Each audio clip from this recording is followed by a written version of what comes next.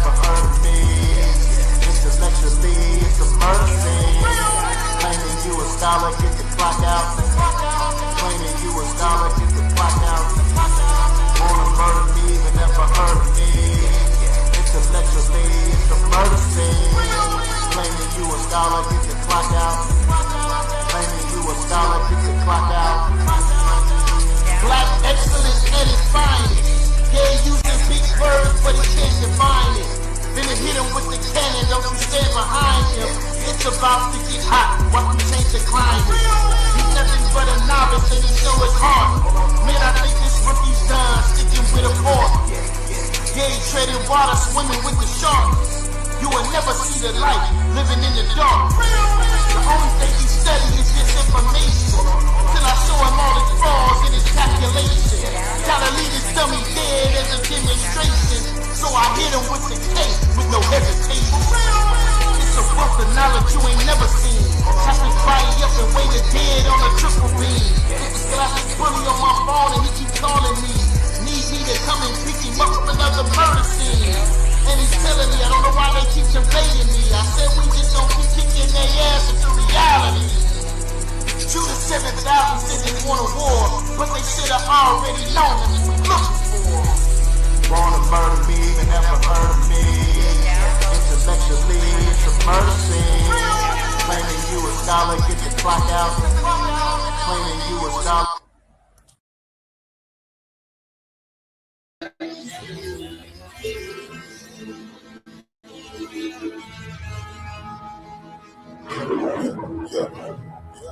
I wrote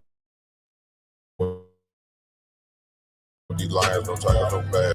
That's why that don't make it fair. All these stacks up in there.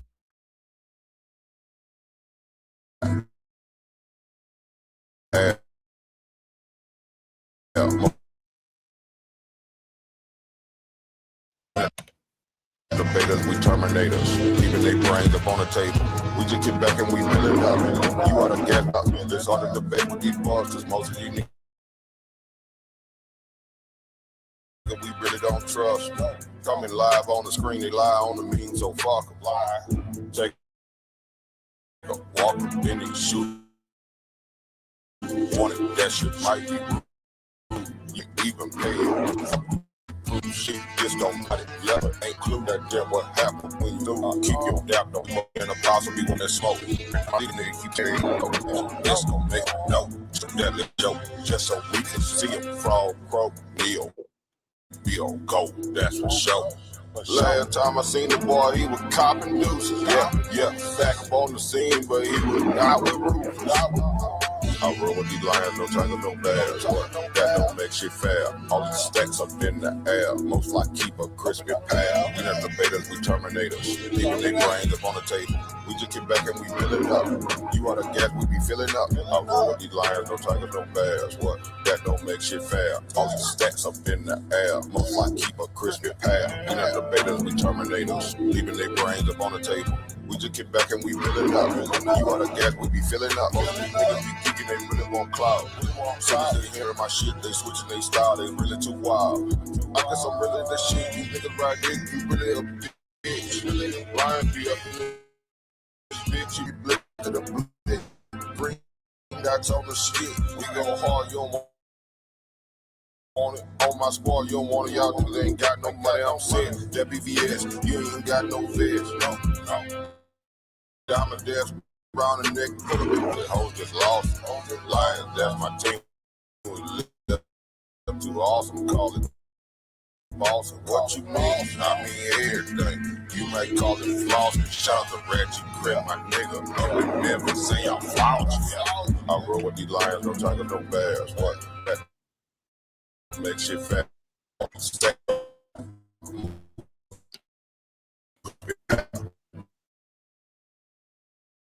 Determined, even they run.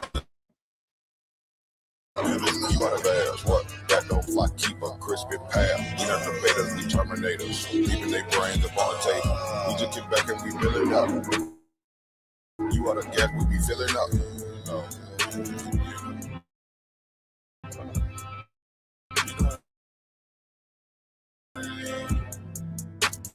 Get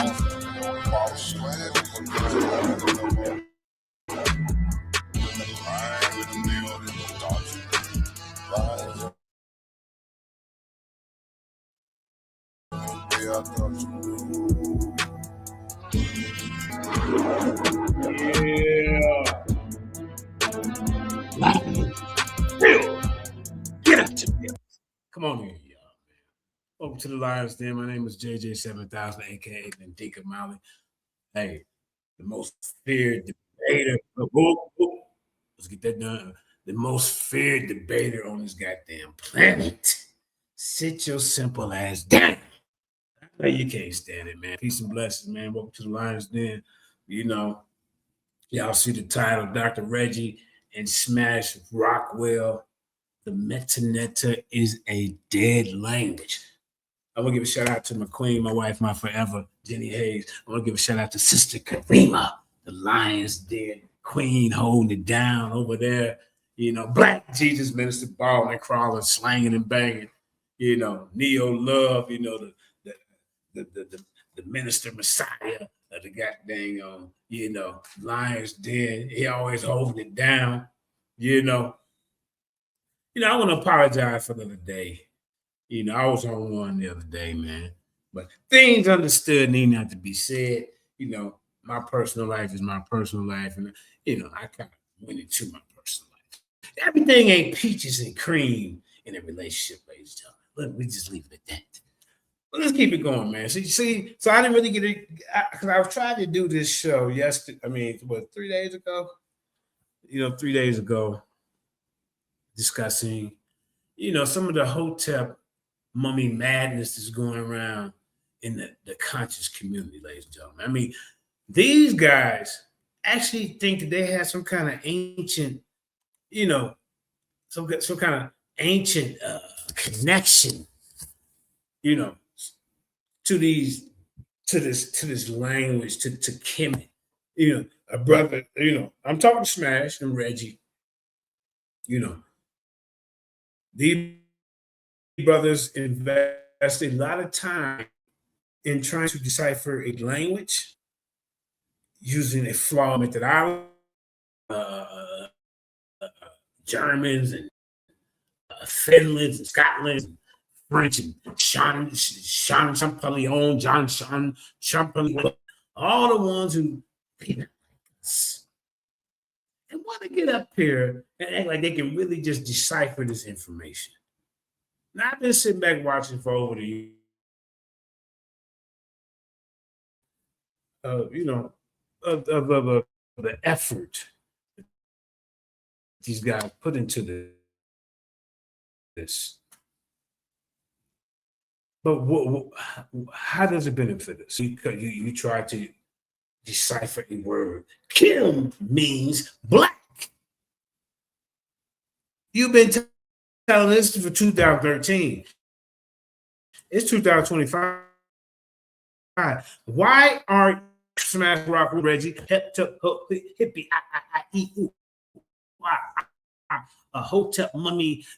I knew Tepi Huru Anubis, the Fifth Dynasty, and I need to see some things of that nature. It is not happening, ladies and gentlemen.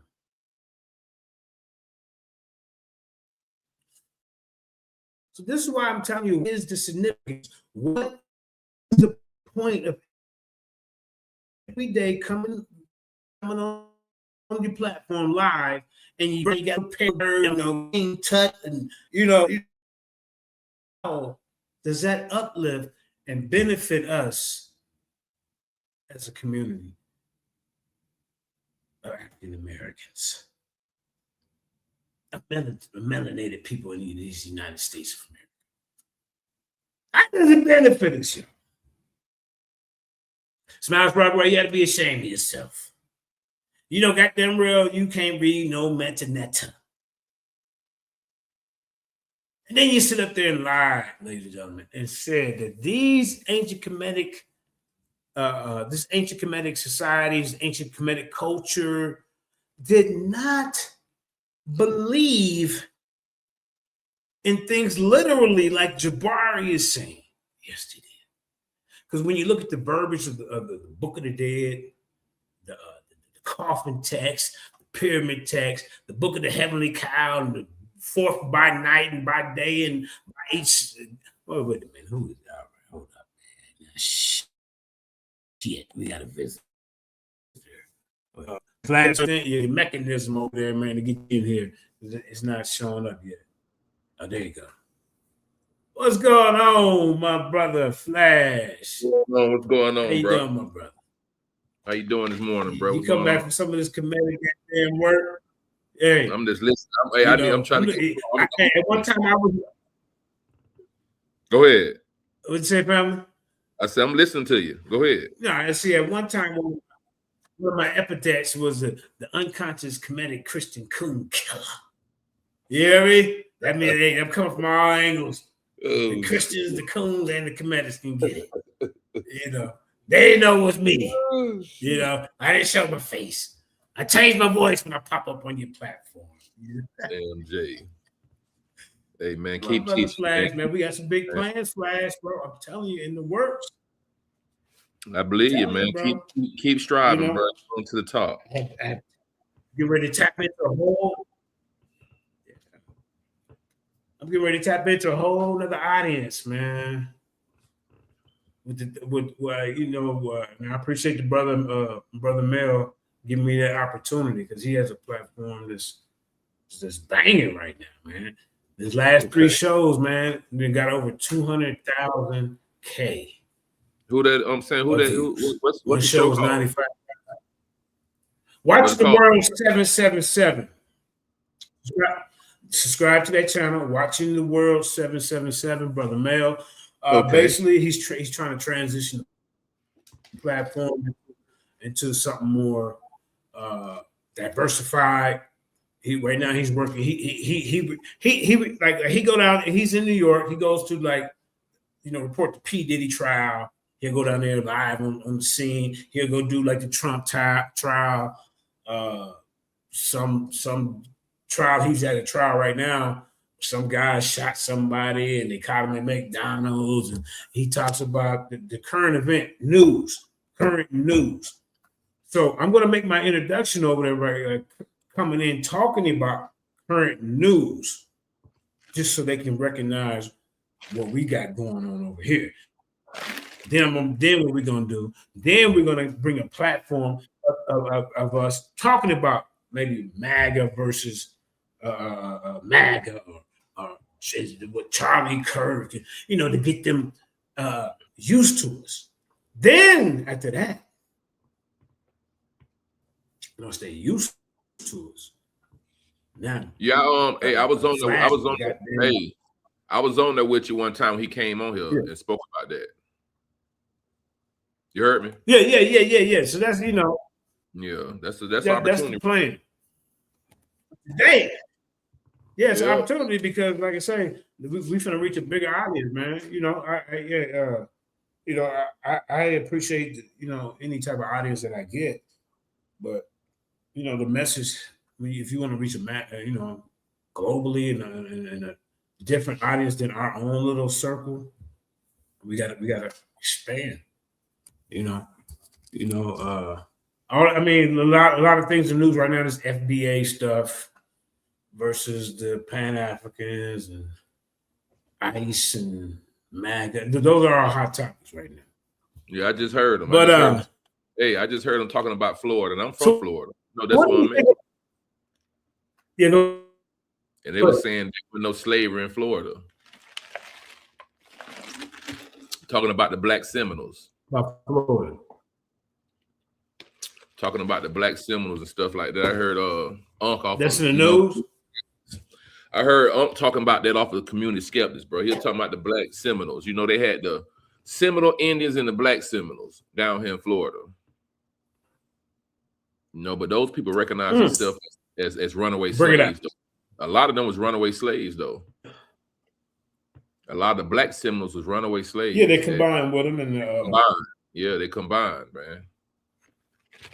See, a lot of people from up north, man, but I'm from down south. We got a different kind of history down here, bro. So some people got to tap in with us and really truly see how our history really is, because we know our history down here. You understand? Bring it out, Flash. Yeah, Flash, my guy, man. And I tell you what, though, you ain't from the South like my people from the South. See, I'm Mississippians. The most populated area of blacks is that's from the land that my people come from in America. I'm talking about, in the United States. Jackson, that's Mississippi. My mama was born in the house in Jackson, Mississippi. I'm first generation Illinois. I'm first generation Illinois. Everybody, so then the roots started in Illinois, but all my people are from Mississippi, Louisiana. You see? I know the slave plantation. My people Florida is as a Mississippi. matter of fact, one of the slave masters. Florida is Mississippi, Alabama. Florida what? Part of it too? All of Florida. If you in Florida, bro, we got Mississippi, Alabama ties. You got Georgia ties, because all those people in that Great Migration, a lot of those same people came this way. You know what I mean? So majority of all our cities is going to be Mississippi, Georgia, Alabama, some South Carolina. That's the blood that's in Florida. You know what I mean? So it ties back into the deep South. You know what I'm saying? So that's how that be, though. But a lot of us knew that we was African. Bro. Some of us knew it was African. So, some of us... Go ahead, bro. Brother Flash, let me ask you. I'm sorry, I didn't mean to cut your wisdom. I thought you were done. Go ahead, bro. When you take a pause, like you're doing, okay. No, go ahead. No, go ahead. You know who the master tricking people when they speak is elder apostle, because he'll stop and pause, and you think he done, and then he'll come. But that's so I try to have the etiquette of letting people speak and not interrupting. That's the best way of getting information out. So let me ask you this, brother Flash. How much do you know about the Kemetic teachings? Do you get into that, or like the Medu Neter when they out there trying to turn pictures into alphabets? I mean, is it beneficial? Is it helpful, or is Smash Rockwell just basically just spinning his wheels? Him and Reggie. They kicked me off the show the other day, so now I gotta get him. Hey Jay, you know what I felt like when you did on that show? Come on, brother. Listen to I feel like you ain't getting to your information fast enough. That's the only thing I can say about you at that time. You should just jump right into your information right in, boom. You know what I'm saying? But what I'm finna say about Medu Neter is that yes, it's a dead language, but those pictures are sound. I gotta go. Go ahead. Them pictures are sounds though. So all those pictures are sounds. Ain't no vowels. Some of those pictures are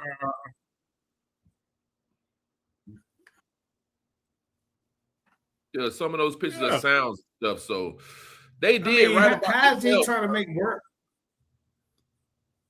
How you feel about that? You don't think that they wrote about themselves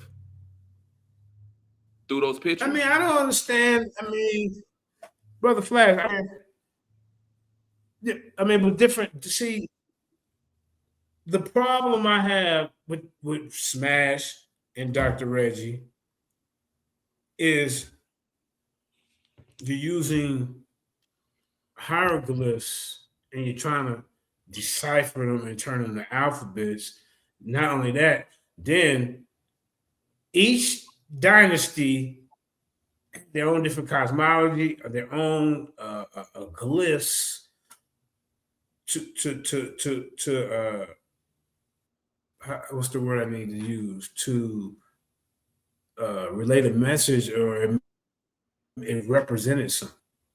So you can't go all the way to the 0 dynasty and then go to the 17th dynasty, the 25th, and think that each of these symbols meant the same thing because they were not interconnected. A lot of these dynasties push another one out to get into place.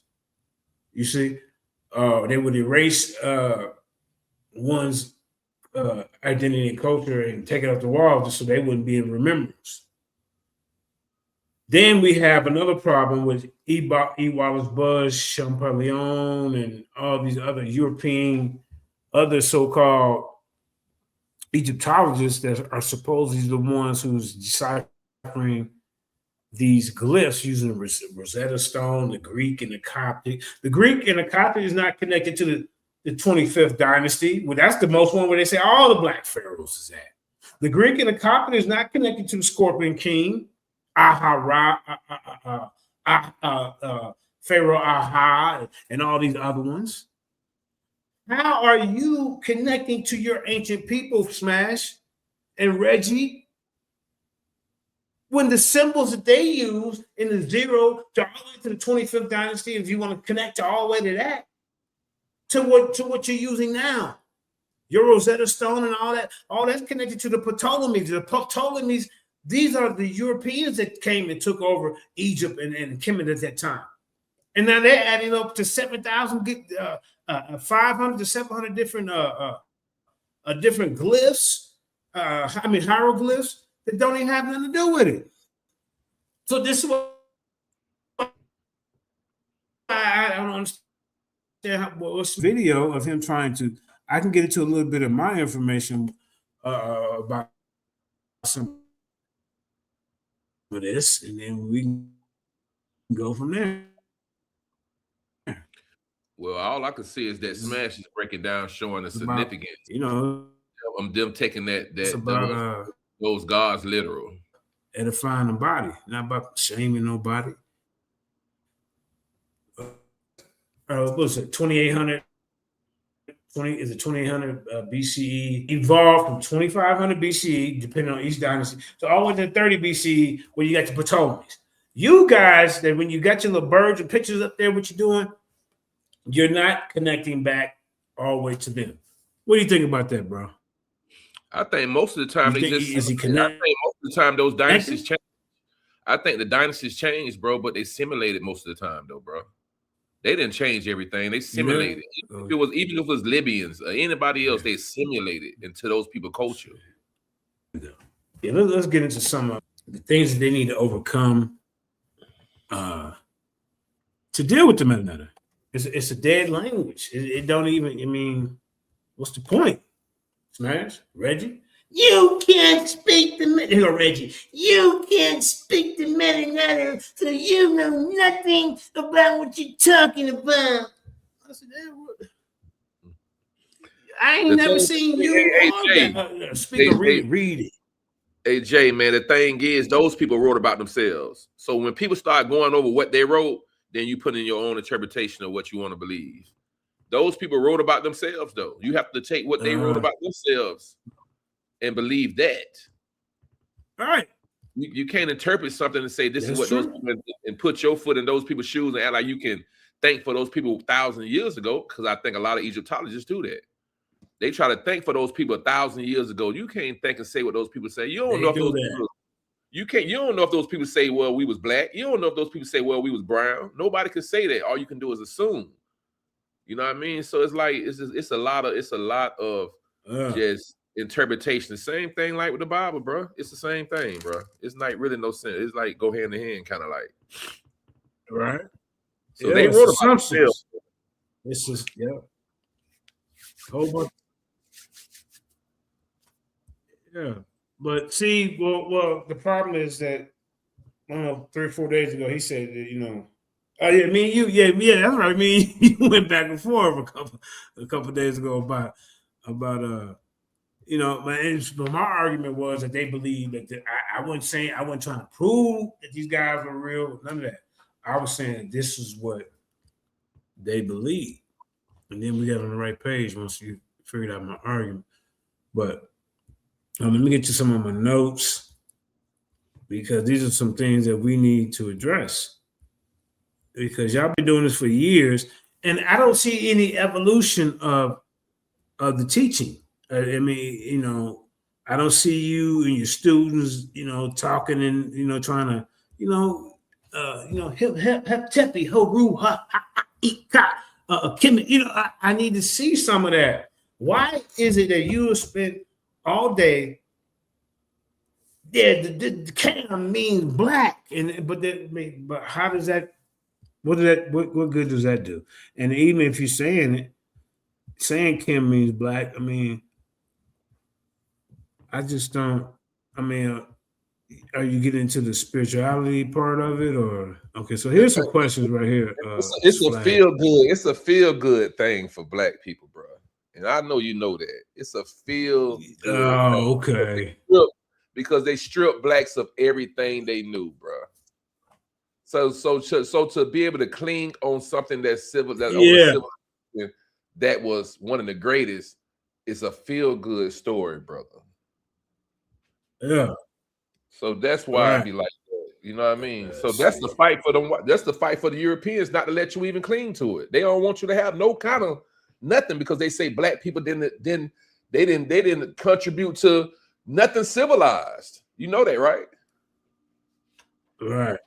So that's what Europeans right. That we didn't contribute to nothing. They just came. All right. So let's start right here. Can you see the screen? Is the screen up or me and you still up here? No, I see the screen. Can you see the screen? Yeah. Okay, cool. Now, the Medu Neter, also known as ancient Egyptian hieroglyphs, was a complex writing system. Deciphering it was a significant challenge. So here's some of the challenges in deciphering it. You have the lack of understanding. The meaning and sound of many hieroglyphs was lost over time. You see? So if it's lost over time, how can E. Wallace Budge, Champollion, or any of these European Egyptologists come in and tell us what these symbols mean when they had no direct contact to any of these priesthoods? It's like a schematic. You have a washing dryer. You know how they did it? They figured they did the same thing with cuneiform. They found out those pictures were sounds, bro. They was lost at first, and until they found the Rosetta Stone, and then they went through the Coptic, and they found out that the damn pictures were sounds, and that you can say a word without having a vowel by using those pictures. Mm-hmm. So that's why. Go ahead. No, so what I'm saying, do you believe that they're correct with their deciphering? A bunch of Europeans? I wouldn't say 100%, but I think they close. Think they might be close? Okay, that's fair. They might be close. So, but right here, there's a lack of understanding the meaning and see, they don't know the meaning and sound of many of these hieroglyphs, and it was lost over time, right? So then we also have the complex system. This was a complex system. The Medu Neter was used a combination of logograms, phonograms, and determinatives, making it hard. Look at this, y'all. Making it hard to crack. Right? Number 3, limited resources. This is why I asked Reggie, I asked Smash to come over here to address some of the things that I have questions about. You know, more power to you if you can decipher it and understand what the ancient ancestors were speaking. Hey, more power to you, bro. But few texts, you have limited resources, few texts and inscriptions were available for study. So this is what they say their breakthroughs were. The Rosetta Stone. This discovery of the Rosetta Stone in 1799, which is bilingual inscriptions, helped scholars like Jean-Francois Champollion decipher the hieroglyphs. Now, do we really want to believe that this guy had no? So when they say decipher the hieroglyphs, they're talking about from 0 dynasty all the way to what, the 32nd or whatever. AJ, listen. Come on. Those people been stealing everybody's knowledge around the world. They seen a lot of this stuff. Listen, all the indigenous people was drawing the same way, doing it with pictures. It wasn't the first time in Egypt. That wasn't the first time they seen that. They seen that in America. The Mayans did some of that same stuff. The Sumerians did some of that same pictograph stuff. This was going on. So it ain't like that was their first time. What killed them, even in Africa, it was other places in Africa that even had those pictures. You know what I'm saying? You had what they call the Nisibi. Nasibi picked the pictographs. Nasibi, I think that's from what, Nigeria? I think that's Nigeria that had that stuff too. But listen, they had a lot of that. So imagine this. They have a lot of other people culture, ancient writings, bro. They sitting on this stuff, whether they release it to you or not. Yeah. So they had a little bit of education on seeing this stuff. So yeah, I think they kind of close with some of it, and I think they off with some of it, and I think they use their own interpretation on some of it. You know what I'm saying? So that's how I feel about it. I don't think Europeans are right about everything. Yeah. I just don't think let me get Gatekeeper, because Gatekeeper, I've asked you several times, instead of you being a troll bitch, you know, juggling balls and penises and all in your mouth and being weird, to come up here and be a man and get it off your chest. But see, what I'm gonna do, because we not gonna do this today. This is about learning today. I ain't gonna deal with you trolls. I'm gonna ban you forever. Now you gotta come back in your other goddamn. You ain't no gatekeeper. You're a coward. Man, now you finna be banned forever. You got to come back in your other. You ain't gotta ban them. You ain't gotta ban them lame. You ain't gotta ban them boys, man. Let them boys. Hey, listen, hate is just like motherfuckers. There you go. They congratulating by hating. It's just that's just the only way they know how to congratulate you, bro. So let's keep going. Keep it going, bro. Yeah, gatekeepers. Somebody said gatekeepers always on a period. It's probably some woman I turned down. You know, if it's a chick. If it's a chick, you know, it might be, you know, coming from the other side. We know. I mean, come in here. Let's do some educational stuff. Let's talk about some real stuff. I know you're mad. Damn. All right. So this is so they're saying that this is what helped. This is what Smash and Reggie is leaning on, ladies and gentlemen. This Rosetta Stone, Champollion's work. You know, like I say, let's go to. Oh yeah, okay. So yeah, I read this part. So it's a combination of logograms, phonograms, and determinatives. We read that. So the breakthroughs. This is what their breakthrough: the Rosetta Stone, Champollion's work, breakthrough in 1822. Unlock the secrets of the Medu Neter. Oh my God. I mean, the secret, revealing the language and culture of ancient Egypt. This is what Smash, Rockwell, Reggie, Jabari, Sister Nika, those are the main ones that I heard, you know, talking about the Medu Neter. Oh, Smash, Asar. I don't know if Asar, I called him this morning. He's driving. He's supposed to be coming on. Help me figure this out. Smash, you know, I invited him, but I don't know if you're gonna feel safe over here outside of your platform. But I would give you a fair chance to speak. I wouldn't kick you off or nothing like that. You claim I fell off the screen. I think you kicked me off. So I'm gonna give you the benefit of the doubt. Hey Jay, right? Jay, keep it real though, Jay. You went at Reggie before you even got to your information, bro. No, he interrupted me. He said, "You can't don't come over here talking about Jabari. You don't tell me what I can get at." If we talking about literal, yo, so you did see it, yeah. I seen it, bro. I'm telling you, bro. I never said nothing to Reggie though. I was talking about. You said, man, what you said every day? You talking about the cash out Reggie or some shit, bro. Yeah, that's what made him mad. That made him mad right then, bro. Made him mad. But he already drew first blood, man. You know. Now scholars continue to refine. Now there might be hope for this, y'all, because these European scholars continue to refine their understanding of Medu Neter, uncovering new insights into the Egyptian language and culture. New discoveries, ongoing archaeological finds, and research help fill gaps with the knowledge. You know, let's keep going, man. Because to me, y'all fighting a losing battle. I mean, what's the point, Smash, of reading this and it's not connecting to the spiritual aspect of it? You just okay. So we know that there was blacks in Egypt, but your main talking point is Kemet was black. Kem means black. It means a black land. We get it, bro. We understand that African, yes, it's multiverse with both African and melanated people. We get that. But so Champollion was supposedly a skilled linguist, an Egyptologist. What do you think about that? And a scholar of ancient languages.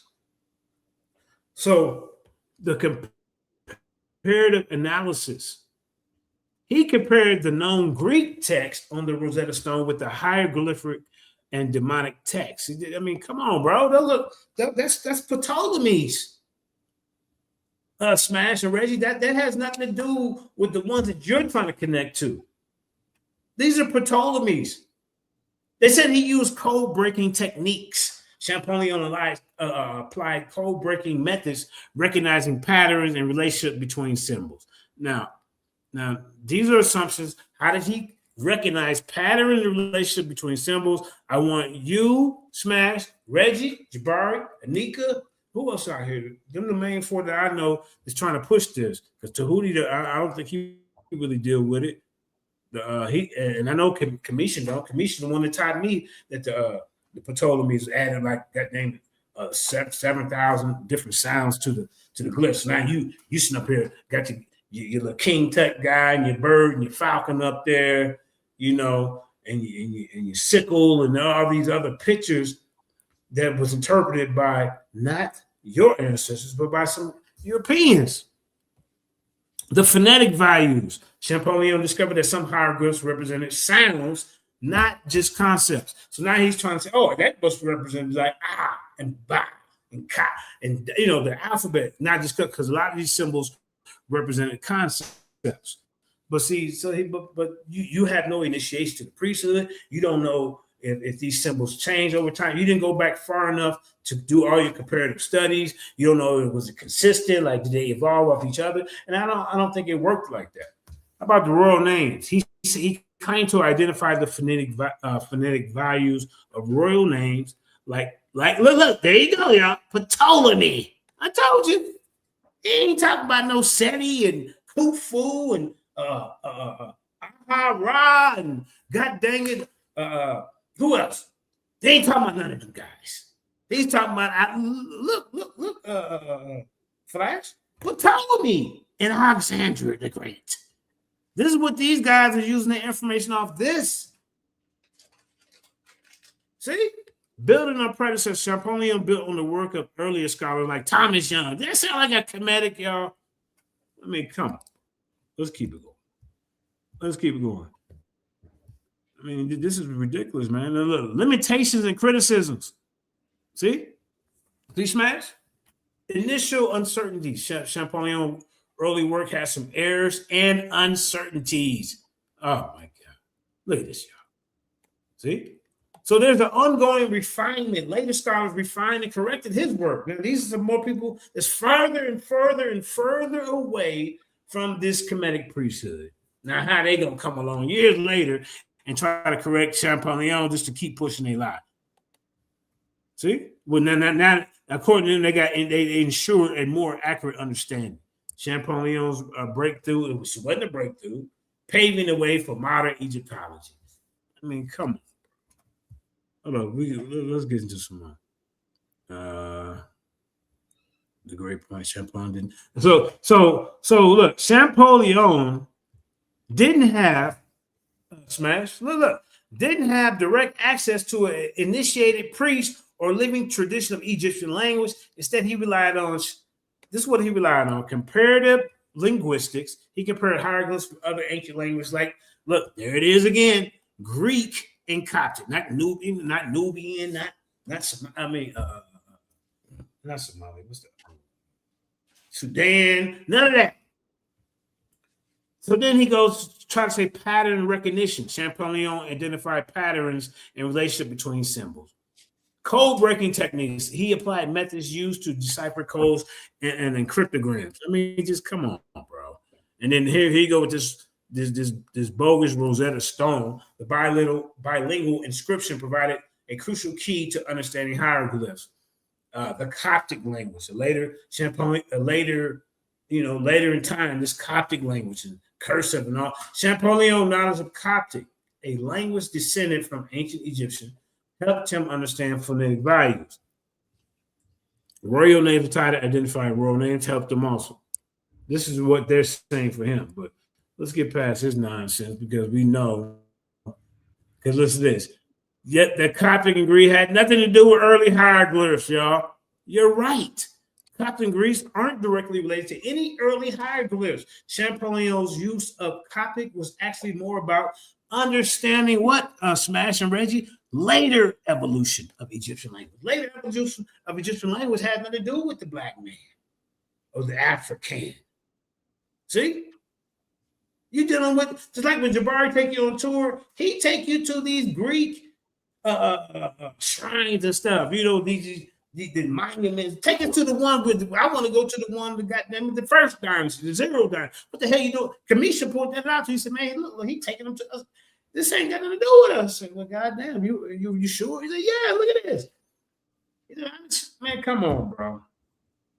Come on. That's why Crazy pointing at the wall like he can read this. In the video, they do like this. Yeah, come on, man. So, Champollion's approach. We'll read a couple more, then we're going to get into this guy trying to teach this, y'all. This is why him and Reggie ought to be ashamed of their goddamn self. They run around flaming, hotep hustling the people. I ain't saying they taking their money, but you still hustle them just by trying to act like, you know, you really, you got this figured out. You know, shout out to Smash. He's my brother, man. But man, Hey, Smash, so his approach. He be actually trying to teach people to read it themselves. You know what I'm saying? Okay, hold on. Get your own understanding of yourself.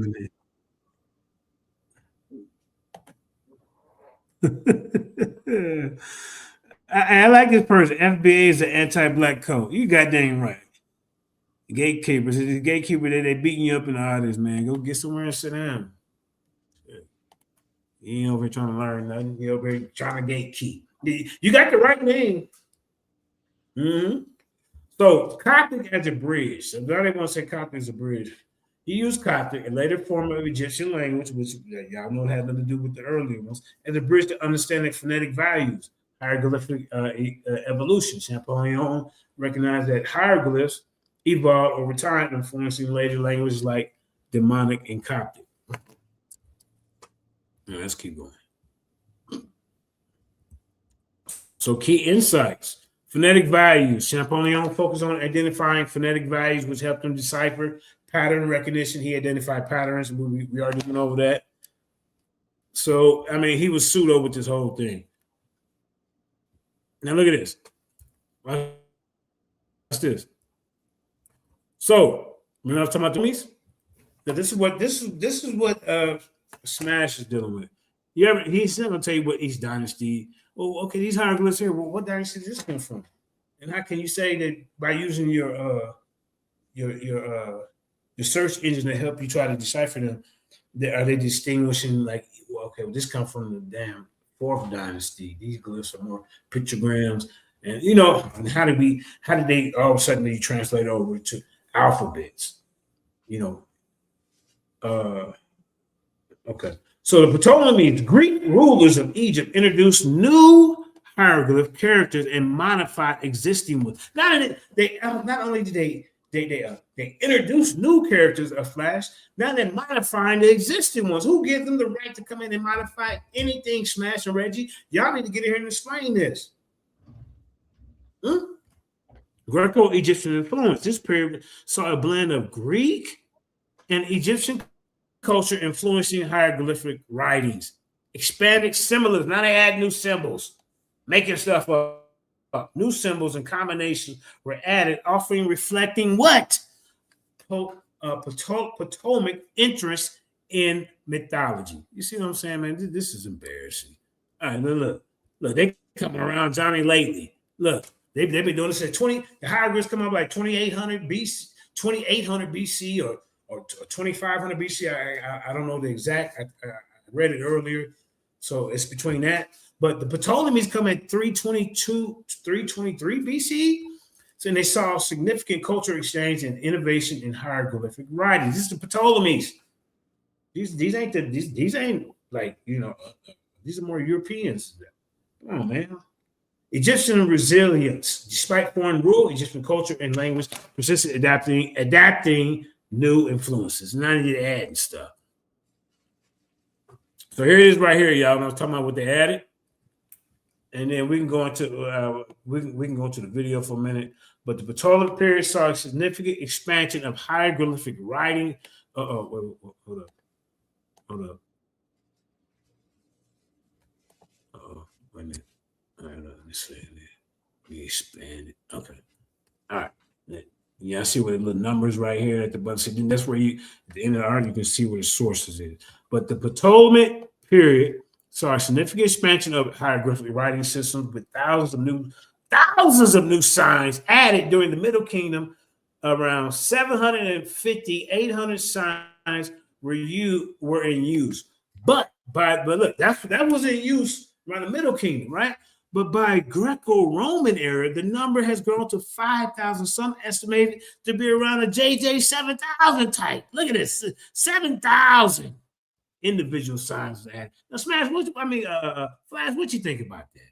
You still there? I can't see. Let me see if he's still there. Still hanging around? Okay, maybe he jumped. All right, but y'all see what I'm saying, man? I'm still here, bro. I'm still here. Look. I got a whole bunch of new. I got some new trolls that jumped up out of the mist, y'all. If it's so lame, why are you over here? Because we're not talking about FBA or whatever. Man, let them people go, man, and keep kicking this information, man. What's going on, bro? Man. Dumb people ain't got no time. I gotta give them their 2 minutes of fame because I want them to jump up here. Tell them to come on up on the panel, man. And speak you're right. But they're welcome. They're welcome to come up here and you're welcome to come up here and get it off your chest. This is not an echo chamber. We welcome the challenge. But it's okay. You're right. All right. Let's keep going. So these additions was not just simple expansions. See, but also included innovative combinations of existing signs, new phonetic values, and symbolic meanings. The Ptolemaic hieroglyphs were used to write a language that blended Middle Egyptian and with linguistic updates from later Egyptian and Demonic. Some examples of these additions include new sign combinations. The vulture hieroglyph could be combined with the horn. See, look at this, man, of an ox and created a new sign. See what I'm saying, y'all? I mean, if you create new signs, how is this connecting with your people? Or supposedly, you claim you connect with Nubia, the Nubian, and then all them, but them around probably 25th dynasty. That has nothing to see the stuff that you're reading. You don't even connect to the 25th dynasty and below that. You just, bro, what are you doing? So phonetic innovation signs like the head R could take on multiple readings, such as 7, Seth. Symbolic meaning the solar disk and child signs could be combined to represent sun or ray. See, all these changes reflect a creative and innovative approach of Egyptian scribes during the Ptolemaic period. So this is what he's dealing with, y'all. The Ptolemies. And you prove me wrong by saying, no, I got these glyphs from this dynasty and this dynasty. See? As they sought to honor their gods and rulers through innovative language and symbolism. But see, these additional changes to hieroglyphs during the Ptolemaic period actually make it more challenging to understand early dynasty hieroglyphs. The language and writing systems evolved significantly over time, so deciphering early hieroglyphs require a different approach. You see? So you have the archaic language. Early hieroglyphs use an older form of the language, which different vocabulary and grammar. Oh, Houston, we got a goddamn problem. Hey, somebody get one of these guys up in these so-called, I can read the Medu Neter and I know what it means. What? We don't ever see you go, look, they use the archaic language, which means the earlier dynasty or the beginning. They had a different vocabulary, Smash, and Reggie, and Anika, and Jabari. You guys are Hotep mummies. I ain't being disrespectful, but man, go ahead, Flash. I thought you said something. No, I'm listening to you, brother. Keep it moving. Go ahead. Yeah. All right. So then we have a symbolic complexity, y'all. See, now we have a problem. Early hieroglyphs often featured more complex and nuanced symbolism, making interpretation harder. You have a limited context. Fewer examples of early hieroglyphs have survived, limiting our understanding. So I don't know how you getting up here acting like you know, the car and the bar and the hotep or Ra. Comparative analysis, ladies and gentlemen. Scholars compare early hieroglyphs with later forms of ancient languages. Contextual understanding, archaeological context, and cultural knowledge help inform interpretation. This is what they're saying. You know, this is their approaches to deciphering. I'm sorry I didn't read that part. That's important what I read. This is their approach. Now, ongoing research is still ongoing. Scholars continue to refine their understanding, but they don't understand. Yeah.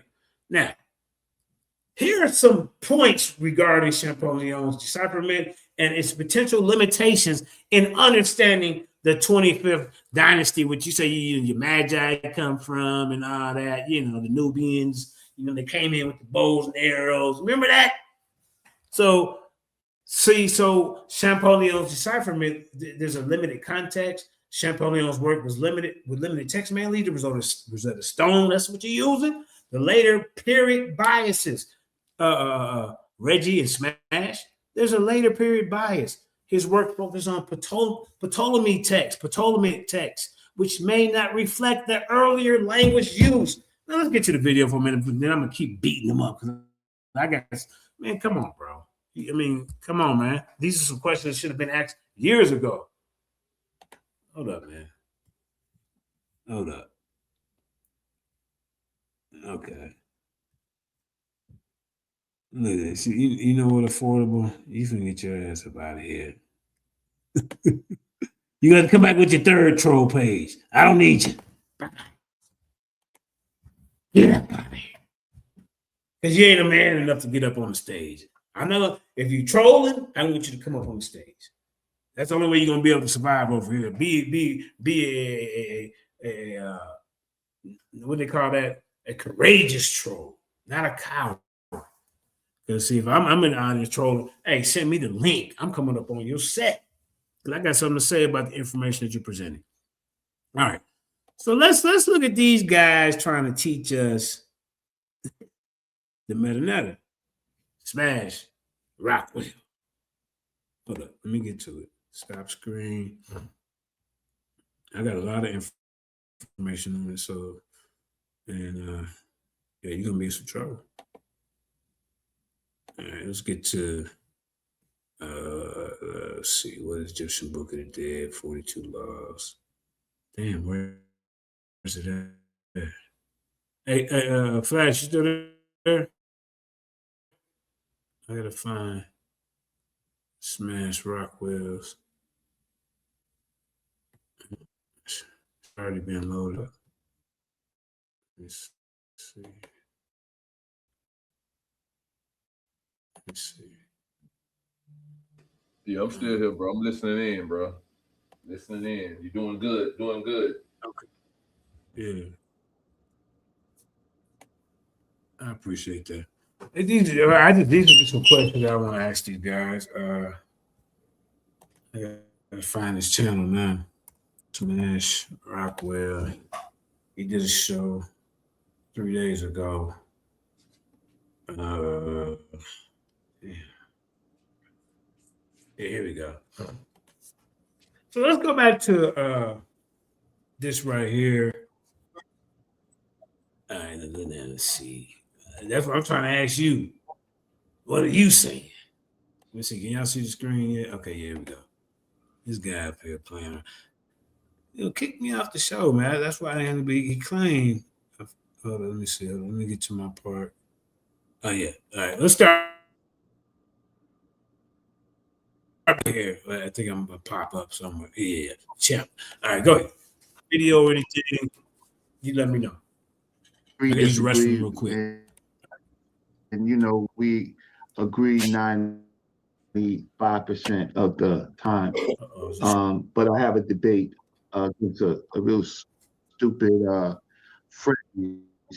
The Neteru are real. Okay, well, all right, but they're not living. Stop. See, so let's take this back. 7,000 was the one who came into the community like because when I heard Jabari say that he prayed to Osiris, I think he just been on a 4-year stint talking about, well, you guys are super spooky. I said, well, what? This when I was Hebrew Israelite. And I'm like, well, what the hell is this? I didn't catch you talking about you pray to Osiris.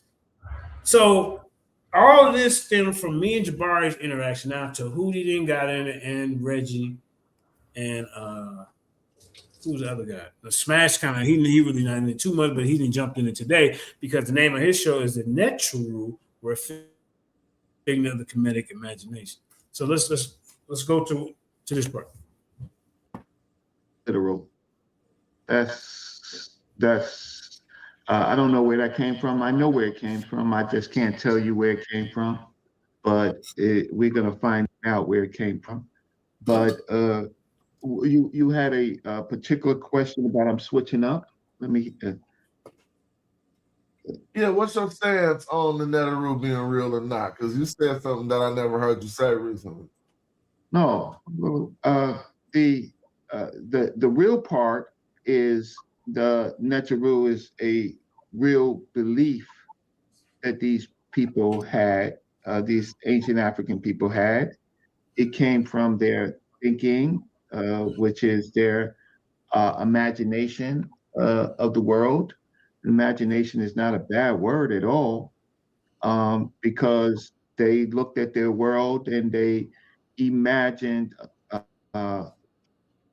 and they created a language based on their imagination about how they perceived the natural world.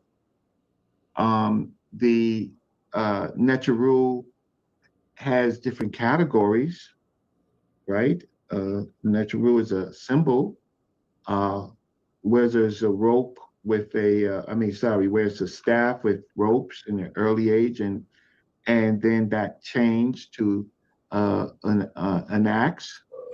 But it represented something in their imagination. And because now I heard you say an axe. So now I gotta go there too. What was an axe?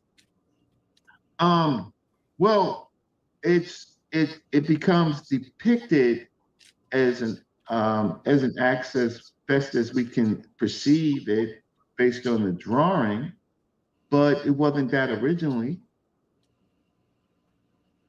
It wasn't that originally. So it first started out in the pre-dynastic period as just a pole with two Bro, pieces. it was never no axe, bro. Okay.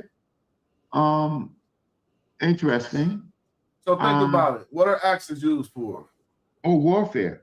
No, well, your battle axe, but you have to put battle in front of it. What does an axe primarily used for? A tool. Chopping wood. A tool. Chopping wood. That's why I had to come into. I mean, you could say a battle axe where you first take that little rock and put it on the end of that. I'm with you with that.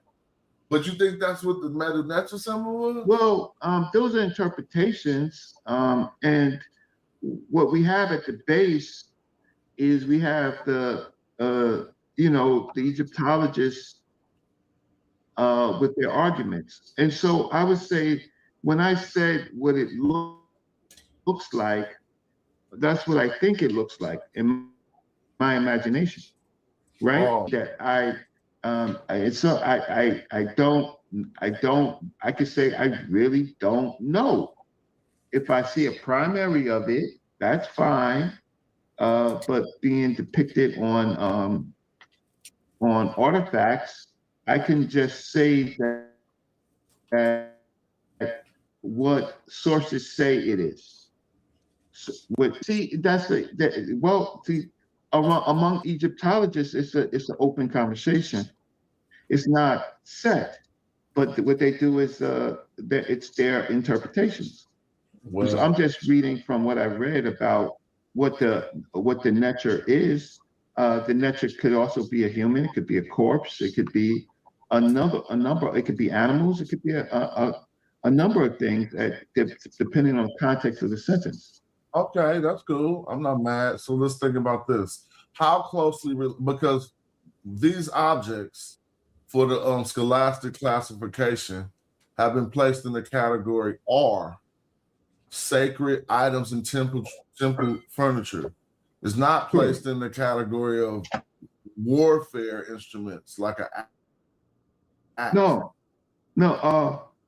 I understand. You know, I'm a great student and I've read a lot of stuff and I could have another perspective of it. But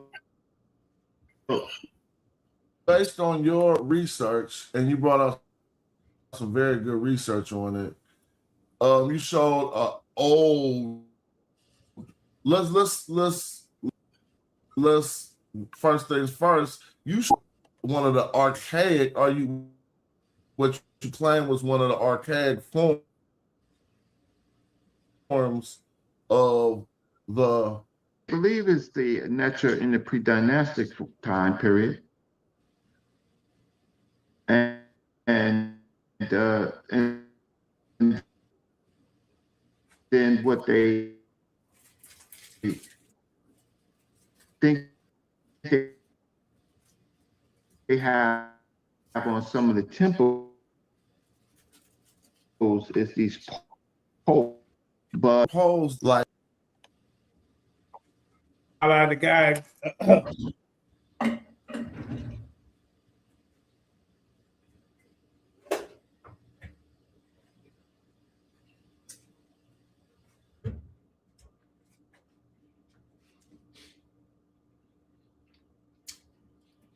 What happened, bro?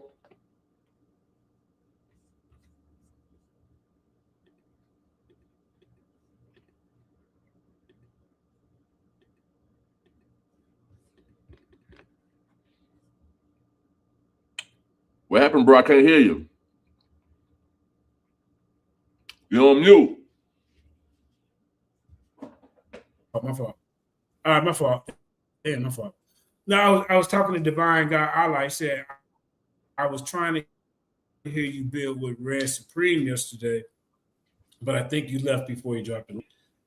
Well, like I say, I don't think he wanted me up there because I asked him in the audience to drop the link for like 45 minutes, and he kept throwing shots. And I was asking, like, what's the plan?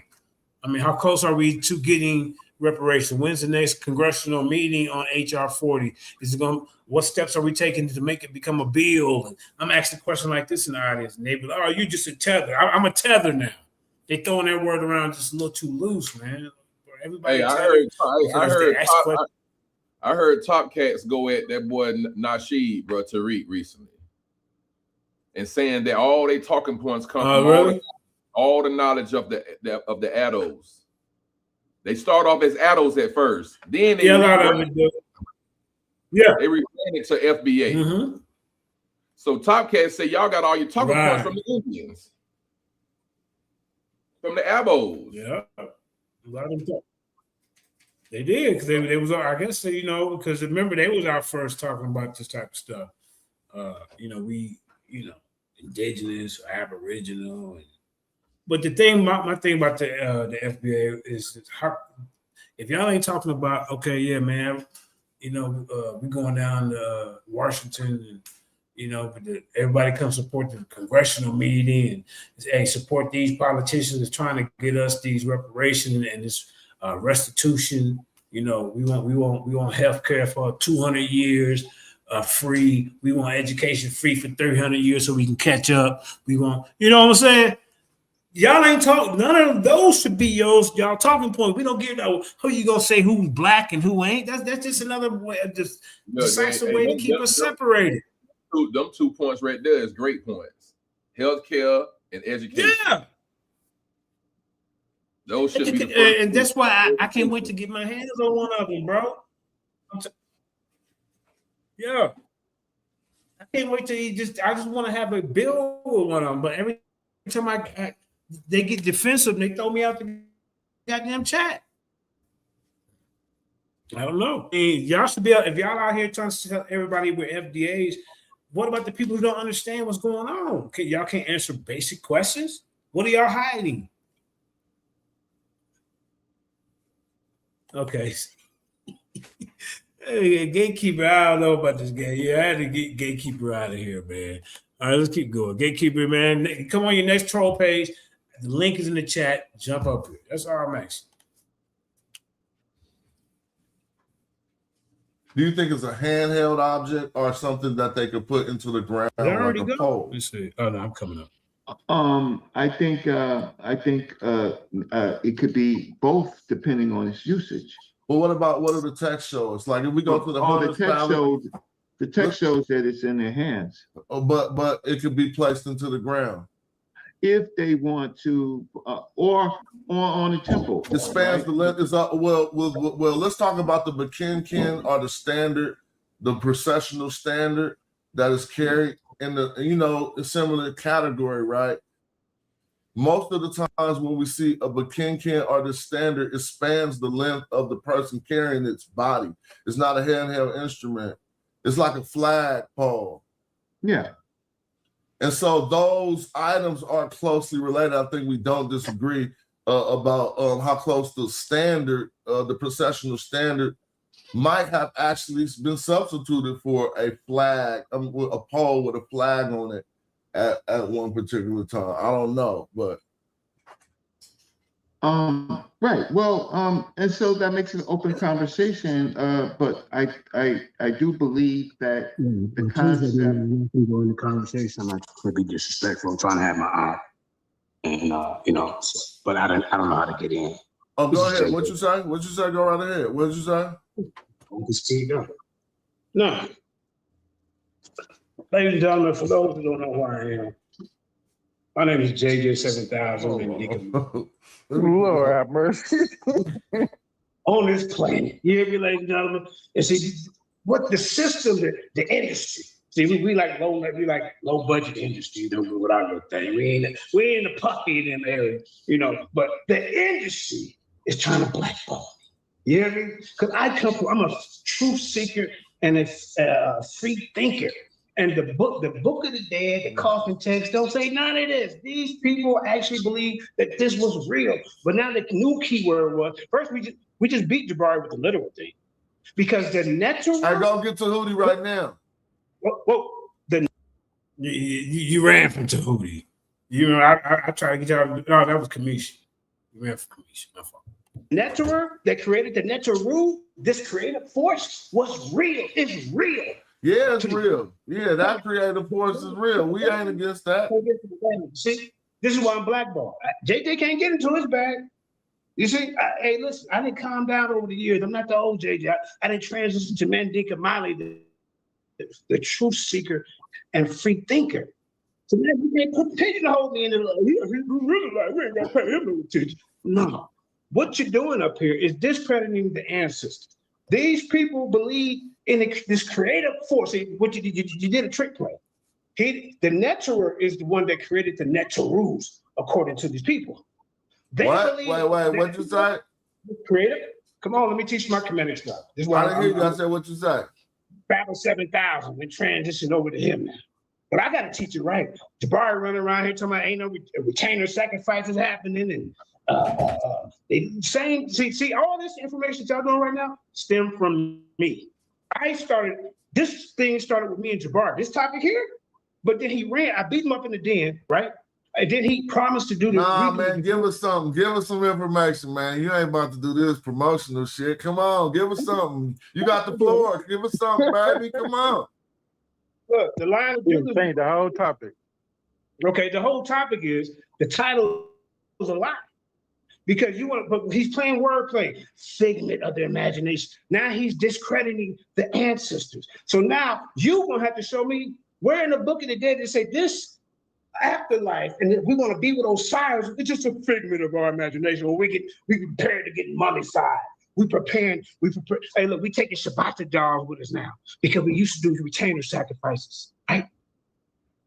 So we can be in the afterlife to work for us. The pharaohs and the kings to work for us, my noblemen, my slaves, my sisters, my mama, everybody coming with me because I'm the king, right? So he's changing history, what this guy's doing. Then you're reading bits and pieces. I need to see you open up the book of the dead, talking about the prayer to Osiris. You need to be teaching these people about the afterlife. What is this new age chemist stuff y'all doing? You're making stuff up. So this little thing, Jabari. Not on this show. Not on this show. We not. No. Look at Reggie. Not on this show. No. Flash. Don't I got the floor? No. I I don't tell you what you can't talk about on the show. You don't even have a platform. You just, I mean, and I'm not knocking that, but how you gonna come over here and make the rules? You see what I'm saying? Look at this guy.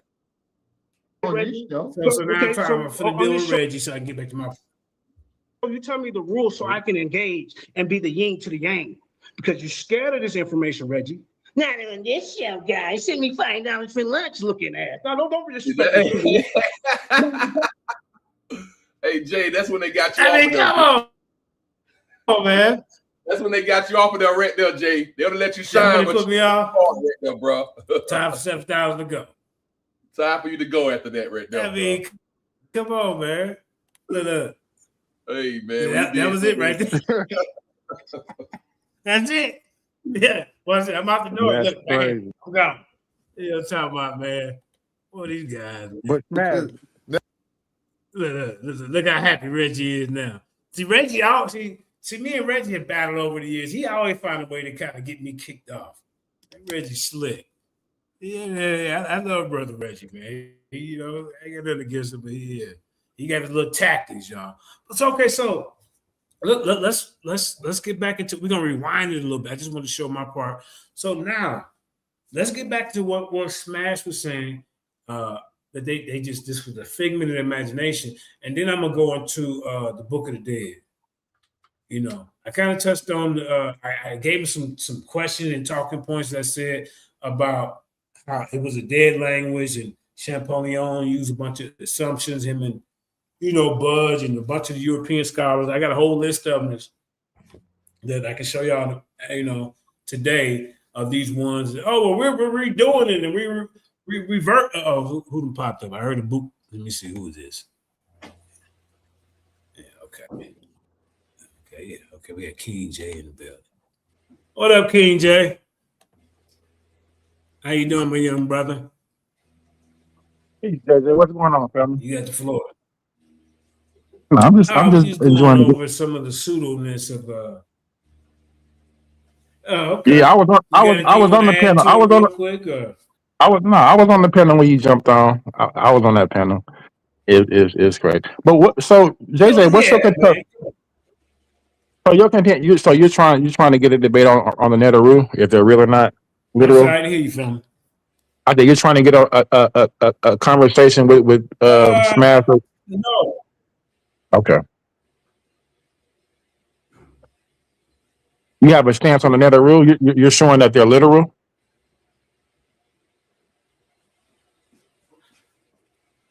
Okay, so my argument is it comes from Jabari. Mm-hmm. He said that they didn't see. He threw the word literal in there because I said that. Well, from what I'm reading, and then I heard you say that you pray to Osiris. Osiris all star. Like, well, you ain't no different than the Muslims or the Hebrew Israelites or the Christians. You run around the community. Oh, this is spooky. No, So they said no. He said, no. They believed that it was real, but not literal. This is what this started. So the key word is the belief. I'm not trying to prove that anything is real. I'm showing you that this culture believes that they're going to an afterlife. They're going to be with this deity. Mm-hmm. Now, I don't think Reggie agrees. I don't think Reggie disagrees with you. Reggie and Jabari are always at odds on this topic. I think Reggie might be aligned with you more than Jabari. So to speak.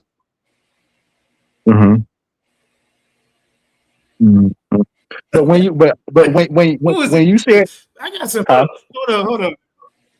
Yeah, go ahead, speak. No, I was saying I'm trying to think of who. Yeah, go ahead, but I'm gonna deal with this person. Go ahead. No, go ahead. Go ahead. I'm on your panel. Just go ahead. Yeah, it's a delay.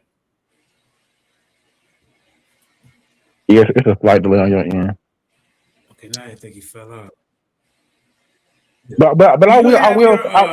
The YouTube, like you was watching, and then you jump, and then you jump up. You might have to take that off. Your You talking about me, my end? because it's a go out and come back in because this is a bad. Hold on, let me close that out there. I don't know if you still got it open up when you're watching.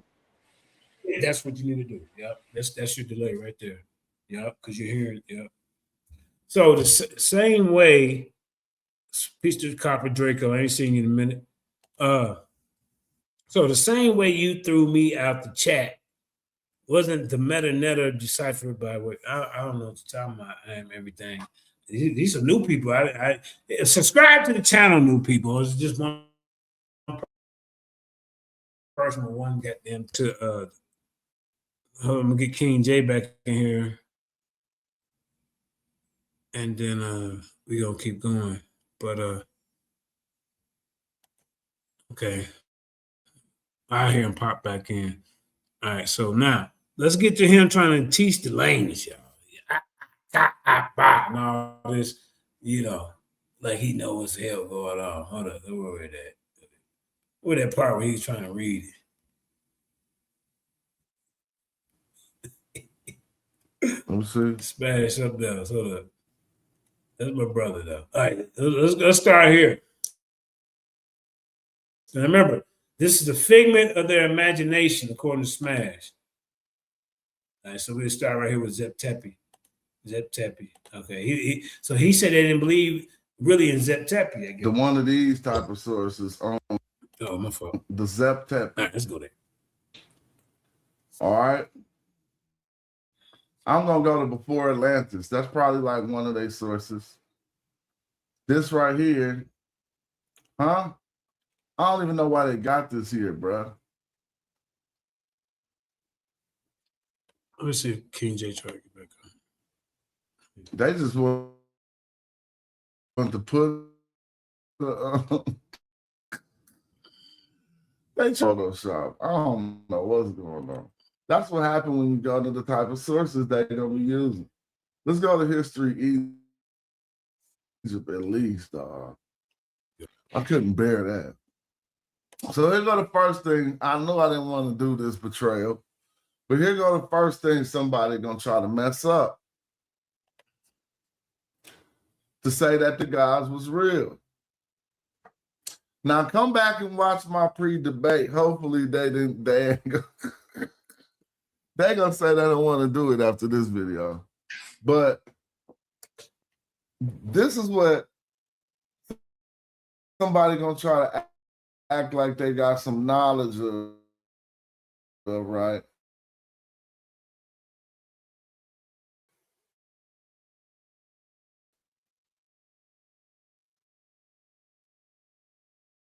In order to what made you on the ancient Kemetans and their beliefs. Do you believe from your research?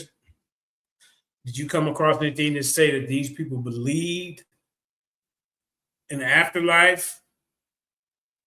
Did you go into the Book of Dead and say, well, what I'm reading is like they believed in the deities? There was a distinction between the man and God in the literature to show that, they're not just talking about man, they're talking about a deity. Do you actually think they just thought of it as a principle? That's my question. Let me see if we can hear you clear.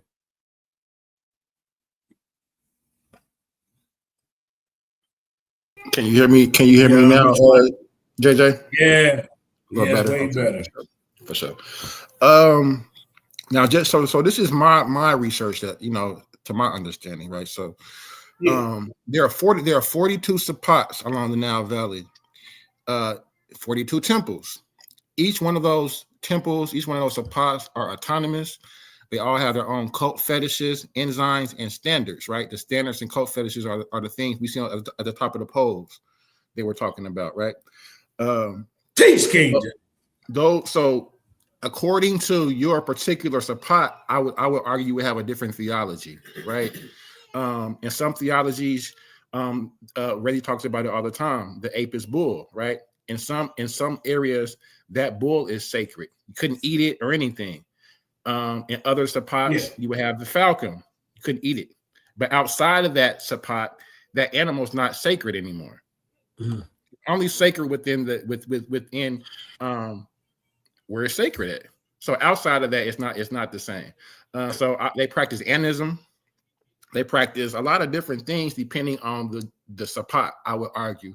So some sapats, like when we're talking about this Memphite theology. Do they literally believe in this stuff? Do they literally believe in this stuff, King J? So when you're talking about, it depends on the cult, because if you're an ancestor cult, you have to draw some type of lineage, right? So when we're talking about ancestor veneration and ancestor cults, I would say that they I would say they actually created some sort of eponymous ancestor, for real, honestly. In that regard. Do they believe in this eponymous ancestor? Of course. They're like, it's no different than it's no difference than Christians. Tell Jabari wrong then. Go ahead. No, but listen, there's no difference today. You got the world listening. No, it's no difference today in Christians who believe in Abraham and Moses, that their patriarchs are real literal figures. There's no difference in that. Right. In that particular That's what I want theology. Because there are other theologies who say something totally different. You know what I'm saying? So right. So my whole thing was you can't put them all and summarize them all in one goddamn. You definitely can't. And that tends to be what happens a lot in our community is we say, what do the ancient Egyptians believe? Yes. Well, they believe a lot of different things depending on, you know what I'm saying, the geographical location. In my opinion. Mm-hmm. But Reggie and Smash, they have a lot more years of study than me. So they may have a source that I'm not aware of. They have, they know what they know. So yeah, they know what they know. That's all they know. Let's keep it going. That's a nice way of saying it. Here we go. Look at this guy. God's wielding Hakah, which is magic. See, I want to slow that down right there. Let's slow down. I'm trying to go through my memory now, side 12. You might just be off on the hunch. I can't remember in my memory. See, the first 3 words is messed up. I don't remember from my limited search in the text any God wielding Hakah. Hakah is for humans. Now, I could be incorrect. So questions. I don't mind being incorrect. I'm telling you from my memory and my limited research. Hakah? What God? Unless you talk about the Neter Hakah himself, he'd be the one who do that. Right? Then they probably got to holler at him.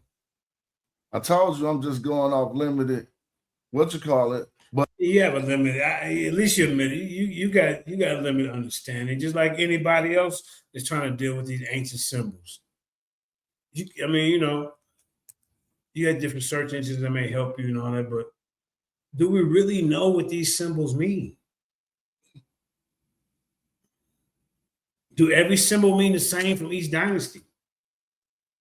When you put these symbols on the screen, King J, do you ever ask them, well, what dynasty are you coming from? Where are you getting this? Well, it definitely changes depending on the dynasty and the time period. Even like yesterday, we were on Smash Show. We're going over the hieratic script, and we're noticing how from the Medu Neter it changes into the hieratic into a more linear script, and even the hieratic has variations and from the Old Kingdom to the Middle Kingdom, and by the time it gets to the New Kingdom, you don't know what that. It's a totally different script by the time it gets to the New Kingdom. Totally different. Now, say that point again, King J. That was very important what you said. Say that one more time. Yeah, it's definitely an important point. I think you alluded to it earlier when you spoke about Champollion and his translation of the Rosetta Stone being based off of a Ptolemaic Greek. It's based off of the New Kingdom Medu Neter, not the Old Kingdom. There's like the R and the L, you know, the lion, you know, those are variations, but I it's not. I wouldn't say there's too much variation, but there is like differences. Right. But my question is this. My question is this. What's that? If the Rosetta Stone had the Greek, the mnemonic, you know what I'm saying, already on there, did we stop forgetting how to speak the Greek? Or like why what was it so hard in translating it back? What was the I can't answer that. You said, did we forget to looking at the Hebrew script, like how they steal directly from the Medu Neter? I would assume you could have just looked at a Hebrew script and kind of just, you know, made the adjustments along as you went using that Hebrew script. The Hebrew script stole from the Medu Neter script. The Paleo Hebrew. Which dynasty are we talking about that they stole from? So it had to be around the 14th, depending on when you think Moses was in that. Yeah, around 1400 BC. We're talking about the that's what I was going to say. We're talking about the Sarah B. El Kadim, the Proto-Sinaitic script, basically. Yeah. So, what I'm saying to Smash, when you get these symbols in front of us, can you at least? This is my request to you.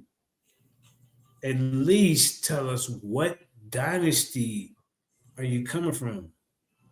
Because every schematic is not the same. They may have the same symbol, but that symbol on this schematic might mean go left. And then 2,000 years, 5 dynasties later, it might mean go right.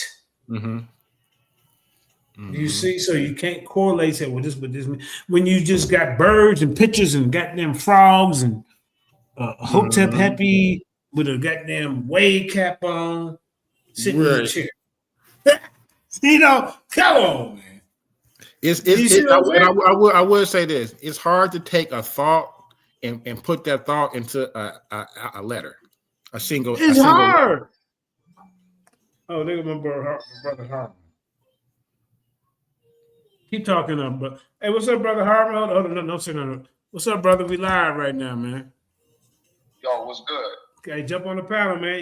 Do you deal with comedic information? Do I? Yeah, could jump on. Yeah. So let me ask you this: do you think that the Medu Neter was deciphered by Champollion and these type of European? When you say decipher, what you mean? Like we can understand it, like because he used the Rosetta Stone to say, okay, I understand what these ancient people from the 0 dynasty all the way up to where the dynasties I'm dealing with right now, the Ptolemies. And my thing is like, okay, well, all these symbols don't mean the same thing to each dynasty. So how can you say it was deciphered? What when they showing you, like when Smash is teaching and Reggie's teaching, when they got these symbols of birds, it's me happy, you know, whatever they're trying to pronounce and talk. It's no different than the apostles. He's talking about the Paleo Hebrew. I mean, nobody spoke like that. I mean, I read the glyphs, but I get what you're saying.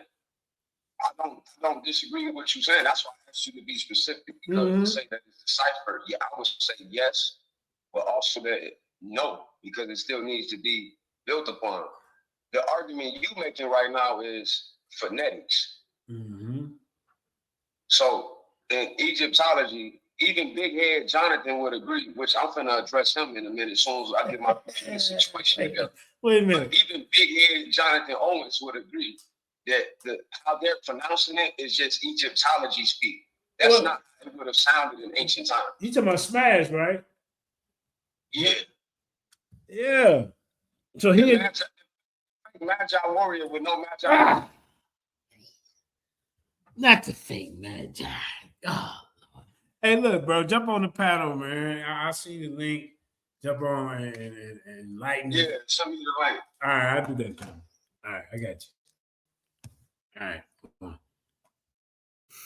Yeah. See? Smash. So look, younger guys ain't going for this no more. Look, JJ, respectfully, the brother, that's King J. The brother Harwin, right? I definitely flex when he got good information. So his name, his name is Harwin. So how can he can never make an argument that the Medu Neter is not deciphered? Because then his name wouldn't have no meaning. I would have to ask him, where is he getting the understanding from his name if the Medu Neter is not deciphered? I would ask him that. But then what does Harwin mean, Medu Neter? That's you would have to ask him. I mean, he got to spell Medu Neter. Well, the H and the R. See, when we're talking about the root words, whore, right? When pronouncing it, the H and the R, just what he said, it can mean anything. It can mean different things depending on the vowels that you insert in between the consonants, right? So, but he's referring to it as Horus, as Horus, I believe, and when to exist, right? So Horus. You have to ask him, but it would seem that it would mean for the deity Horus to exist, right? So that maybe he might be alluding to that he is Horus, but we would have to ask him. That's what his name would allude to me. Yeah. That he is the Horus. He the Horus. What is a Horus? Who was Horus? Yeah. Like what does it mean? Like, what does it embody by calling himself a Horus? It's a title. It's like Osiris. Yeah. Mm-hmm. So we would have to ask him, but in a sense, it's saying that. So, like in the Dawat, when they go through the wind and the heart and all that, and you do make it to the field of reeds, and you become the Aku. Wait a minute, whoa! When did Jabari ever taught that? Make it to the field of reeds. I don't know. There you go. All these years, all these shows. Was Jabari supposed to know? I'm sure he does. He has to. He just has. If you're a Kemetic priest, shouldn't you be prepared to get people? I mean, be out here teaching. You know what? I'm your priest. Because I would assume that those chants and those utterances are sacred, because those you wouldn't want everybody to know, what your sacred utterances are, because those are some cult type stuff. But see, now I gotta do the touche type of thing. If everything is secret, why the hell you doing initiation in the middle of goddamn Central Park? Ajax 777. Ajax 777. Did you have a question? Now I gotta read it. So they get initiated in Central Park. Yeah, all of their mothers and middle Central goddamn park. Lord. I think that's built on top of some kind of Indian burial ground or some either Indian burial ground or some kind of black land. I forget which one. So maybe that's why he's doing it there.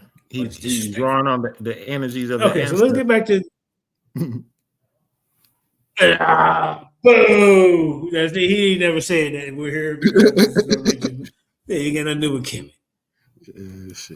Come on, King J. This Zep Tepe is a good point, though. But I'll still continue. Oh, that was nice. Because you could be right. So, okay, now say it again. Elaborate on this part. This Zep Tepe is a good point that Smash is bringing up here in regards to the first occurrence or the first time. Because this could be. But how does it prove that it because they're coming from out of the primordial waters, right? Right. This is the being. So do they believe this, or was it just figment of imagination? This is the cosmology. So this would be cosmic, right? This wouldn't be we're drawing lineage from. So this is a different theology. So this is like the cosmic creation story. That's why they say they're cosmic deities. They're not, figment of it. When you say figment of imagination, that's like a disrespect. This is their creation story. Yeah, but so okay, so that's his whole. This is their career. But as he's saying, I don't believe it. They didn't believe it. He's saying, I don't believe this. This is just a figment of their imagination. They're delusional. When a person uses a figment of your imagination, they're referring to is this credible? This guy incredible. This is a figment of his goddamn imagination. I mean, he got a whole nation of people. Were a figment of Kemetic's imagination, like everybody interviewed everybody. What do you mean figment of imagination? How do you know that they can't prove it ain't real? So this would be their Big Bang story, so to speak, right? So would be like when Darwin says out of nothing or whatever, the expansion, the bang, and all the elements, right? So now we're going to see raw, we're going to see Tefnut, we're going to see nut, air, moisture, Geb, earth. We're going to start seeing raw. Backstage. Now we're going to see this from the emerge from these, from the Big Bang. Are the elements real? What's happening? Hard win. What's popping? What's up, young lion? Go ahead, man. So Harwin, I did have a question because we're asking about it. Did you say asking about it? Yeah, we're asking about my name. Yeah, JJ wanted to know what it meant, so I gave him a definition. But I told Smash what my name mean on live on Sa show, but I ain't even give the whole thing. If you go on Smash show when he talking about he's reading out of it's out of Ahashepsut text, it's a text where he's talking about that the people created the nature. That's cat, but we address that later. In that show, I'm in the comment section telling Asar M. Khan on a live feed that my name is a double entendre, double metaphor. And I only gave Smash one aspect of it. So I only said that to him to show. I told him what it meant. No, I said right now. So hold on. I'm listening. Listen. I told him, fam. Hold on. I told him what it meant at the surface. When means to exist, and I told him that just to show him that, fam, you never told me about when my eye. I didn't learn that from you. You just happened to be talking about it on the show when I came on in the live. My name is when. It means to exist. Period. So I posted a evidence that I knew that already years ago. From 2015, I posted something, but I don't be on YouTube like that, so I can't go live. I just found out you got to have a certain amount of subscribers and stuff to go live.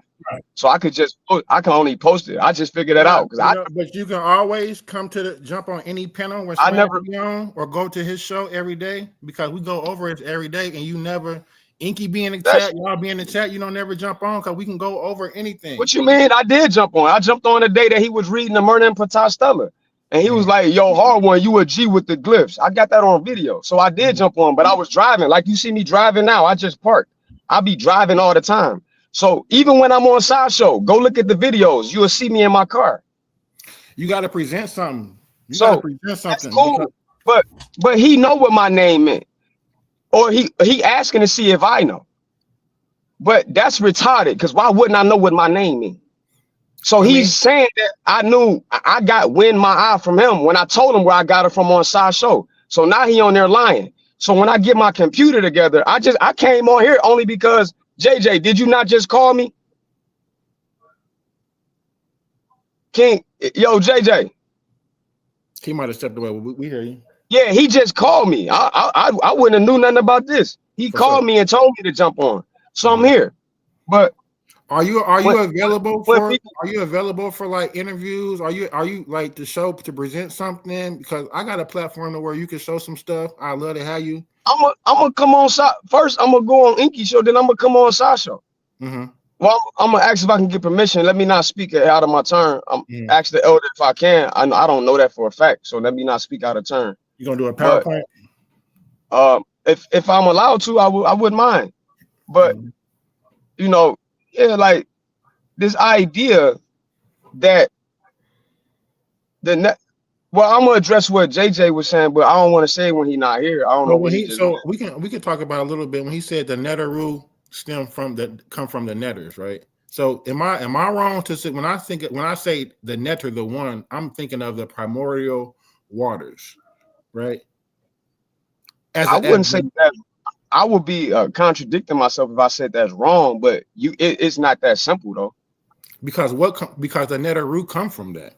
That's where the netter root come from. Those waters. Well, then I would have to ask you, what does that water come from? That nobody knows it. You know, that's the question. Well, in the text, it do say. That's why I was telling you in the comment section one time, and you thought I was capping. That's why I was so confident in what I was saying. I said, bro, I will bet you a band that I can show you that somebody ejaculated noon. And you know what that's consistent with? But that's a consistent theology. It don't matter to me. It don't matter to me. Them theologies don't contradict. They do, because that's where. Well, that's your opinion. That's your opinion, and you got the right to that. But when you look into these things, I can see why you would say that. But would you agree that the text, we wouldn't even be going through the text like this if it wasn't all the way understood and deciphered yet? So for instance, when I say noon, nunet, haket, that's a different theology, right? Those are strictly, I would say, elements. I mean, but are those elements conscious is the question. So in a different theology, my point is in a different theology, a Memphite theology, Heliopolis theology. The Heliopolis theology is the one that I think that you're talking about most often. But you conflate it with the Memphite theology. I'm not talking about the Heliopolis theology. I'm not talking about the Heliopolis theology. You're talking about the Memphite because you're talking about Patah, but you're conflating. I'm talking about two of them, and neither one of them is the Heliopolis, the Anu story. Hermopolis. I'm talking about the creation story of Amun-Re, and I'm talking about the Shabbat. Hatching from the egg. Nah, this is before that. But so the Memphite theology with Patah speaking into existence, everything is totally different than any of these theologies.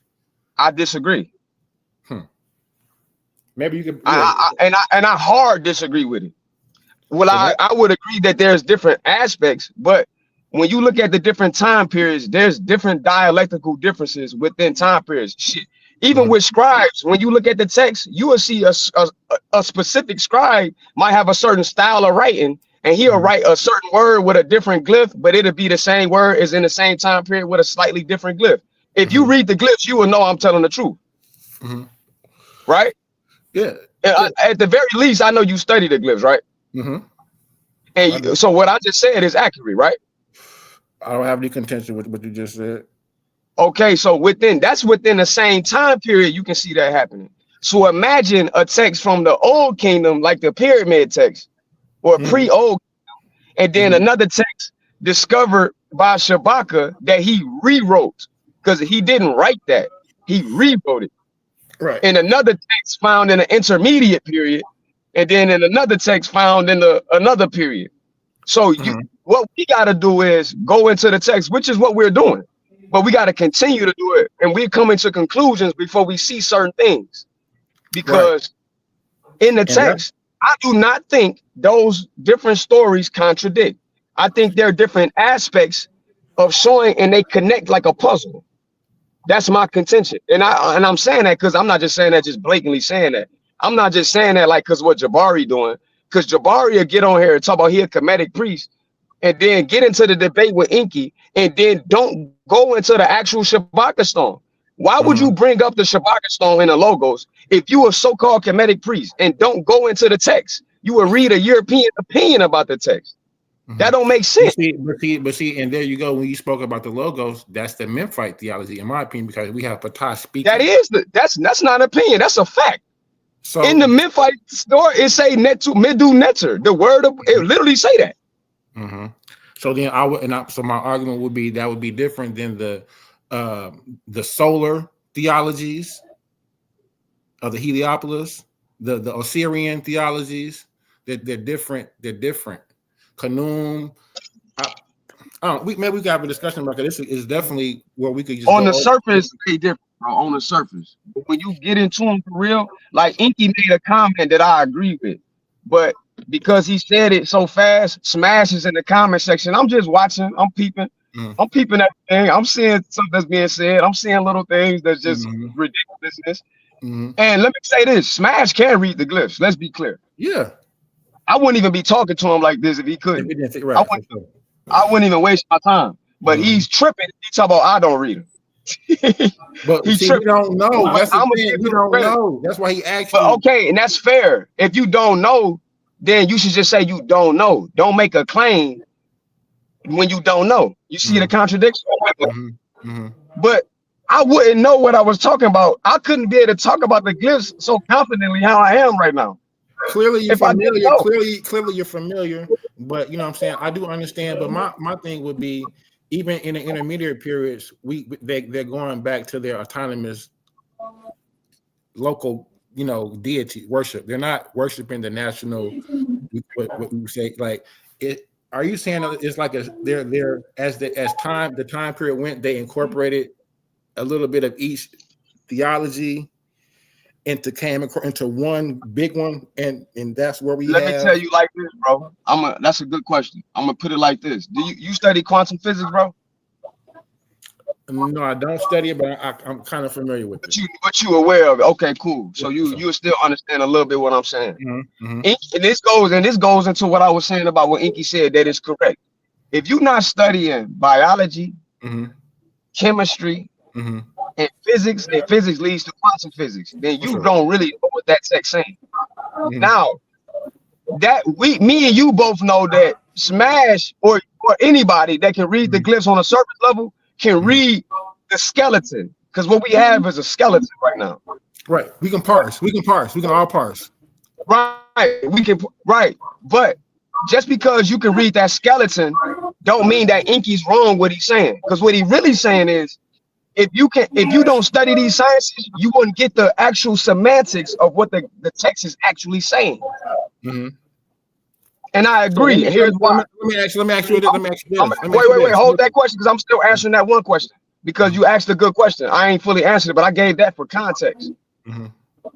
When you study physics, right?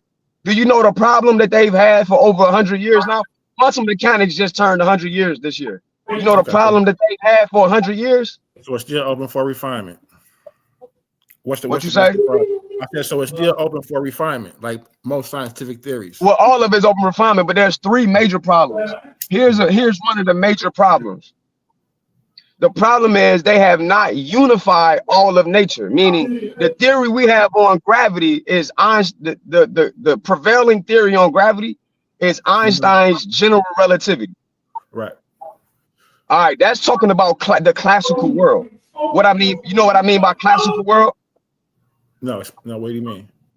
The classical world are the big things that we can perceive, like planets. You and I are classical.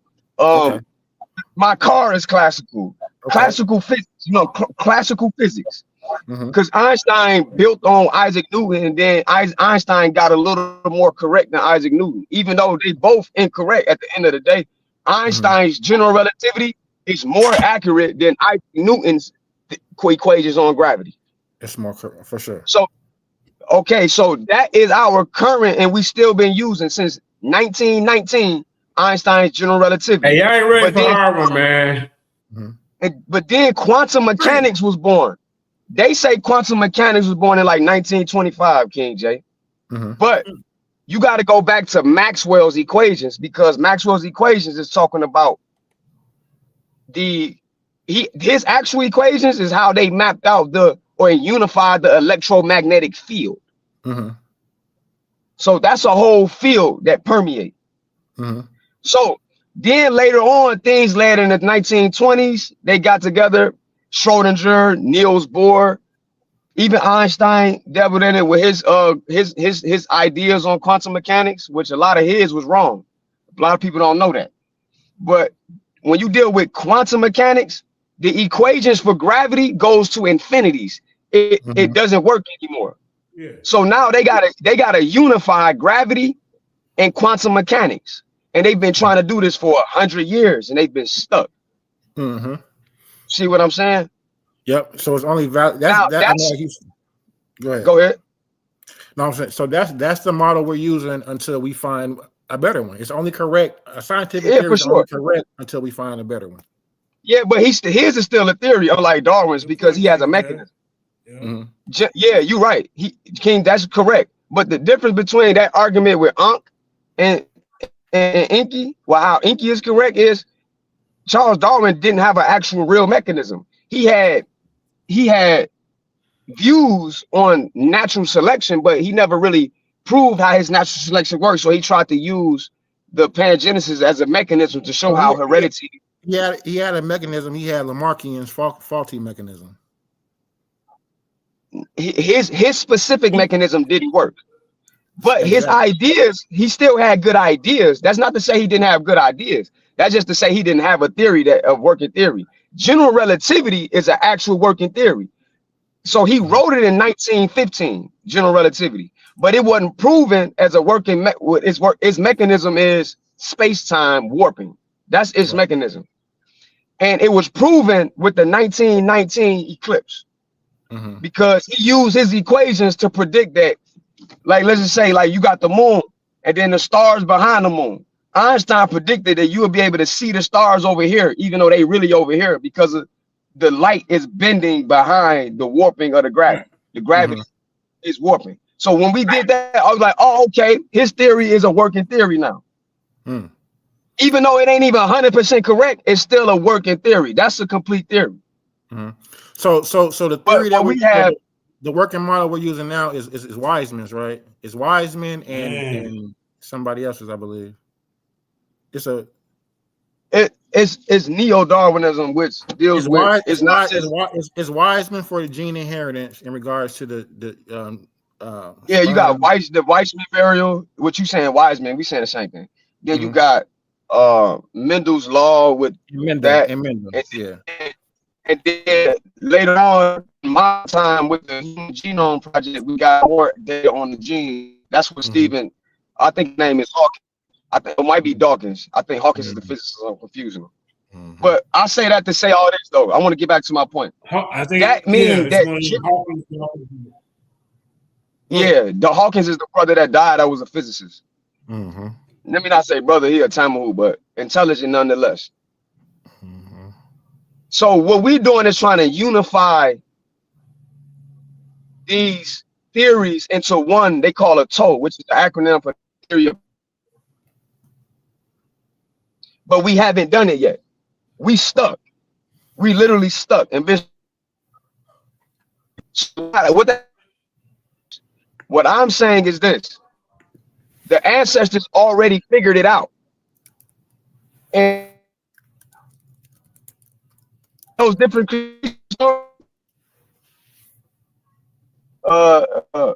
Anu is really one thing that's describing perspective, and we can from the correct lens, you will see that uniform. I'm breaking up. Oh, okay. I thought it was me. Yeah, and Harvard, you might have to go out. In his car. I'm good. No, not how he was. I mean, he might have to like jump off and come back and he breaking up. Okay. Go ahead, bro. Yeah, he's still breaking up.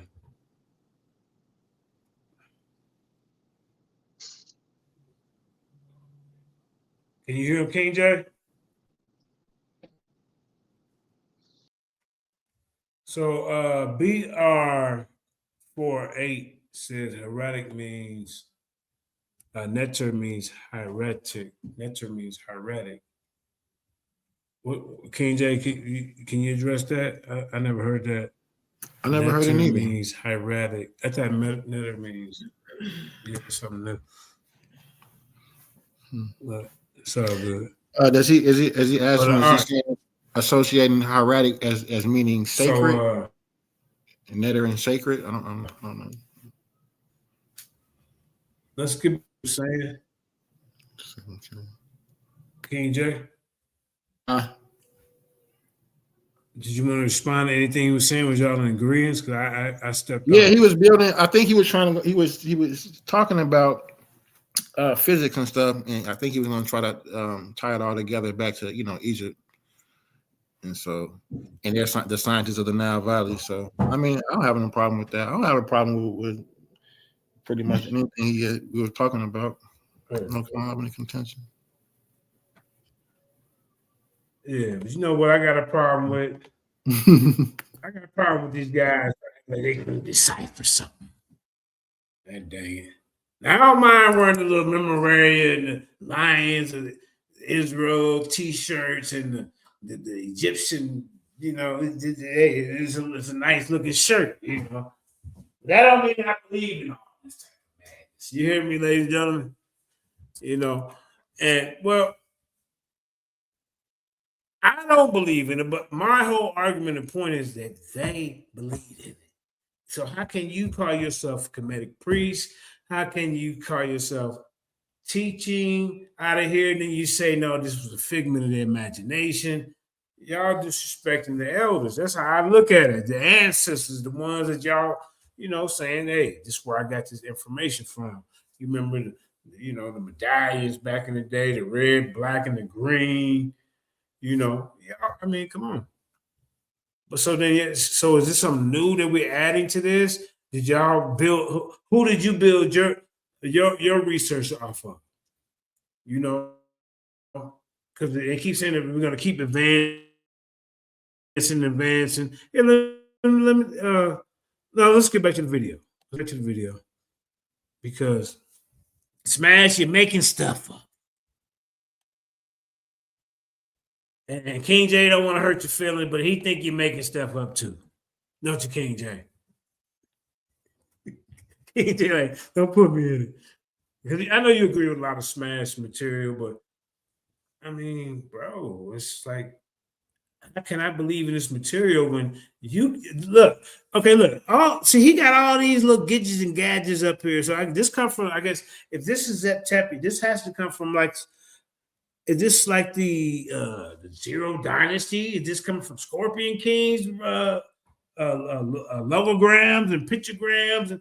And then how are we connecting this to the Greek and the Coptic? These are questions that we have to, ask you and Reggie, since y'all so rudely threw me off the goddamn show. Back over here, see, right here, they threw me off the show. See, they go 7,000. But here we go. So God's willed in Hakah to create, protect, punish, and destroy. This means they were not just poetic metaphors for nature. Okay. I have to agree with you on that part, but I don't know if they willed in Hakah. I thought you was just into that. This means that I only read up to when you said this means they were not just poetic metaphors. And I thought you were saying they were real. But you're saying they were all, yeah. You just saying they were not just poetic metaphors. But you hadn't went as far as did that. So we will look up Hakah 2 in the text. Hakah, well, not today, but we're going to look to see if God, if the natural rule, or let's say Hakah as a power used by the natural rule Dehudi. Thank you. Primary uses master utterance. So is now the text. Shout out to Gambino, you being a wonderful patron of the show. I like people who can put up information like that. So it says Hakah had, okay, cool. So there may be something there to what you said concerning the Dehudi, and we'll look at the others. And we'll talk about who, divine utterance, and see if they can play. Because when you say when he applies the who Yo, through his nest, which is his tongue. I mean the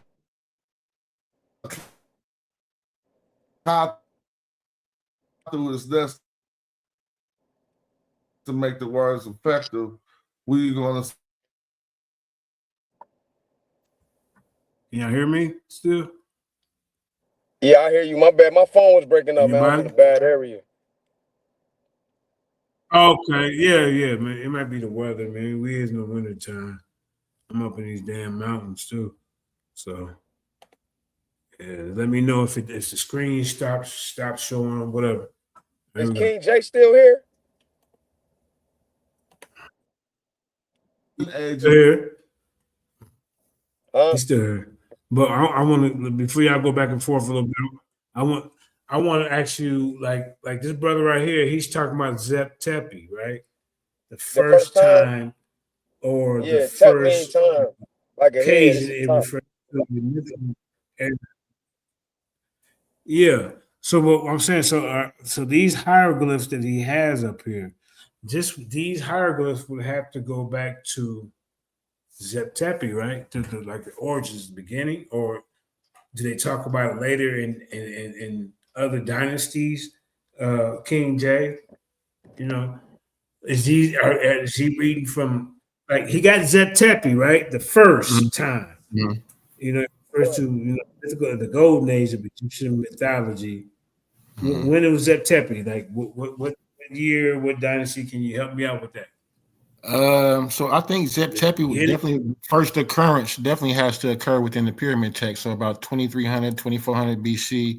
I would say every theology has a Zep Tepi or a first occurrence. Even when Ptah speaks, he has a first occurrence.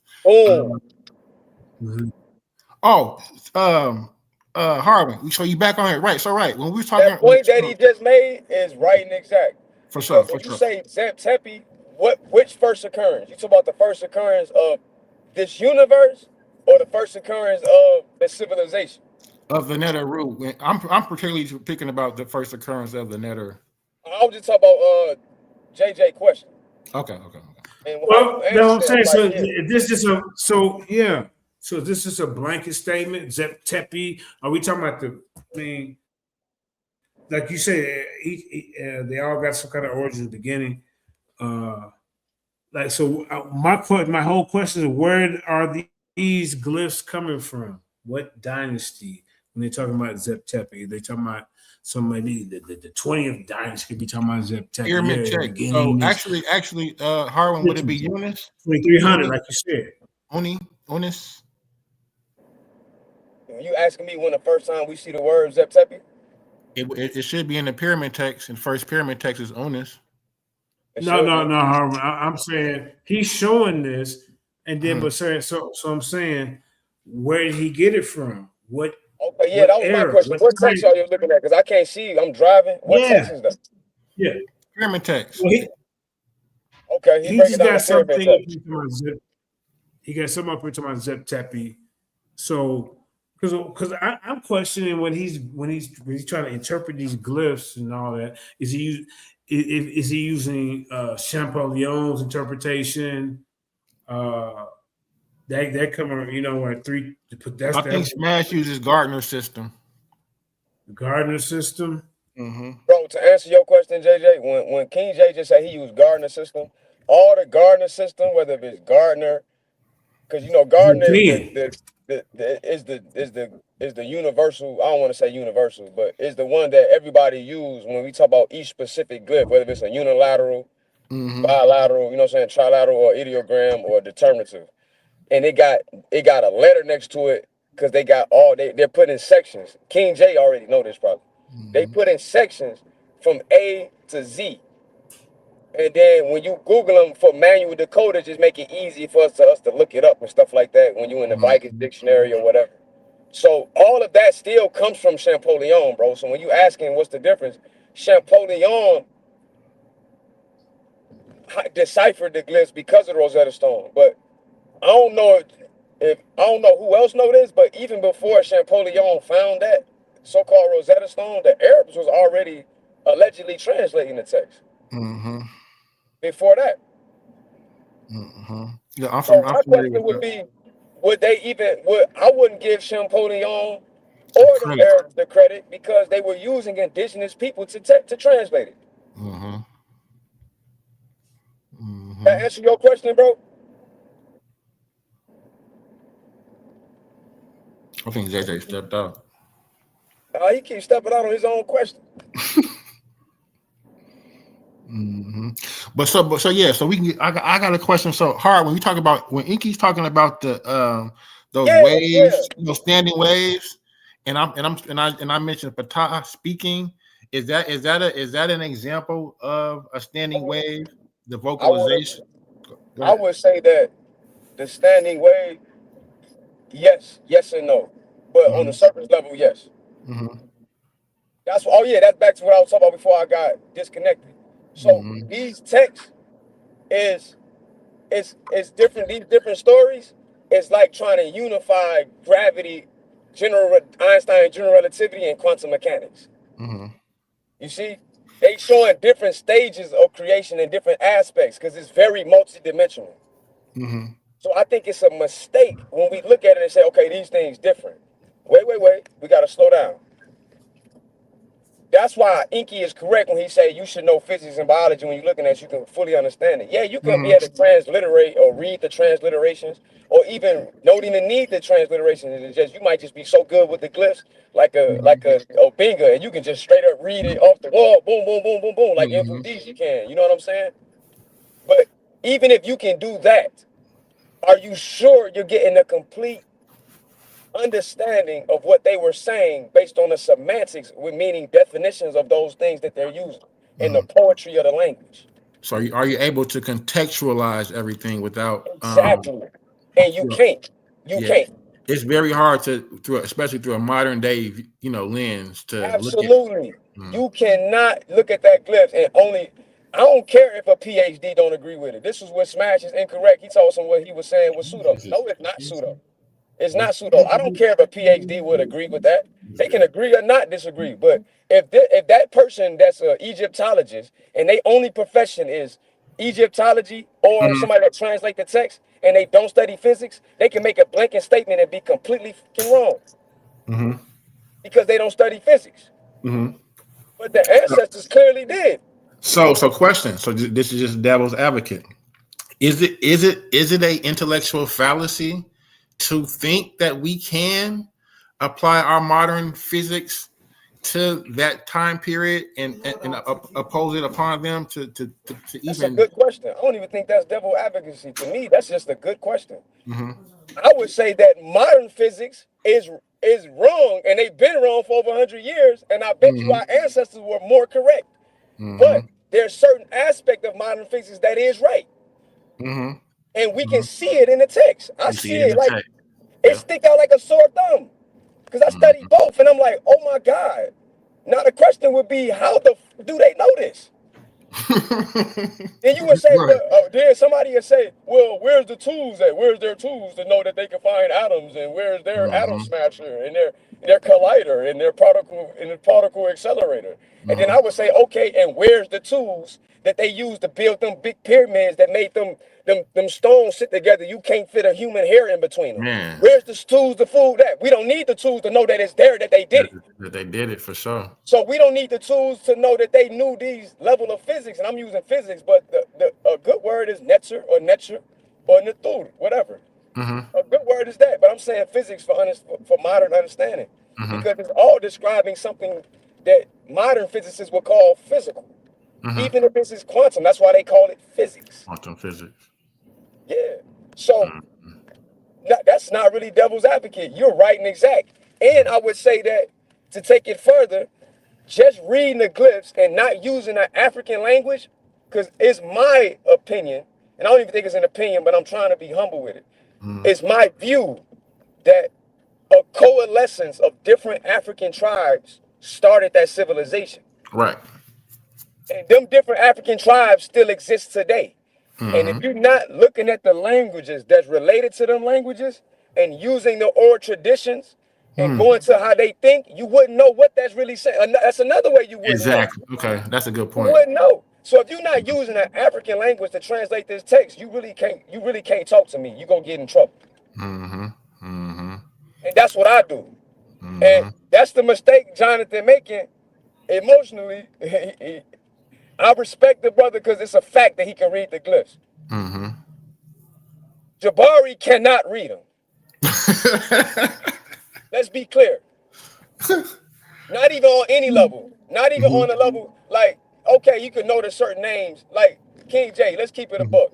Mm-hmm. If you don't study the glyphs, anybody that don't study but been studying for 30 years, you're gonna start recognizing names in the glyphs. Exactly. For sure. For sure.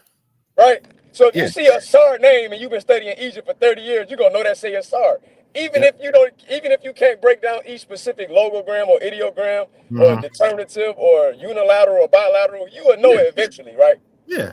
Just off seeing it so much, you're gonna just off the remember strength. everything. Yeah. Exactly. Just off the strength. And that's a good way to learn it anyway. Yeah. That's a good way to start off. That's cool. I'm not knocking that. But what I'm saying is when you say you a priest and you going into the text and trying to tell me something that's not actual, I'm gonna look at you like you crazy.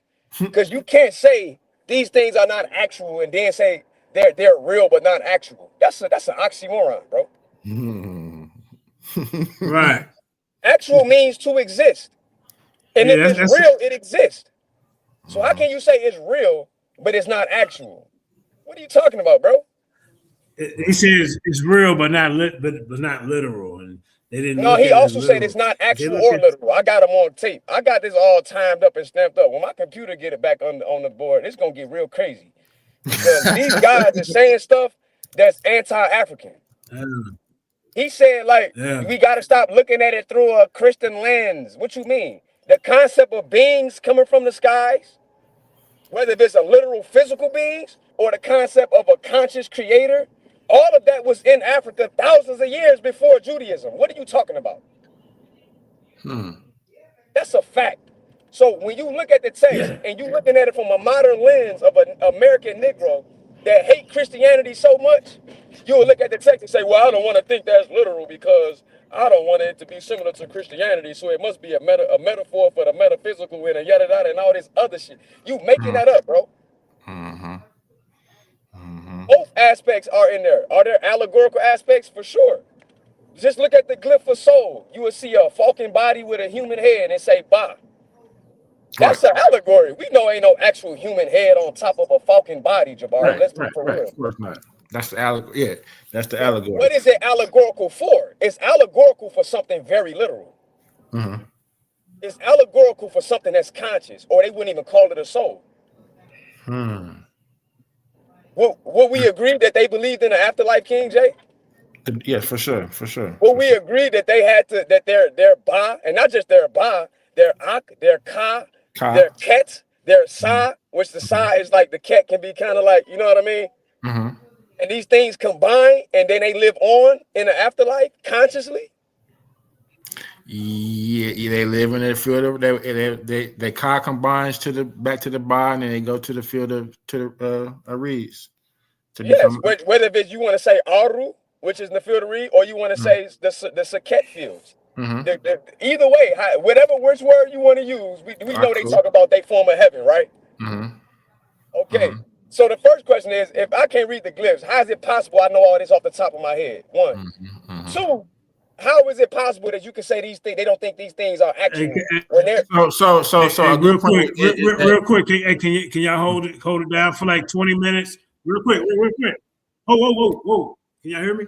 I gotta run to the gas station, put some gas in the car. Can y'all hold it down for 15, 20 minutes, or do I need to end the show? No, we can hold it down because we having a good conversation.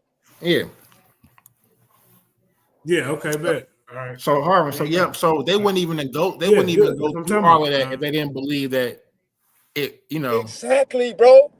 This is why Jabari is bugging, and the brother Smash is too. Smash must have. I don't know his personal belief, but he's talking like these. He flat out saying it that the only one that could be actual is when they're for Osiris. No, that's not true. That's not true. That's not true. So Smash is defending him, and defending Jabari gonna put Smash in the trick bag. Mm-hmm. Because because there's gonna come a time where Smash gonna have to look at me eye to eye on the show and say these things, not say what they say in the text when I know he can read it. Definitely can. It's better that you can read it. That's why I was telling you in the chat that day. I'm not finna bet you if you can read it. I hope you can read it because we can have a better conversation. Exactly. You see how the conversation going right now? Exactly. Mm-hmm. If you couldn't read it, it'd just be like a bunch of dudes in the chat that just talking like, "Oh, that's pseudo. Oh, he wrong," but don't really know shit. So we don't have when we know what we're talking about, we ain't got to source everything, or we just can build off of it. That's how you know I know what I'm talking about. Mm-hmm. I wouldn't know. Now you ain't never in your life seen Jabari do what I'm doing right now. Nope. So how can you say they didn't think these things were actual? Jabari said that I feel the spirit of Hey Rule. I can feel that. How you feel something that's not actual, nigga? Feeling is something that's physical. What are you talking about? Mm-hmm. What were the actual Nasits that were actually venerated? When you say venerated, I say that's a good question. Now there was a few. They are venerated. I would say that you can say that all of them are venerated in a way. But Okay. You seem like you asking something more specific. Am I right? As far as venerated deities, as far as like ancestor worship, like they were in a sense. All of this is ancestor worship. I think they really think they came from these Neter, bro. Yeah, I mean, to the text. So in that's still not even specific enough. I would say, yeah, of course, yeah. So does the time period matter? So like Old Kingdom, right, where the Nasit was the actual embodiment of the Neters, right? I would say, bro, what time period is he not that? Armana period, New Kingdom, where. So would you say Hatshepsut was the Armana period? Right before her, right after her, right after 19. Well, let's just say the 18th dynasty, right? Yeah. Let's just say the 18th, 19th dynasty. Right after after that Armana period, you talk about more of a specific period within that same. Because the 16th dynasty exists, right? You know, they're existing right then. Those are, you know, the Armana priests, but they don't have complete control yet, I would say. We know government changes over and over. Like that's like no other system. Like, you know what I'm saying? But it's at that time period where we can see that, you know, coffin texts and pyramid texts are being sold. Everybody can be a Cyrus now, if you can afford to, you know, buy the text. But look at the Papyrus of Ani. What's Ani called throughout the whole Papyrus of Ani, bro? What is he becoming? Osiris.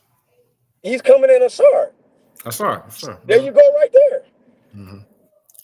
So, but yeah, it's crazy because as it goes, like I say, as the kingdoms go down, you can insert your own name, right? Exactly. That can apply to everybody. Like, but when you see the Unas or Pepi or Ani, etc., that's just talking about them becoming that. Right. But if you look at the context of it, anybody that is passing away, if they can pass these pretenses and not get devoured by Amit, right? In plate number 3, that's in plate number 3. If you cannot get devoured, you can become that. You become a Neter.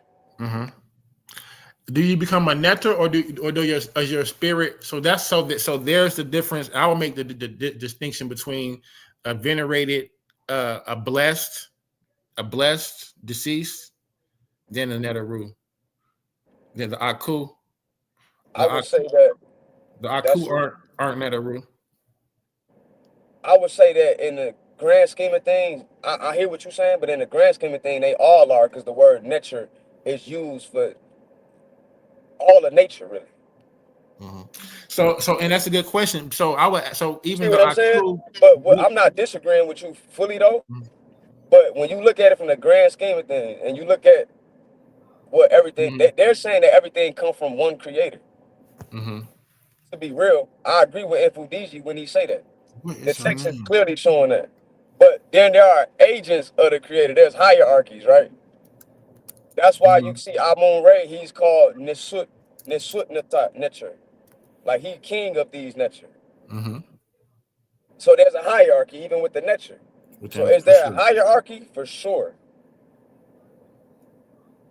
What is According to the text. I'm trying to think. You know what I'm saying? Mm-hmm. But you become that. That's Ani's becoming an Asar. That don't mean he's that specific Sar that he met in the afterlife after his soul is being judged. But he's becoming like an Asar. But guess what, bro? Asar is like an Amen. Right? Am I right? So a title, yeah. So question, because I can see how the Aku could be looked at as Netaru in the sense of you would pour libation out to them, right? You would venerate them. You would come and ask them questions, right? And expect a response, possibly. Yeah. I mean, what's not literal about that is my. Are you answering yourself or like what's? You feel That's me? religion. So Jonathan is defending Jabari. He don't even know the full argument. That's why Reggie don't agree with Jabari. I know. That's why Reggie's agreeing with Inky. I know. Yeah, for sure. I know. Because he knows that this stuff is literal. That's why Jonathan needs to chill. Because Jabari's not right. Inky won. You know how he won? It went over people's head. Asar, did you see the post-debate conversation? I think I did. I saw enough of it to where in the post-debate conversation on Side Netter when he did the live, you seen me in there talking to Jabari? Right. He posted this picture, and the picture is a ram-headed man, and then on the right and the left of him is two women. And then there's glyphs on it. Did you see that? And he's asking, do you think that if that's literal or not? Or no, he didn't. He asked me who was it. Okay. He said, "Who is this?" So I start reading the whole thing. Okay. First, initially, I said Amun Ray, and I said that on purpose. All right, I'll be right back, y'all. Hold it down. We thought you was gone already. I'll be right back. All right, for sure. You know how women, they slow. They move slow. Yeah. Nowhere on there does it say Amun Ray. All right. Per se, meaning like you actually see the reed with the drop board and then the water ripple and then it turns into and then a circle with the dot, right? Yeah, you don't see that on there. But what you do see is this. On the woman on the left, if I'm not mistaken, you clearly see that's Ashtat. You can see the throne of her head. And then to the right, you see Neb head. So he instantly say Osiris. I'm like, wait a minute, you asked me who it is. Let me read it. And then I saw M. Khan talking, and then somebody else talking over. I'm like, wait, he asked me what it is. So for me to say what it is, it's only right that I read this, right? Exactly. Right? If I'm a fake, I couldn't read it. Then I should be quiet.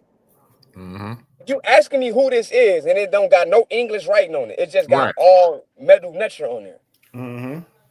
So if I get to reading it, he's like, brother, it's not a time for you to show your reading prowess of the glyphs. I'm like, why not? You asked me what it say.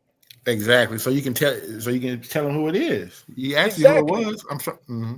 Exactly. So on it, he said it was Osiris, and then Osiris was like, yeah, it say Osiris right there to the bottom right. I'm like, but hold on.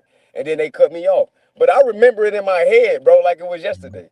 It had Neb head, and then at the top right, or from our view, it's the top left of the ram head. It's that ram head, not the ram horns. That's like the Neb head. It was the teacup. Say that again. So it was a teacup. No, it was the hood symbol with the wicker basket over her head. Okay.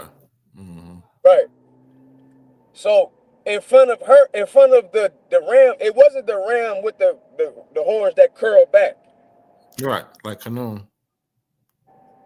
See, that's funny you said that. It was the ram head, the Egypticus ram that's extinct with the long curly ones.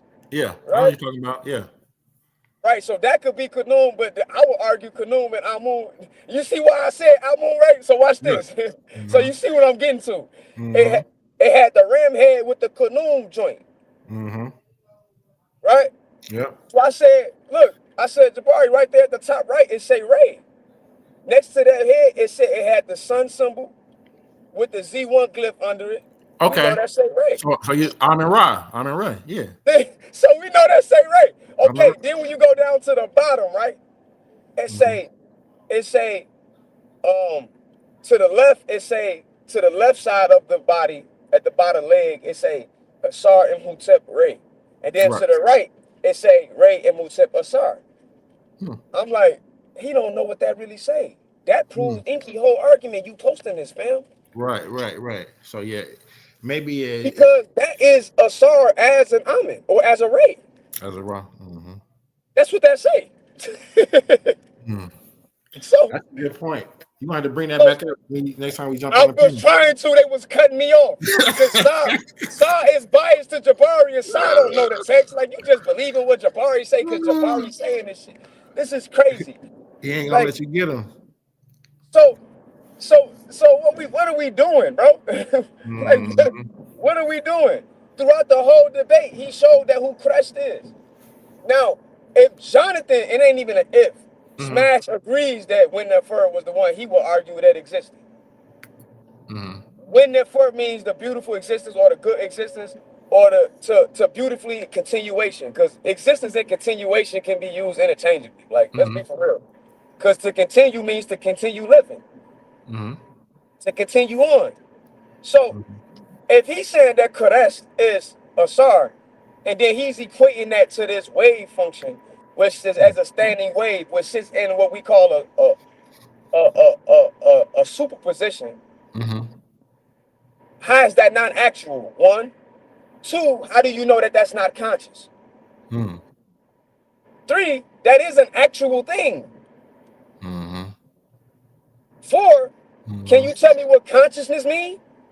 He said consciousness is not actual. I'm like, he said, show me your consciousness, brother. Show me your consciousness. I said, Jabari, there are many things we can't see that we know exist, like infrared light, UV light. He said, brother, we can use mechanisms to see them. Mind you, there's no machine we had that you can actually see UV light. Stop playing. But I ain't even say that then. What I said was to Jabari, I said, Jabari, can you show us the wave function? Can we see that? He ignored it. You know what the wave function is? Huh? Yeah, I'm familiar. Where What's the wave function? So it should be like even like with the pyramids, right? And they should vibrate. The vibration, the hertz, is it the hertz level? Is that what it is? No, that's not the wave function. Okay. The wave function is what you know that picture we all throughout school they show us the picture of an atom and you see the nucleus. Yep. The Then you see the electron spinning around it, right? Around it, right. That's pseudo, bro. That's not what's happening. That's an image they giving us. This lead in physics, which is the collapse of the wave function. So this is what the wave function is. The wave function is the state that an electron sits in.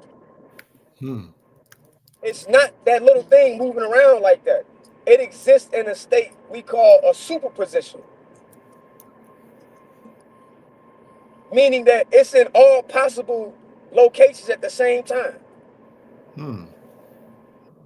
And it doesn't become an actual in the sense of, it doesn't become a physical thing. Let me not say actual. It doesn't become what we see as the classical world until somebody view it. And that's what they call the collapse of the wave function. So the standing wave collapse to what we call an electron. It collapsed. Boom. That's when things become physical to our perception that we can see. That's a problem in physics. That's one of the three main problems because they don't know what the hell caused the wave function to collapse. So the argument is that, Jabari, you can't show me the wave function. So just because you can't see it doesn't mean it doesn't exist. So it's abstract, correct? Exactly. It doesn't mean it doesn't exist. It means we don't have the tools to perceive it yet. And it covers all possibilities. Yes, it sits in a state of, they call it a state, you can Google, it's called a superposition. I understand. And this deals with quantum entanglement and stuff. This is how, and this is another way Einstein was proven wrong, non-locally. I don't want to get too technical and shit, but I'm familiar a little with it. I'm familiar with how it it's supposed to be like the refinement to like Schrodinger's equation, correct? When you say refinement of Schrodinger equation is actually telling you that you can only predict probabilities. Schrodinger equation is exactly what I'm talking about. Okay. So this isn't a refinement because it's giving you absolute. So hold on, bro. I couldn't hear you. Say that again. Hold on.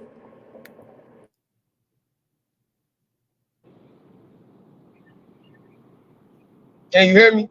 Yeah, I can hear you now. So yeah. All right. Can you say that again? So it's not a refinement in saying that endless possibilities exist, or does Schrodinger say? Is that what Schrodinger is saying? Schrodinger equation is saying that all we can do is predict probabilities. Okay. Because the wave function exists in a state that is like a cloud. It's the electromagnetic field, bro.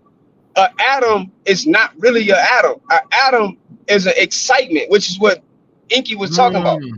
It's an excitement in the electromagnetic field. You're nothing more than a phase in the electromagnetic field. You're an excitement. So then that leads to the 2,000-year-old question that Greeks been arguing with. What is consciousness? Awareness. Yeah, but what is it and what is its origin? Does it emerge from the brain or is it a fundamental property of nature? According to the Shabaka stone, it's a fundamental property of nature. Yeah, it can't. Consciousness isn't stored in the brain. I can say that much. Yeah, there's no evidence of that. Schrodinger went so far as to say bro, if I go into what Schrodinger was saying, you will really see how much Jabari don't know. Let's look into it a little bit. I'm not too familiar with Schrodinger. That's why I told you in the comment in the chat so confidently that, bro, they clearly believed in a conscious creator. Just go read the Shabaka stone. And I don't mean read their translation. Go into the TLA and really look at what they're saying. So when the Greeks were arguing about atomic theory, Binga right, they got that from us. When they were arguing about consciousness, bro, we had already, according to the text, from the viewpoint of the Egyptians, they had already worked that out. What you think John 1:1 is? And then in John 1:14, the word became flesh. The logos. Exactly. That's the logos. Exactly. Yeah. So when Inky showed in the Amduat that Heru is called the utterance, and the word for utterance, which what I just heard Jonathan saying is who, which is correct. The word for who is also infinity. Am I lying? You just learned. I didn't know that. So I learned something just now. Yeah, it's used for infinity and it's used for millions. Okay, yeah, okay. So when they say millions upon millions, you can really just translate that as infinity, because how many millions are they actually talking about? Say woo. You feel what I'm saying? So crazy. That utterance, how can it be? How can you speak and not? How do you not know that is not a field of consciousness? You don't know. He do know. At least if he don't, he gotta know, because I guarantee you, Jabari. Who knows? Jabari has to. No, I'm saying anybody in general. How would you know what that actually is? How do you not know if that is not actually talking about consciousness? You don't know. You know how I know Jabari don't know? Because in the video, I gave him the word used for thought in the Shabaka stone. He didn't know what I was talking about. The word is cat, written with the arms up, two hawk vultures, And it's also used with something with the T on it with the loaf of bread. I'm here with That's you. a fact. That's a fact. So now what we see the word, wait a minute. We see the word spirit inside the word for conscious. Oh shit. Where you going, baby? For thought. Mm-hmm. You said something? I'm here with you, brother. You see what I'm saying? Mm-hmm. I'm just thinking. That would mean that Christ is literal. So when we talked about the karas in the title, meaning title, anybody can be the karat, right? The anointed one. Is that correct? Why you think I said we all become Neter in the afterlife, bro? Exactly. So because at the end of the day, fundamentally, aren't we all made up of the same properties of nature? At the end of the day, yeah. Okay.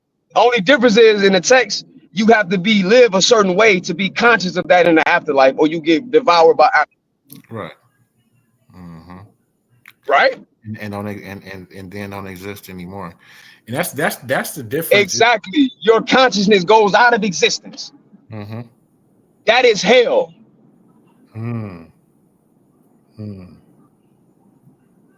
But I mean, it doesn't say that. It just says you don't exist anymore. It's But different. I'm using modern interpretations of what somebody would. To me, that would be hell. So it don't say that that's hell in the text. No, it don't say that's hell. Mm-hmm. Nah. Do we think that the Egyptians have a concept of hell or no? Or the Duwat is just underworld? Underworld is such a bad translation. Like, what's underworld? It's another dimension to be real. Let's be for real. True. Because we're not under nothing. The planet is sitting inside of the quantum world. It's sitting inside of space. Mm-hmm. So it's not, if anything, we're just a part. Well, again, what I just say about the atom, we are in excitement of the field, of the quantum field. That goes for you, anything classical, the planets, the sun. Mm-hmm. But the sun is a little more intricate because this is hydrogen and helium using fusion, sitting in standing waves, and it get real crazy. Like, that's why that sun get deep. But all of these things don't exist until you observe it. The universe is not locally real in physics, bro. That's a proven fact. The universe is not real. The universe, let me be specific. The universe is not locally real. Mm-hmm. It's non-local. Let me look this up. Because now you got wait a minute. So then, when you look this up, now you're going to see. Inky was clearly right. I'm going to use your terminology too. Say the universe is non-local.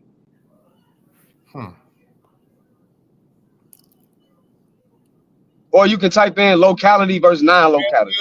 So I didn't type it in a way that you worded it, but it says Nobel Prize winning work on Bell's theorem.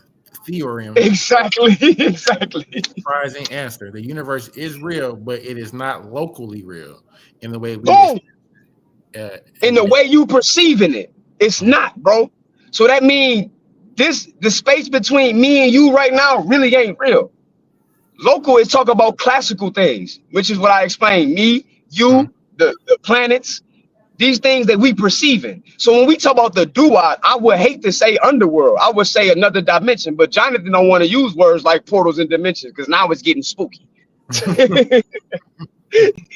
Now you got to admit, the ancestors was talking about this is quantum mechanics, because in quantum mechanics and Einstein and Podolsky and Rosenberg paper on quantum entanglement, you literally can fold the universe and create a wormhole, which is a portal. So, brother, when you spoke about Adam, you say, what did you say? We're in the whirlwind. What was the word that you used? That we're spinning. That we're not. What was it? How did you say it? I said, wait, ask that again. When we're talking about not string theory. But quantum mechanics in general. And you were talking about string theory is just an interpretation to try to unify gravity and quantum mechanics. And when you But they talking have about in atom that. and how the atom was spinning. Yeah, that's not really happening. Now the air spin. Don't get that. I'm talking about that picture that they showing us. That's not what's really happening. What's happening is the electron exists in a state of a superposition. Okay, right, exactly. Which is a state of the quantum field. Okay, so at that point, so we don't. Okay, so at that point, what's the word I'm trying to use? Is we at that point we don't have any definite value, right? So that's the way. At that point, we don't have a definite answer. It exists in a state of probabilities. Exactly. Okay. Exactly. We don't have a definite classical answer, which we just proved that based on locality, the universe is not even real that way anyway. It's your perception when you view it. That's locality.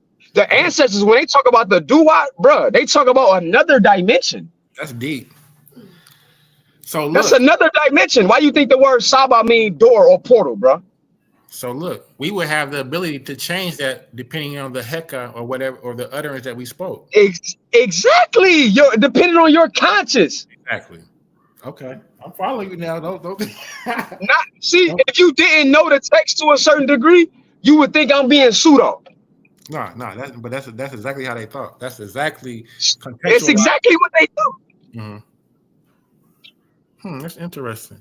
Can you still hear me? Yeah, I'm here. Bro, yeah, you can hear me? Bro, Jonathan do not want to have this conversation with me. I will cook him. You need to jump on the panel with him. Cause we was up last night going over hieratic. Oh shit, I took the wrong turn. Man, if Jonathan come in there and talk about the deities, the people created the nature and all that, and misinterpreting the text saying that to help Jabari, that ain't gonna go real. That ain't gonna go well. I swear to God, it ain't. I bet my soul on it. That's how confident I am. Jabari gonna have to learn how to read. Because the thing with Jonathan is he can read it, but he's stuck in his belief. Bro, they don't want these things to be real because then they're gonna have to admit certain things is real that they don't want to admit. I think Smash is along the lines of amorphic. What's it called? Anthropomorphic. But these things are anthropomorphic in ways. See, he's trying to be. They're thinking in absolutes, and that's not how the text is written. The text is written in both ways. We see anthropomorphic. We see people with hawk heads. We know that ain't real. Right. Michael L. Then we see things. Yeah, different ways, different texts. 1 second.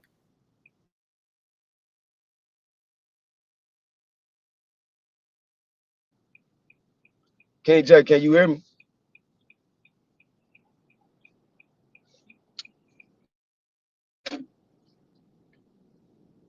Can you hear me?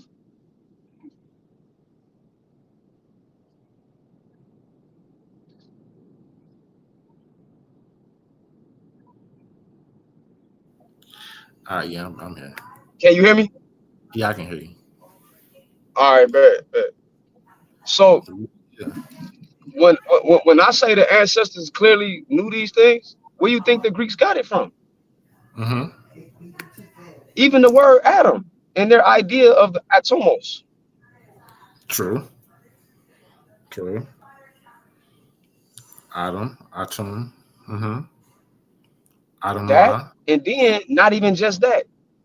That's I'm gonna show y'all one. I'm not gonna give. I'm gonna just stick with that. What you just said. Yeah, that too. That too. Yeah, but then we got. We know what the sun is, right? Right. Yeah. The sun. I'm talking about from the perspective of physics. Modern physics. No, go ahead. Explain to me. It's hydrogen and helium doing fusion. Let me eat my salad. It's a big nuclear reactor in a way. That's what stars are. Definitely agree with that. Right. But again, when you go into the atom, the hydrogen atom has one electron, right? Again, but does that electron actually exist in a state, or is it in a superposition before you look at it? If it's got to be in a superposition, because you say Exactly. So when he says standing wave, he's right and exact. so. All the electrons spinning around it, right? Is that what you're talking? Meaning, like, in the possibilities are endless at that point. Yeah, it exists in it's the electromagnetic field. It's the field. It doesn't become a so-called atom until you really view it. That's the wave function doesn't collapse until we view it. Before we looking at it, it's in a state of possibilities. That's the Schrodinger equation.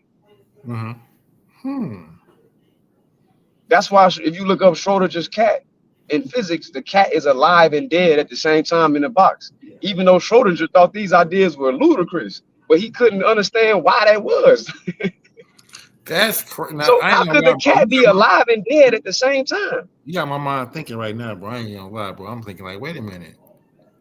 And it just man strengthens the mind to know that, okay, I like what they say all the time. Like you speak, you have the power to speak life or death. You know, I really try to be careful of what I say, you know, and always speak positive things into existence. You know what I'm saying? So not even just speaking, but thinking. Exactly. We are what we think. Because at the end of the day, according to modern science, wouldn't this all be physics?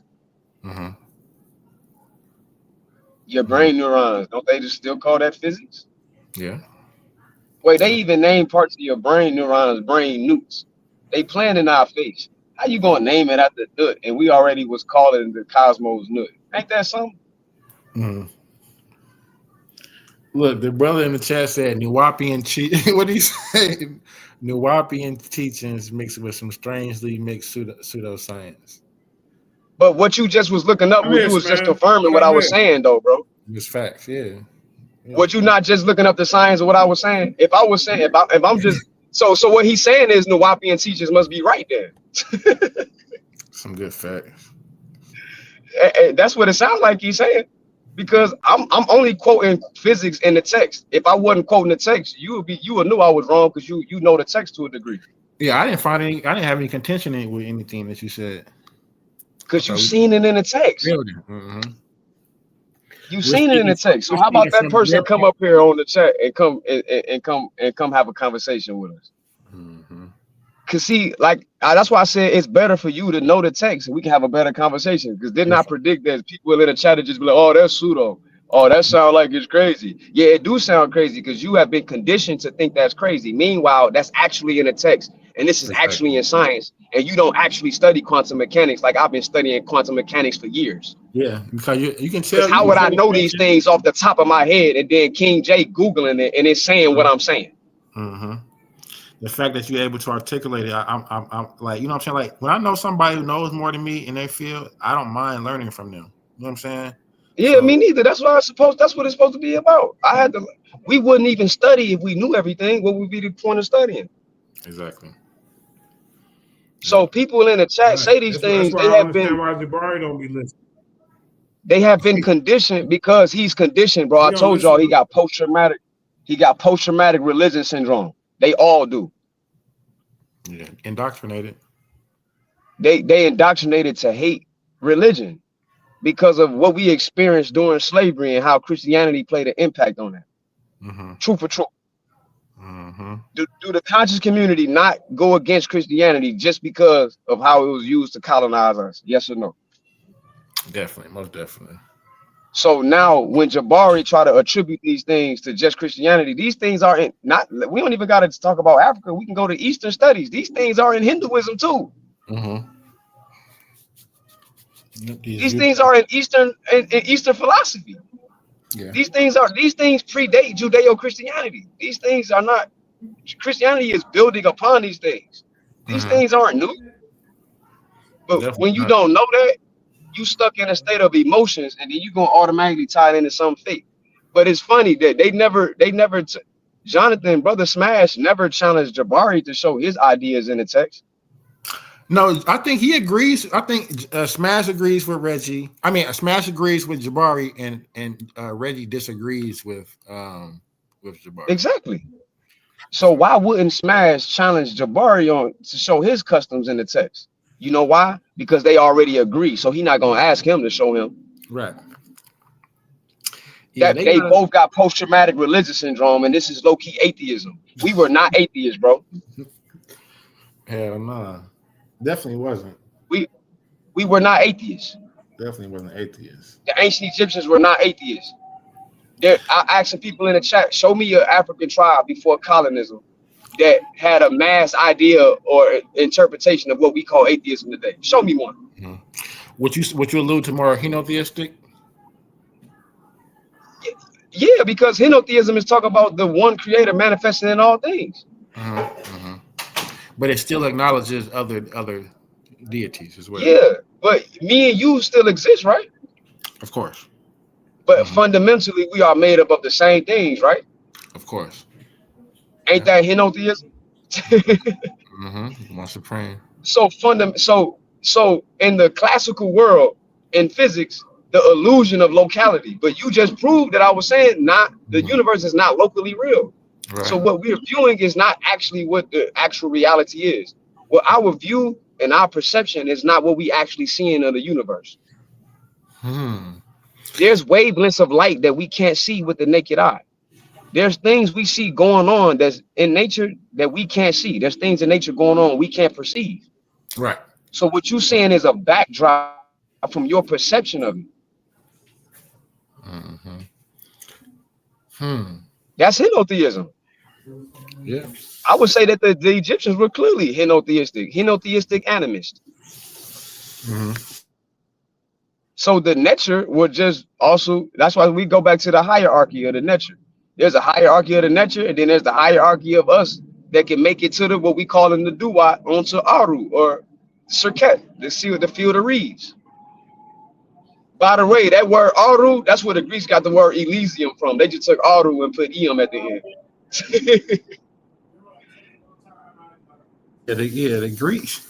Bro, it's crazy. Look up the Greek word Elysium. Remember that Matt Damon movie in Elysium?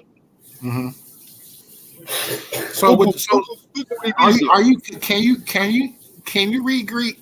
Because I was on a panel with a brother a couple of days ago, and he read Greek so fluently. I'm like, wow, how the hell did he do that? But he's a Hebrew speaker, you know.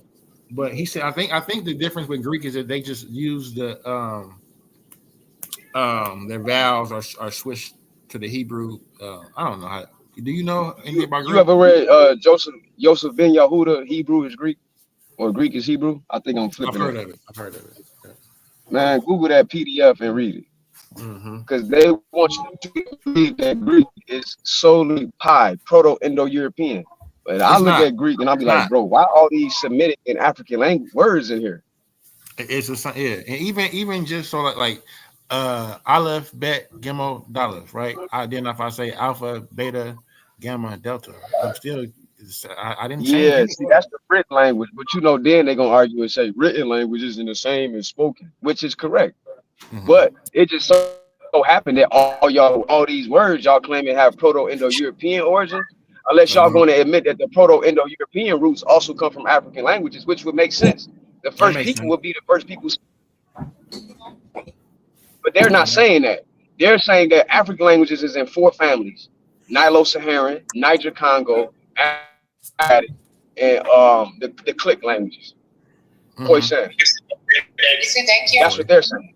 And then they're saying there's Proto-Indo-European, and then these Aryan people moved over eastward and went to India, and then that's why India is Proto-Indo-European related Sanskrit and all that. That's what they're saying. But that don't even follow the Proto-Indo-European. But that don't even follow the map of how they claim people left Africa. They claim that modern archaeologists claim that people left Africa 70 to 50,000 years ago, right? And they generally quote two waves, I think. Are you talking about Homo erectus when Homo erectus left, or are you talking about? No, I'm talking about Homo sapien sapien. Oh, Homo sapien. I'm talking about modern humans. Okay. Yeah, that's safe to say. I mean, that Out of Africa theory. Yeah. Okay. So, but the FOXP2 gene is the gene we have that helps us with speech. But that gene we already had in Africa. So why wouldn't we be speaking already? So, are they saying that all these languages are language isolates that popped up out the blue and in the steppe? Is that what they're saying? Or they're saying, well, you can't equate migration to language? Okay, you can make that argument. But what are you saying? Why are certain scholars showing that Sumerian got so many similarities to Bantu? Not saying that I agree or disagree. I'm just saying.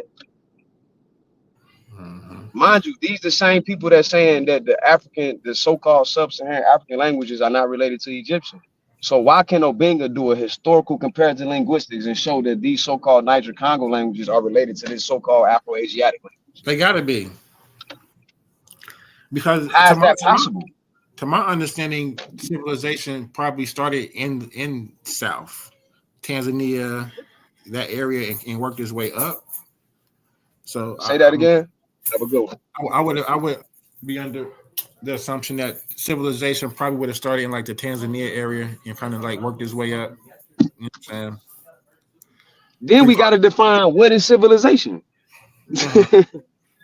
What do we consider civilization? You feel me? Yeah, because what we consider civilization is very Indo-European perspective. So we have to think about in Africa, what do they have? Clans, and clans expanded to districts, and districts turned into what? Sapats. When they say civilization, bro,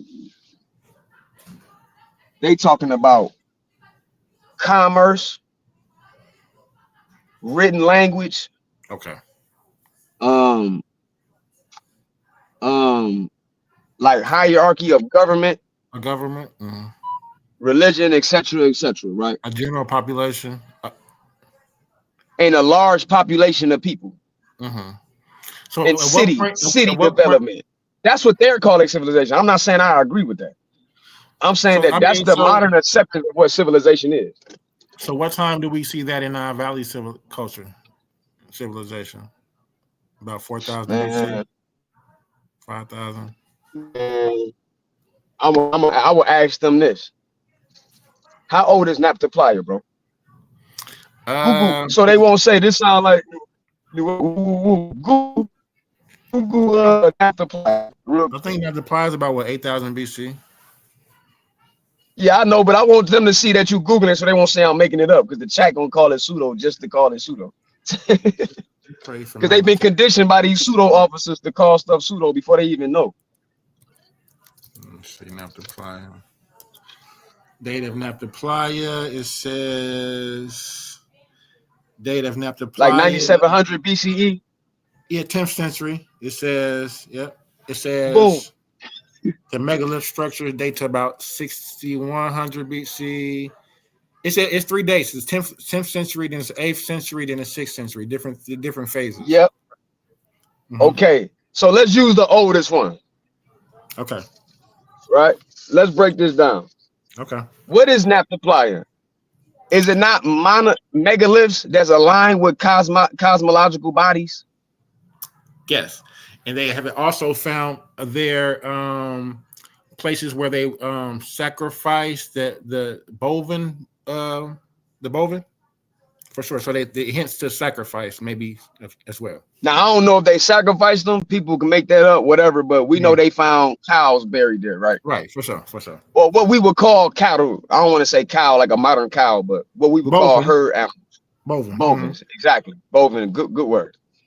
Right. Okay, so even before we look at the bovine, because right there that's showing you pastoralism. But right. Yeah, let's look at the science. How is it possible that what they label as so-called hunter-gatherer people can come up with megaliths and then use those megaliths? Because cosmology takes some math, don't it? I'm just follow me. Just follow me. So if cosmology take math and then that also deals with astronomy, and they can align these bodies up like this so accurately. How is it possible that they didn't have education, logistics, and modes and systems working to do that? How is that possible? Have you ever seen that? I mean, I mean, it's just like we know astronomy was involved. Definitely, they tracking. They're using the summer solstice. You know what I'm saying? Alignment, Sirius. Like they were the first to do that. So celestial. So how is it possible that these people can use mathematics and astronomy, not astrology, excuse me, astronomy, along with it take workforce to use to move these megaliths, right? Definitely. Okay. Then we see culture there, because why would they just randomly line these up with these stars? For what? And we that's culture. Cattle culture as well. We see the cattle culture there already. Yep. Right? Yep. So this is when the Sahara was green. So right. I would ask you, how do we not consider that civilization?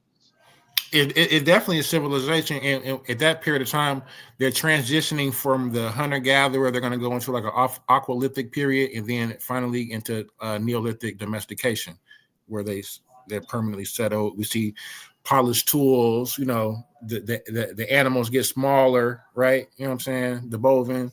So I mean, yeah, bro. Hey, you know how we is. We could take a wild, bro. I done seen dudes from the hood straight up almost domesticated raccoon, bro. You liable to see some crazy stuff in the hood, bro. You see somebody walking down the street with a raccoon on a leash. That's crazy, bro. Where you from? The same? We fight from the same place, bro. You from Illinois? I'm from Illinois. Where you from? Bro, I'm from the Chicago area. I'm from 144.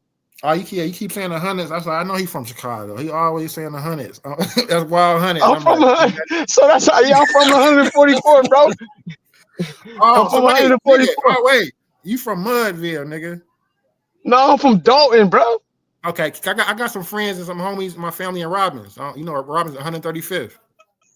Yeah, my homie from the Robbins. I'm from 144th in Woodlawn.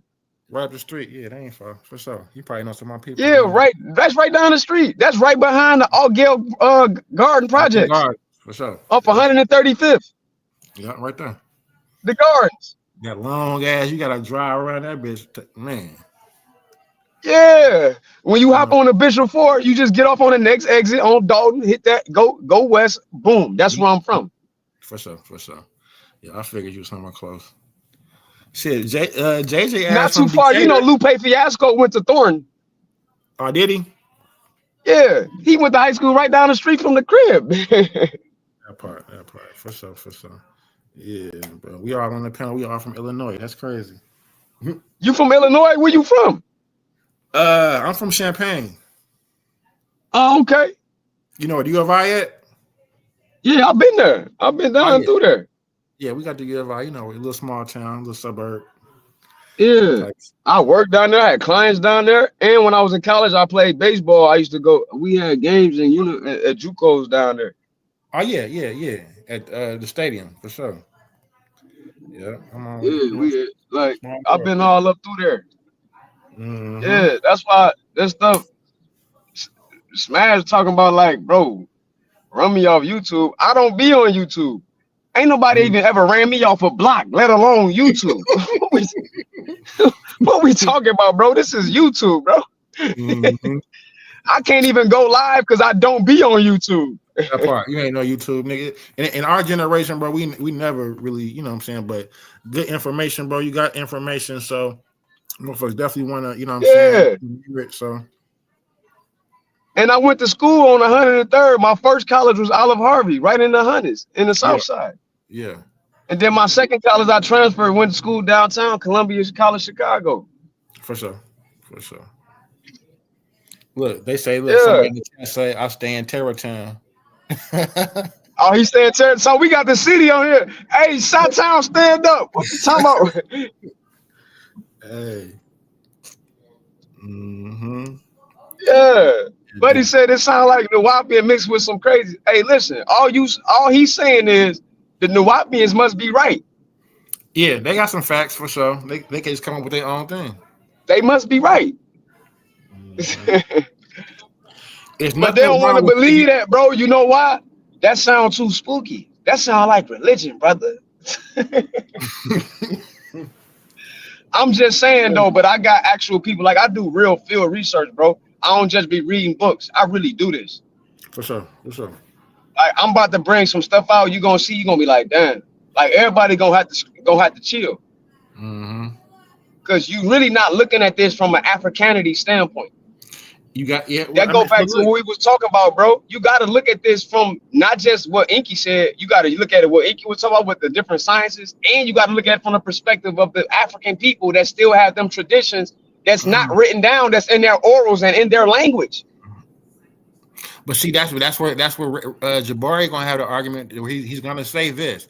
I have a degree in Africana studies. He's gonna say that. That's his favorite thing to say. So is he just? That's why I was telling you he lost to Inky. Now, would you agree if this is what Inky's saying, which he is saying this? He just didn't get the time to do this because this stuff really did go over people's head. So wouldn't that be that Inky clearly won?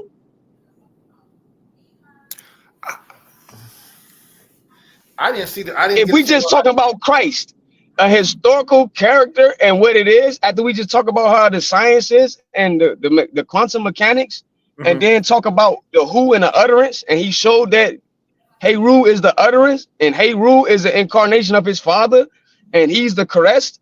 How is that not that? Can you tell me the second part of the type of the question of the debate was? Because that was what I had. Is Christ the word, which we were just talking about the logos with the Shabbat stone. So, see, I don't even know why Jabari would take that argument. I don't either. Why would he? So he like Inky said, he being Scammy Davis Jr. The word Jesus. But even if you use Jesus, bro, he used an early church father that called Jesus a scarabus. Because if that was the case, I would say Inky did win because he could have. But that's the case, though. Bringing up Patah as the logos would have won that. He brought him up. In fact, Inky showed the actual Shabbat stone text. Right. Yeah. Jabari just showed a picture of the Shabbat stone and then used a European opinion. He didn't have to show Jesus as the logos. He could have shown anybody as the logos and won the debate. Yeah, but the crazy part is he showed Jesus as the logos because he showed that Jesus come from the Asar and Heru story. So either way, he won. Yeah, based on the title, the actual title, he definitely won. Now, if there was boom, there you go. Yeah, I fuck with Inky information. I've been watching Inky. No, but in the chat you had voted for Jabari, but now you got a different understanding. Yeah, now I got more context. Now you have more context. That debate is important. Hey, bro, I swear I hope I get my computer situation together before he had that debate with Tahuti. Because Smash and Jabari, they might as well not even have this debate.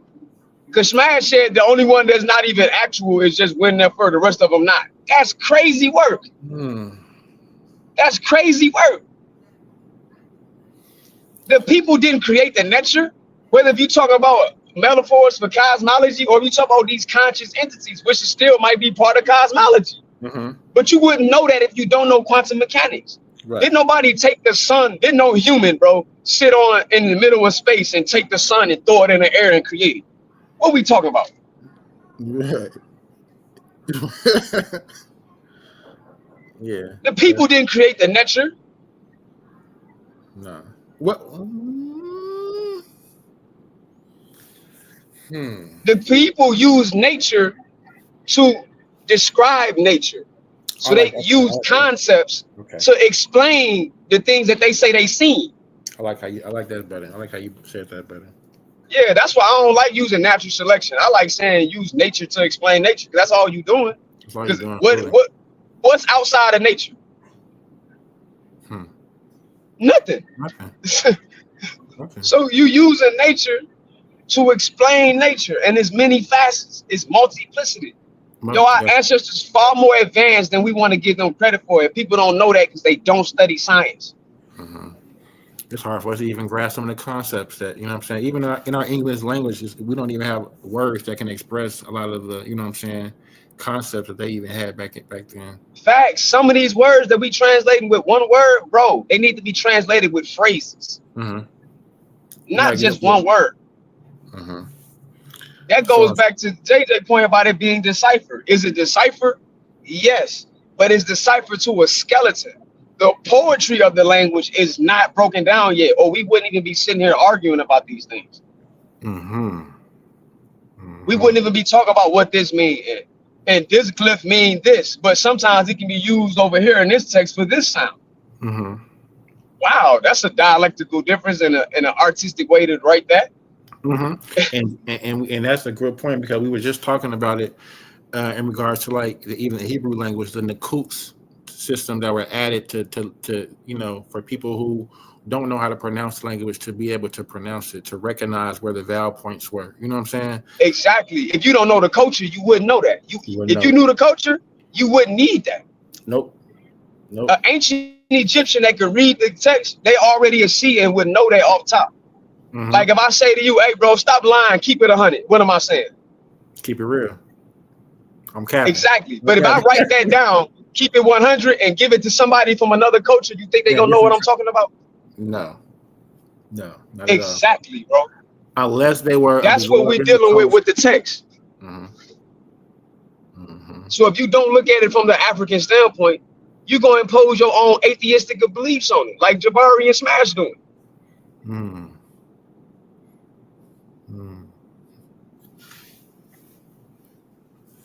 We'll see. That's what you're doing. I don't. If you ain't translating this stuff with African words, that's exactly what you're doing. So you're distorting history at that point. That's what they're doing. That's what I'm blatantly saying. That's what they're doing. Even though some things they can get right, especially Smash, some things he gonna get right because he can read the text. Definitely. But when it get down to the nitty gritty and talk about what's actual and what's not, he gonna impose his modern beliefs onto that. Of course, we all do. And you can't do that. In a revisionist, you're gonna tell Hatshepsut that Amun Re wasn't actual. If you went back in a time machine and told Hatshepsut that, she'll laugh at you. Because that they definitely believe that. So you have to contextualize. So the real question is not did they believe it? Is the question is do we believe that they believe it or not? And that's the thing. We're confusing what we believe compared to what they believe.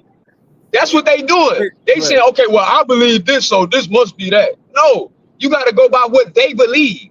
Can we prove that he's actual? From a cosmological point, I would argue, yeah. I can't scientifically. But if you talk about a conscious being, that would be hard to prove, right? Right. But what you can prove is that they believe that it was actual with the text. You can prove that the person who wrote this believed this. Whether if Netta and Smash and Jabari agree with it is two different things. That's a different argument, right? That's not the argument we having. That's a different argument. That's not the argument we having. We talk about what they believe. And what they believe is what you're supposed to believe. Ain't you African? Because what you believe is actually European.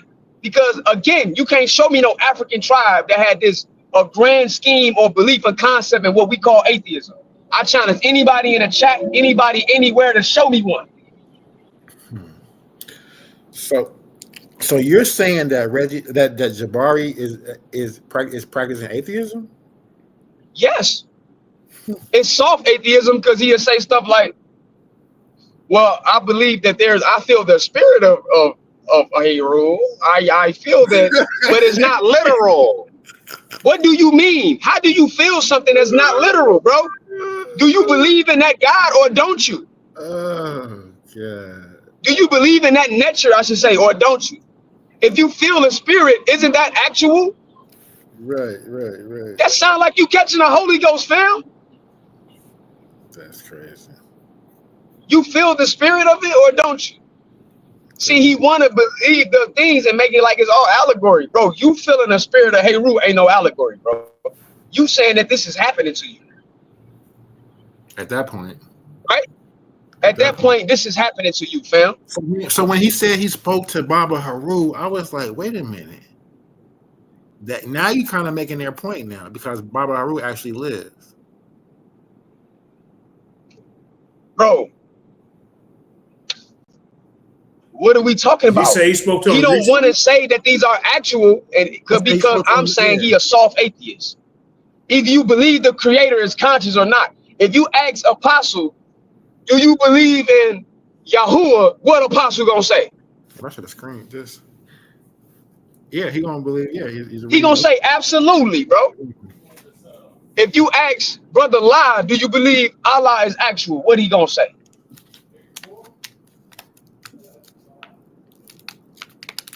He gonna say absolutely. Right. If you ask Infudiji, elder, did the ancient Egyptians believe in a one creator? He gonna say yes. To be a creator, you got to be conscious. Stop playing. So you are these energies consciously actually conscious or not, Jabari? Because right now he playing the fence. That's why I call it soft atheism. Because he ain't being a stern atheist and coming out and just straight up saying, no, there is no God. But he's saying that they don't think these things are actual. But that's saying the same thing. How can you run a shrine and be an atheist? Bro, how can you run a shrine and give libation? Bro, he's on camera telling me, that when I asked him about why was Taharka praying to Amun-Re? He said, just because they're praying to them doesn't mean that they're actual. So what is he praying to? Right. And what is he expecting in return? What's the purpose of praying if you're not expecting? Hey, bro, if you lose your family, you lose your wife and your son in a war, and you go pray to a God about that, or talk to or confide in a God about that, you're gonna try to make it seem like they don't think that's an actual thing. You a bald-faced lie. Who's going to lie? Who's going to do that for no reason, bro? Just to be practicing some spiritual thing that I'm doing, but is it spiritual? But bro, is that spirit? Is it physical, my nigga? They believe so. Like, what are you saying? You are contradicting yourself. What are you really saying right now? You mean to tell me the elder Taharka, who fought a real warrior, a real magi, you feel me, a real Nisut, a real actual person who won some war? What did he say? You win some, you lose some. He won some, he lost some. But he took it on the chin like a man and went and confided in his God. You gonna tell me just because he praying to it don't mean it's actual? You out your cotton picking mind. Yeah, that's it. I'm interested in hearing what Jabari got to say. You know, we don't get a chance to hear from him. No, because you know why you don't get a chance to see me cook like this? Because Sai be cutting me off, protecting him. Right. You protected him, Sai. Sai good for that. I ain't gonna lie. Because the Hebrews making more sense than Jabari. Yes, sir. Hold on. Yeah, you can't say nothing about Jabari. He gonna question me on my own time. How you calling Jabari a queen? That's my business. I'm doing it over here. You know, Jabari, he wants to present this facade that Jabari is just Floyd Mayweather. And you got not how you Floyd Mayweather, you one-dimensional. Hey, bro, Floyd Mayweather can fight backing up. Floyd can fight going forward, sideways, against the ropes, in the middle, in the pocket. Jabari only be trying to debate things as of history that he know. Right. That's why he didn't want to debate Inky and know anything about science. He said he know he's gonna win it. I mean, he's smart to stand his Floyd Mayweather, bro. You Deontay Wilder. I mean, it's good to stay in your lane. You feel me? He ain't gonna, And ain't nothing wrong with that. There's nothing wrong with that. We need that. Facts. I'm not knocking somebody. They're gonna stay in their lane. That's cool, but don't try to come off like you Floyd. So you want to debate Jabari? Maybe they can set it up for you. I will cook Jabari. You know? If it was me in place of Tahuti in this debate, I will cook him. In all honesty, I want to hear you and Smash have a conversation. Hey, we was having a conversation and he ducked my conversation to talk about something else. I don't want to say it yet because I'm gonna just bring it out when I come and talk. But he ducked what I said and tried to make it seem like I got it from him. Fam, I never got win my eye from you. I'm in the chat. I'm in the chat talking to Asar M. Kyle, letting them know, like, yo, that's what my name mean. Woo, woo, woo. My name was a double metaphor, double entendre. And Asar M. Kyle talking like, hard one, and then over here rapping. Little do they know I used to rap. So like that's really what so him talk about win my eye. I said, bro, I got it from a text that you didn't even mention in your video. And I told him on side another video. So you know what I did? I went in my archives from my old computer that I can't even get on the internet no more because the software outdated. It's from 2010. I went on my old computer and showed in my old notes me breaking down the word win. And then I went and got a screenshot from a conversation that I'm having with a linguist about the word ma in African languages. And I'm telling the linguist that the word ma is the root of my, and it got the date on it and everything. And this is way before she get made that little live video he made. So next time Smash asked me to show him something before that I had before claiming I got from him, I'm telling you, let's bet a stack on it for even wasting my time.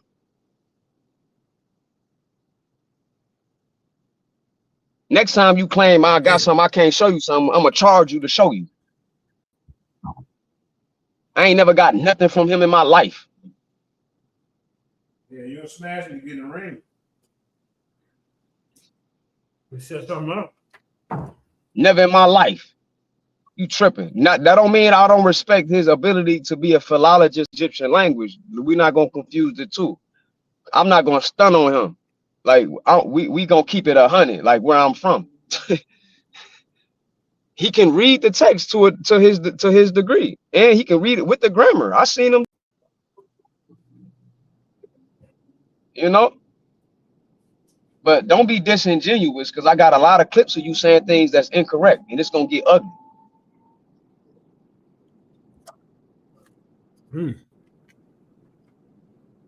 Damn. Run me off YouTube. Damn. You know where I'm from? Ain't nobody ever ran me off a block. I ain't never had a one-on-one fight or fight with a group of people and nobody ran me there. You tripping. I'm gonna run off YouTube? You're bugging. I don't even be on YouTube like that. So now I'm running to YouTube because you talk about you running me off YouTube. Who you talking to? You know I don't be on YouTube, JJ, because I can't even go live. I don't got enough followers. I don't be on here like that. I got probably 4 videos on my YouTube channel, bro. I don't be on here. I just popped up out of nowhere. Y'all didn't know months ago. That's true. True for true. Well, y'all didn't know me until Inky and Unc was having that conversation, because Unc know me. Me and Unc been debating over 10 years. He know me. That's why he lost his mind when he seen me pop up on that Sinetta show at that post-debate combo. But look, horrible. I gotta do the same thing. Even just like now, we gotta start streaming our, just saying, hey, go subscribe, because if we get 50 subscribers, then we can go live. You know what I'm saying? Yeah. Matter of fact, hey, y'all go follow me so I can go live. That way I can really get up. I can cook. Give me. It's hard 1999. Okay, hard one 999. This is my first time I've ever even said that. You got to. You gotta. That's the first time I've even promoted myself. Like I don't care about this YouTube stuff, bro. But since he said he running me off YouTube, now I care. Go ahead and build your channel up for real. Because all this stuff right this could go on your channel.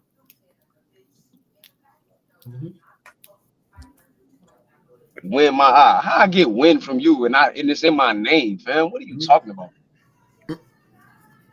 Like, bro, you know how many places in the text you can see win my eye, bro? You can see it all over the place.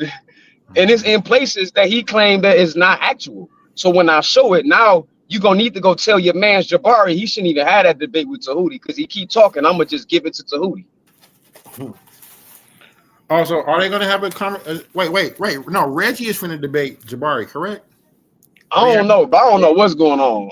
I just heard that Tahuti. I don't even know that dude Tahuti. I heard that he was supposed to have a debate with Jabari, the actuality of the text. I only brought up in that video when Smash came on Inky video on Sinetta channel. Mm-hmm. I only brought up the Turin Papyrus list because I was showing how Jabari was being disingenuous talking to Tahuti because I watched the live feed and he was trying to make it seem like column 1 in the Turin Kings list not talking about the Ennead when it clearly is. He asking the brother Tahuti, how do you know that's that Osiris? What you mean how we know, bro? Like, it's a consensus that they agree that that's the so-called mythological kings. What are you talking about? The main point I was saying to Smash is what I said after that about a certain text, which proves I knew the word when my eye was in this because he didn't even show that in that video to my understanding. I wasn't there for the whole video. But when I was on Smash video, he was in the in Patan Stella, and I was reading the text right now, like I'm doing right now while I'm driving. Right. And in the text, in the video, he said, "Oh, well, you a G with the glyphs." Now you in your feelings. Now all of a sudden I can't read them, bro. You got me confused with somebody. You must not know where I'm from. You got me bent.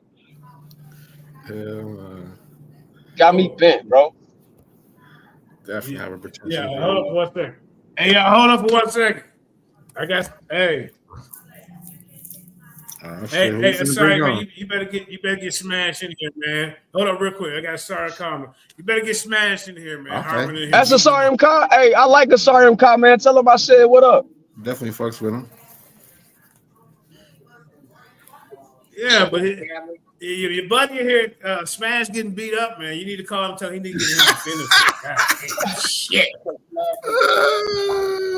Hey, this is bad.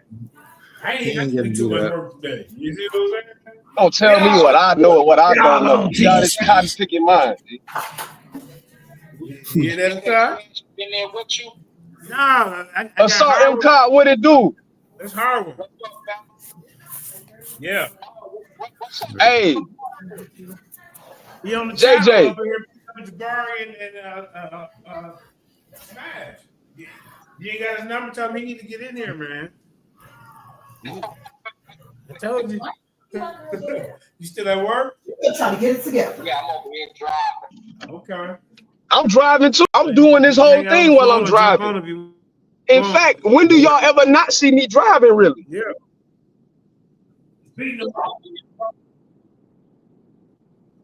Hey, JJ, 9 out of 10. King J, 9 out of 10. When you see me on the screen, don't I be in the car? He ain't a truck driver. You dropping somebody hallway? No. He just. No, I'm in my car. Rules is different. Yeah. Yeah, the rules different. You can't touch your phone technically. So like I hit the button and hit the speakerphone and holler at y'all, but I can't. You know what I'm saying? Yeah. But yeah, man. King J, you still there? Yeah, I'm still here. Hey, question. 9 out of 10 times when you see me on the live, don't I be in my car? Most of every time actually. Different. Car, you can do what you want to do. Semi, we can't do what we want to do. We can't. You can't really. Oh no, he right. No, yeah, he right. I got a homie that got drive trucks. You can't do all that. I can barely look down. If I look down too many times, the inside camera be like, distracted driver. Oh, damn. Yeah, he right. I got a homie that got a truck company. Yeah, let me let the brother get back to driving, man. I don't want him to mess nothing up, man. That's hey, tell him I said what up, man. Yeah, you call Smash, tell him to get in here. I mean, you mean get in here right now. I'm explaining to do. All right, Asar. Peace. Yeah, man. That dang on Smash, you in some trouble, man. Let's peek in on this little 5-minute video, and then we can build off that for a little bit. This is the Book of the Dead, and what they don't teach you about it. You know, I mean, I guess they got the interpretation from Europeans. This is the only interpretation they got, so we got to go off this so they can change it up. So wait, hey, JJ. You know, see. bells must be spoken to. Yeah. You see the screen? Can you hear me? Go ahead, family. Smash was in the chat in last Inky video on Satnetta Show, like Inky was teaching pseudoscience. But what nothing he's saying really about the standing wave is pseudoscience. Yeah. Like, why it gotta be pseudoscience because you disagree with it? Who are you, bro?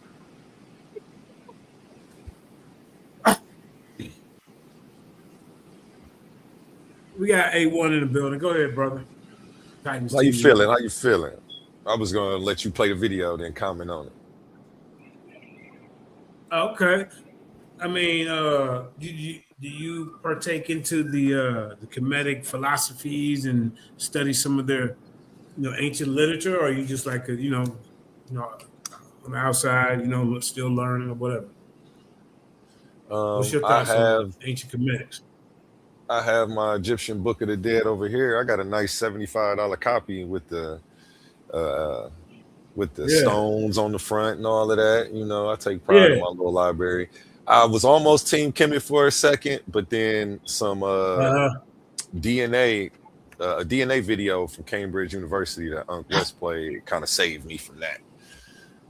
Say what? Yeah, it was called The Multicultural Origins of Ancient Oh Kemet. my God. Oh my God. That's so crazy. Hey, bro, listen. We're not finna do that. Hey, JJ, he cannot leave before we talk about that. No. Hey. No. When they say multicultural, what do they mean? Because Africans are the most genetically diverse people on the planet. Exactly. Yeah. That's. Can you elaborate on that statement? Because I think what you're saying is kind of what they saying in the video. But what they probably saying is that it's people that's not African. Or they're saying that they're saying that they're North African. They don't look like us. No, what dude is saying is in the video, he's saying that of course the people of Egypt were African. You know what I'm saying? The people in the lecture, in the class that he was teaching, were trying to hone them down on were they white or black, what color were their skin. And then he had to correct them like, one, we don't even use the word black in we don't use that in molecular biology. Good point. Like, so your concepts are out of order. Like, you're going off some modern day concepts trying to identify an ancient people, and it doesn't line up like that. Then he was, he went into how white skin, blonde hair, and blue eyes is an African trait that originates in Africa. Like, stuff that we already know, but like it needs to be said and heard a certain way, kind of. Then he went back into how some stuff that I still have to see more evidence on. I don't know about the skin color changing based on if you're in a colder climate. They say that's how it happens. I just still haven't done my research on that. But he says it happens faster than we think, and every 50,000 years that it can change based on where you're living. Yeah. And he says that there are people who look European who have more African DNA in their body than dark-skinned people. So to be running around trying to judge people based off of skin color to tell if they have African origins is just, it's not the proper way to do it. You'll find yourselves in error more times than not. That's definitely a fact. And he kept it simple. It was factual. It wasn't like it was out there. I think the doctor's name was Omar Yahya, something like that. And excuse me if I'm messing his name up because he's a legend. I've seen a couple of his videos since. But it wasn't too far out there. He just kind of saved me from thinking. I realized watching that video that we ain't all no damn Egyptians, and everybody don't go back to Egypt the same way. The Hebrews want us all to be Hebrew. It's like an identity crisis in the community. So that's where we disagree. Go ahead, I'm listening. I knew that's where it was going. I just wanted to wait till the guy. I added that. That wasn't in the video. That was my little analogy at the end with the Hebrew thing. He didn't touch on Hebrews at all. I agree that it's the way we look at black is something that's allegedly modern. How we looking at it? Okay, cool. But when we say, what we mean by that. So would we not say that the so-called sub-Saharan people who are labeled sub-Saharan African, West and Central Africans, are you saying that they were not in Egypt? Say that question one more time for me. The people that they claim are sub-Saharan African, which are so-called West Africans, Central Africans, Southern, etc., etc.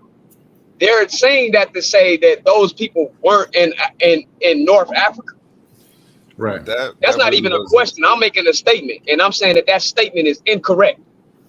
Yeah, I don't know. He didn't make that statement in the research. No, but I'm he saying went on to say because that there are people. no, there I'm from addressing all what over. you said. Okay.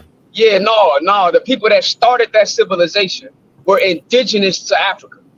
I believe that. I don't doubt that. I don't, he Okay, and wasn't those indigenous Africans, it wasn't just one group of Africans. There were different tribes. And you can see them tribes throughout Africa, and some of them was you. But Harwood, I think what I got from what the brother was saying. So like, let's take for an example like the epiphytic eyelid, right? That we see associated with a lot of times Chinese people, Asians, and we associate that with them. But it's a We see that with the Khoisan people. That's what I'm saying. It's an African phenotype, right? But we associate it with Asians because that's what we see more often with it, right? So I mean, does it mean that they all come back to us? Yeah. So when you say that we wasn't in Egypt, you're saying that that's not us. Oh, so no. Oh, I never said we wasn't in Egypt. Who said that? Who said No, not you. I'm just speaking in general. I'm not saying you're saying it. No, you good. I gotta clarify. No, my apologies. I gotta clarify. I'm saying that is the theme. Even you even got dudes like Garfield and even Unc. Other dudes, Chief X talking about we West Africa, we wasn't in Egypt, all that. That's cap. I agree with you there. If they saying stuff like that, that is cap. Because even in the video, he doesn't use the term black, but we know what we mean when we say black. But I do understand the problem with it because it's connotative, denotative, and two, it puts you. It's a brand system that that's just what it is. It was created at a certain time, so it should only apply if we're going off etymology and trying to be accurate. It would only apply to these people during this specific time. It wouldn't even apply to those other people. And that's just if we're trying to be accurate. If we want to play semantics and what I mean, but that's not how scientists talk. Right. But what he did say but they also use that as a cop-out to not address what they clearly know what we're talking about. That's why I started using words like sub-Saharan African, Western Central African. That's the term that they want to use. And if you ask me, those terms are racist. They are. I can see, but so is. I've heard it argued that so is black, and they're not wrong when they say that either.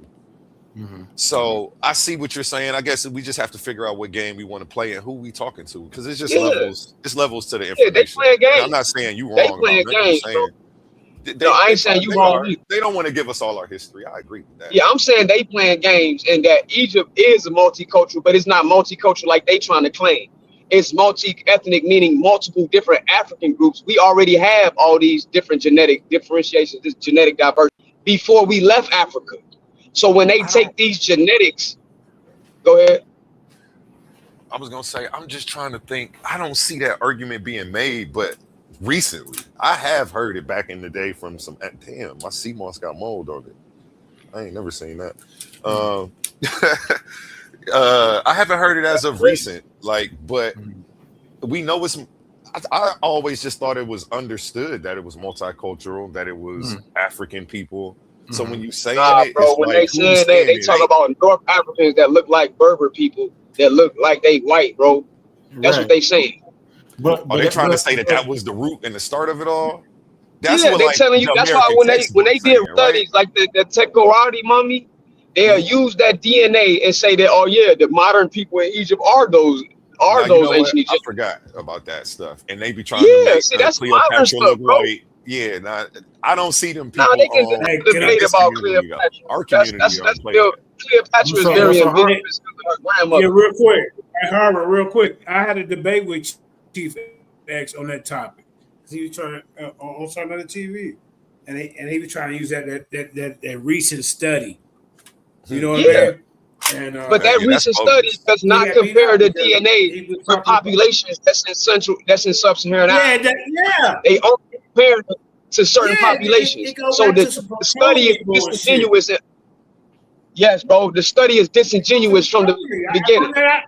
Yeah, I Right, agree I with brought that out I in the agree. debate. Y'all didn't see that debate? So that's what they saying, bro. So I ain't see that. So Harwin, what would Oh, you yeah, say send to it to you. Harwin? What would you say to the Pick it up cheap, indigenous Libyan populations that are indigenous to? I would say that you are admixture. Of course, you're gonna have some of the markers. Why wouldn't you? If you rape the people, no duh. But talk about the other percentages of DNA that's inside them. Why don't they Inside compare white it to the people inside the people that's in modern day Egypt? They only talk about the genome that they can find in African in those mummies, but they don't talk about the other aspects of their DNA. How about they compare it with the DNA from the people in southern Egypt that look like Beja and Somali and Dinka people? Why they don't compare DNA? Why don't you use them? I think when we look at the Badarian skulls, I think they find a mixture. It was like a even split down there. It was Nah, like, bro, the Badarian skulls have the Badarian skulls have 33%. subnasal prognatism. They got 30. subnasal prognatism. Yeah, so okay, so it's two different arguments. So yeah, that's the skull, that's not the genetics. Yeah, so that means that they came from the south. That means exactly. Right. When you look at the Sphinx got subnasal prognatism, the face on it. But Harwin, it wasn't all. So it was 33% of Negroid. Nah, that mean they came from the north. They came from the north because remember. No, subnasal prognatism means from the south. No, subnasal prognatism talking about how the jawline is. South, the south is. No, it's not talking about a direction. It's talking about the shape of the skull. Jawline coming from the south. Actually talking about the southern part of Africa. No, King J, Google subnasal prognatism real quick, and it's gonna show you. It's an anthropological breakdown of the shape of the skull and how the jaw protrudes. I thought it was actually nasal width due to the environment. That's a part of it too. The nasal, it's talking about the skull. You know who do a good breakdown of this? The brother King's monologue that's from the United Kingdom. Mm-hmm. He do a breakdown of it. A1 is easy influence. The fuck is he like, bro, we don't see that you don't see subnasal prognatism in high frequency in other populations. You don't, but then now you're subscribing to scientific racism because we can't say that those are black people because they have that genetic marker. I'm saying couple that with the genetics and that with the culture and couple that with the language, which is a part of the culture, and then couple that with the rest of the archaeology. You see what I'm saying? Yeah, but Harwin, they found different types. They found the Negroid, the Caucasoid, and then they found the mixture of the Negroid and the Caucasoid. All at even frequencies. All at like 33. I don't disagree. No, he's not fully. But what that is outdated. But what he's saying is there were different skull types. But bro, you find them skull types in Africa. Right. You see what I'm saying? But let's say them other skull types not from Africa. Let's hypothetically say they did come from Asia or Indo-Europe, right? African genomes. Yeah, let's hypothetically say that happened. Okay, there were back migrations from people that came in. That don't mean they the indigenous population. Well, by indigenous, they would be the first to inhabit the land. Like, so when we talk about the Green Sahara and the Neolithic period, they would have been the first to inhabit the Nile Delta because nobody. It would have been tribes you see in the Sahel, tribes you see in West Africa, Central Africa, and East Africa. They were all there. When we talk about they were there. Well, I would argue that there were periods possibly back and forth depending on the geographical, of the Sahara, because they couldn't, depending on the, so but when they became Neolithic and domestication and settled down there, they were the first people to actually settle to have a culture. Why couldn't they though, bro? Why couldn't they? Mighty Butu culture was be the name. Why couldn't they? They were Why couldn't they? Why couldn't? Remember we talked about Naphtha Playa earlier, right? Right, sure. Mm-hmm. So basically they were coming to Naphtha Playa seasonally. You know what I'm saying? And after that's the hunter-gatherer period. So when we're coming from the hunter-gatherer, we're transitioning into like the aqualyptic period, right? So we'll see the that's their narrative. That don't necessarily mean I agree with that narrative, but that is the narrative that they agree on, sure. I don't see any contention with saying that the Negroids came from the south up, and there was an area. I don't either. I don't have a contention with that either. What I'm saying is I got a contention with them saying that the Sahara Desert, when it dried up, was this infallible barrier that we couldn't cross. I mean, I'm sure people got stuck. Sure, some bro. How is it possible that the Arabs? So how the Arabs figure out how the Arabs figure out how to navigate the Sahara Desert, and they not even from there, but we couldn't.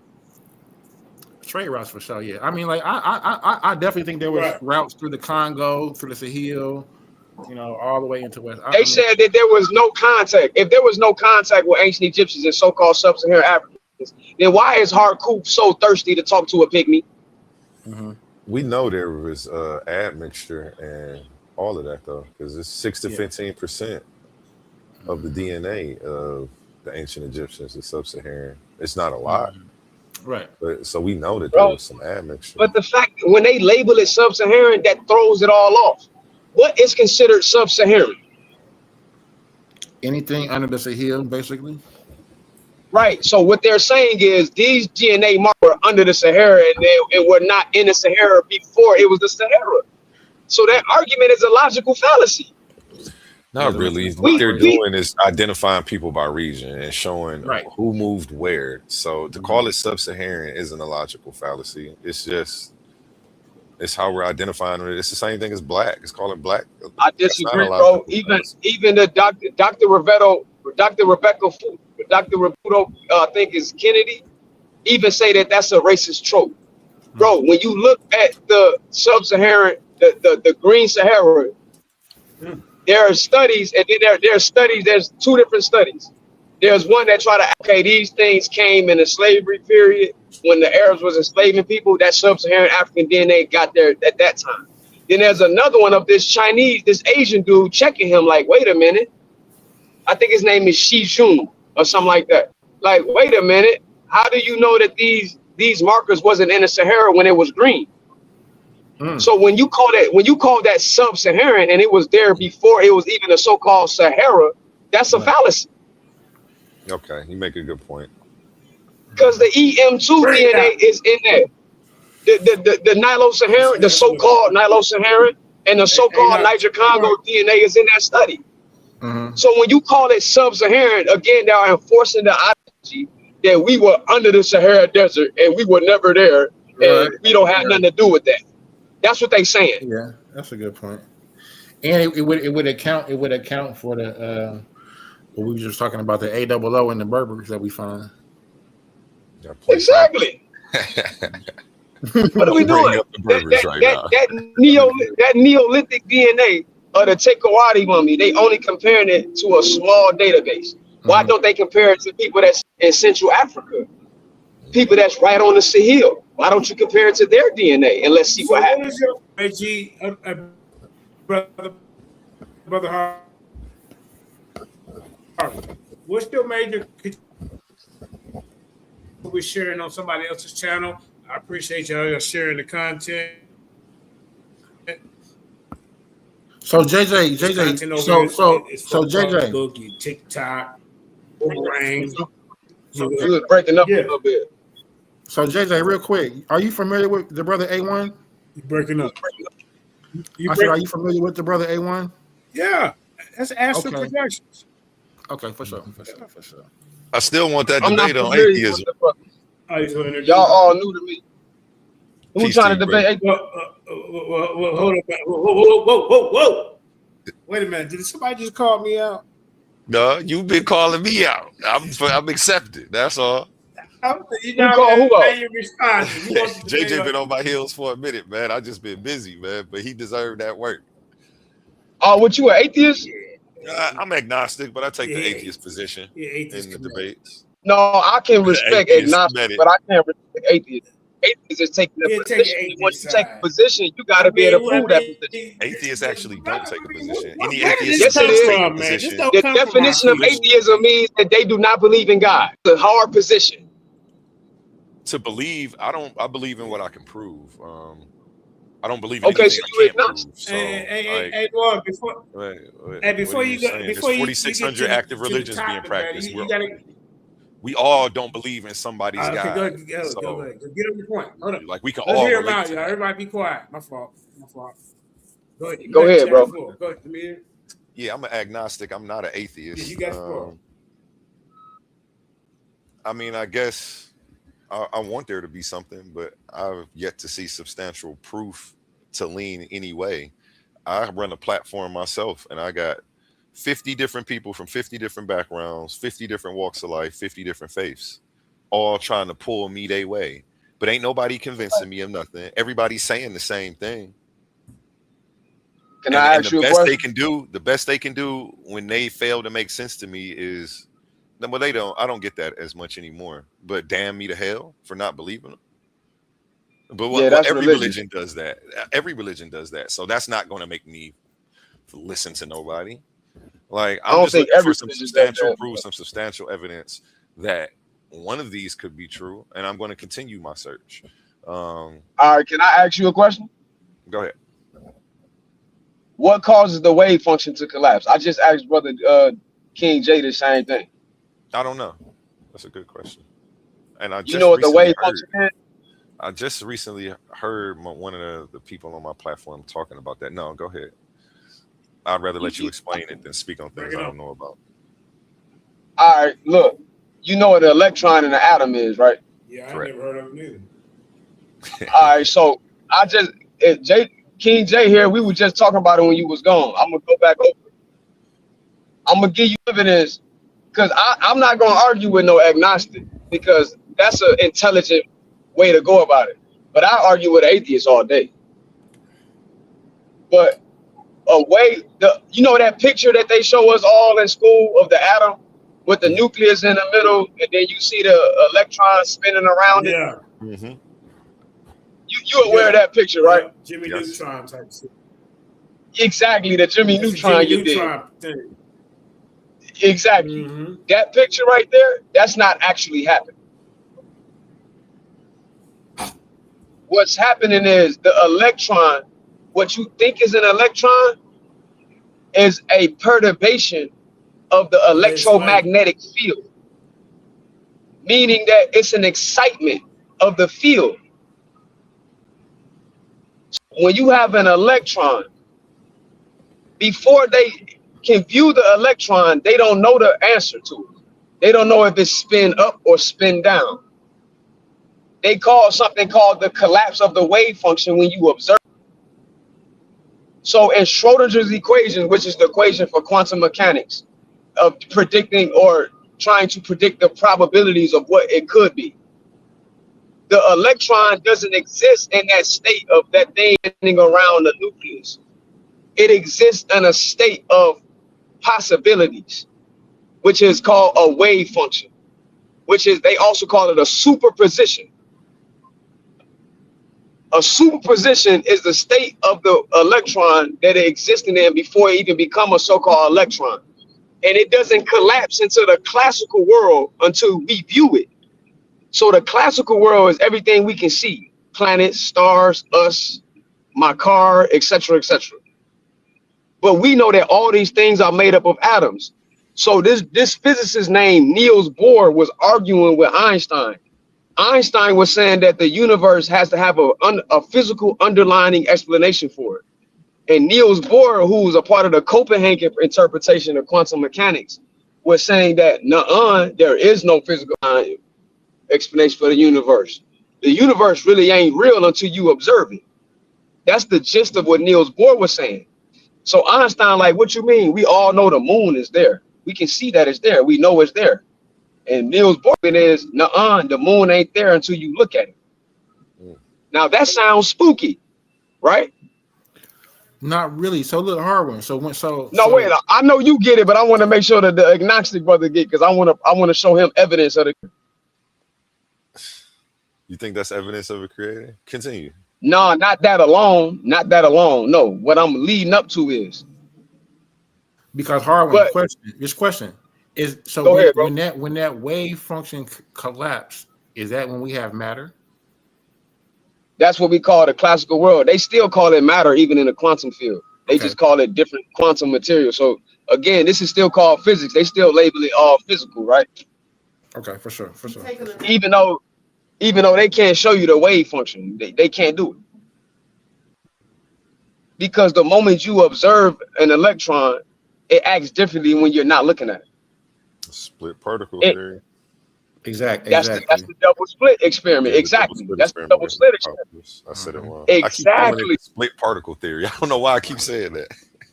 That's cool. Same thing. You know, I get what you're saying. Tomato. I get what you're saying, because they still call it a particle, because they saying that the photon is the carrier of the electromagnetic wave, the electromagnetic field.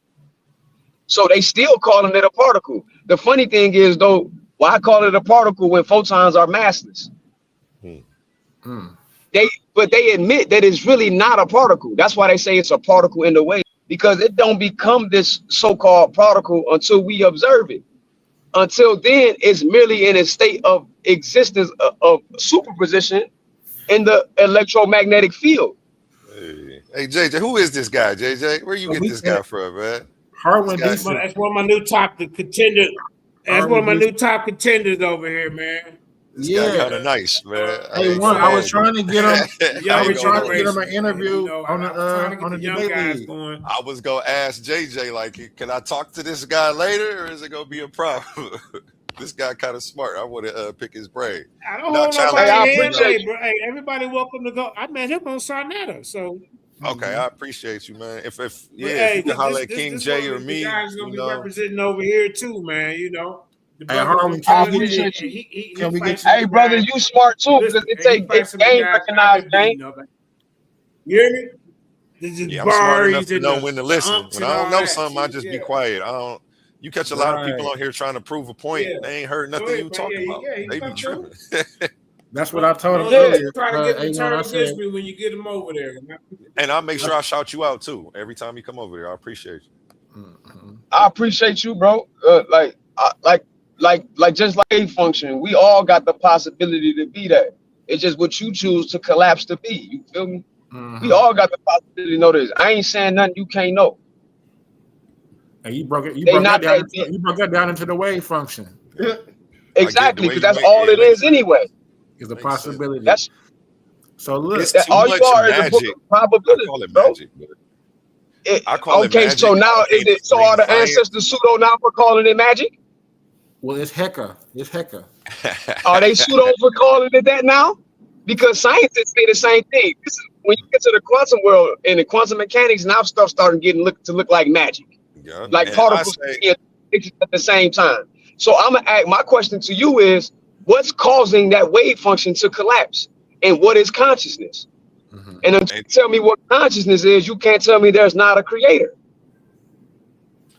If you want to go into things like that, like I can accept things like, but we still can't prove it. If you were to say consciousness is the creator, I've heard light is God. There's so many different.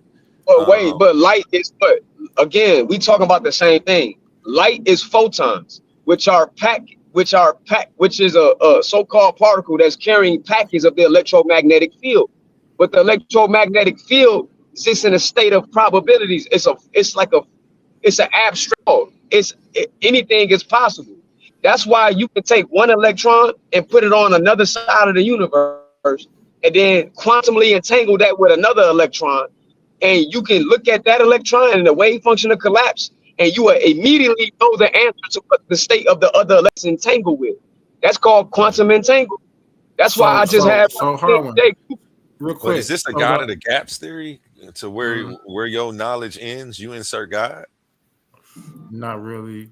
Nah, I'm not. I'm saying is I'm not doing that. What I'm saying is until we wrestle with what's causing the wave function to collapse and what Schrodinger calls the one thing that is consciousness, and what the Shabaka stone calls that wave function was a thought, and that thought created mound, this top tuning, and then that what things come from. Until we can show what that is and explain what that is, we cannot logically say that there is no creator. That don't make sense. So Harwin, what if I said the observation of it is what causes the collapse of the? Yeah, but your observation is your consciousness. Mm-hmm. So that's the argument in physics for over 100 years. So does your consciousness cause the wave function to collapse? So no, I'm saying that is the question. Mm-hmm. That's the question that's being posed. If you look, there's different interpretations of quantum mechanics because they don't know the answer. They don't know. So another interpretation is the Copenhagen interpretation. That's Niels Bohr and his camp. Then you got another interpretation, which is the many worlds interpretation, which is saying that you are one version, but there are an infinite amount of versions of you that collapse to all the other possibilities. That's the multiverse. So the many worlds is no collapse. It never the collapse. It is a collapse, but you're experiencing your world, and all the other ones are experiencing their world of possibility. So it's relative. Yeah. But they can't prove that. That's just an interpretation. They haven't proved that yet. The Copenhagen interpretation, they don't know what's causing a wave function to collapse. And that's what I was real quick. We just got to label real quick, so I'm gonna try to get you set up. You said you wanted to debate Smash, right? So we're gonna get that set up. You know, because you know, these guys want to debate me. Maybe somebody can get a connection to debate Jabari outside of House of Consciousness.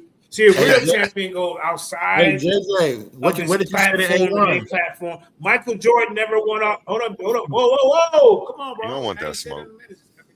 Michael Jordan didn't win all the championships in Chicago. He has to go on the road. So I'm that type of a debater where I go on your platform and debate you. So I don't respect the guy who always got to say, oh, it's got to be over here and over here. That means he's not leaving home. So we put the word out right now. It's a young lion over here. Hey, see, he said he ain't getting the fair talking time over on other platforms when it comes to attacking or questioning Jabari. So we would like to somebody, I just want him to get his shine. I don't care where you debate him at, long as it's not on his home turf. Because that's the only way they're gonna try to trick you over there. Then guess what? Somebody else gonna be getting in the way. We don't want to do that, man. We want fair battles. And guess what? I see something in the bitch style a little bit with that new promotion that he got Lion and Selah Shalom with the little gladiators. I missed it. I haven't been checking out the channel. You gotta get props where props is due. I'm glad I can inspire people, though. You know what I'm saying? Man. He got it now, man. Shout out to them. That's what I'm talking about. See, that's humble. You know? They paved the way for me, so I'm just happy that I can lend some inspiration back to them, brothers. Yeah, we all inspire each other, I don't want to get in the beef between you and Sal, bro. No, but Harwin, you say you're gonna you jumping on Inky to do the presentation, and then you say you're gonna try to do something on Sai. So then we want to try to get you on Titans for show to do a presentation or interview or something when you got some time. Man, I'll do my best, bro.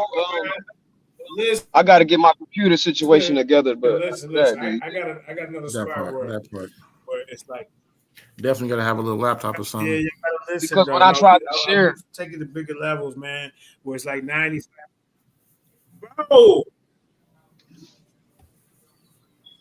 listen, we're gonna get to the debate on the platform where it's 95,000 people watching or gonna see it. 40,000, 50. I got a connection like that. All right. And I know you get tired of the 6,000 views. No, man. Hey, it's a whole different audience.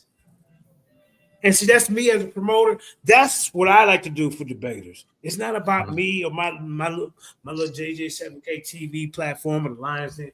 It's about the exposure to debate. It's cool to go on other platforms, but if you got the opportunity to go and debate and your voice get heard with a bigger audience, why not? Mm-hmm. You see what I'm saying? Well, y'all go ahead. I'm trying to tell you the plan.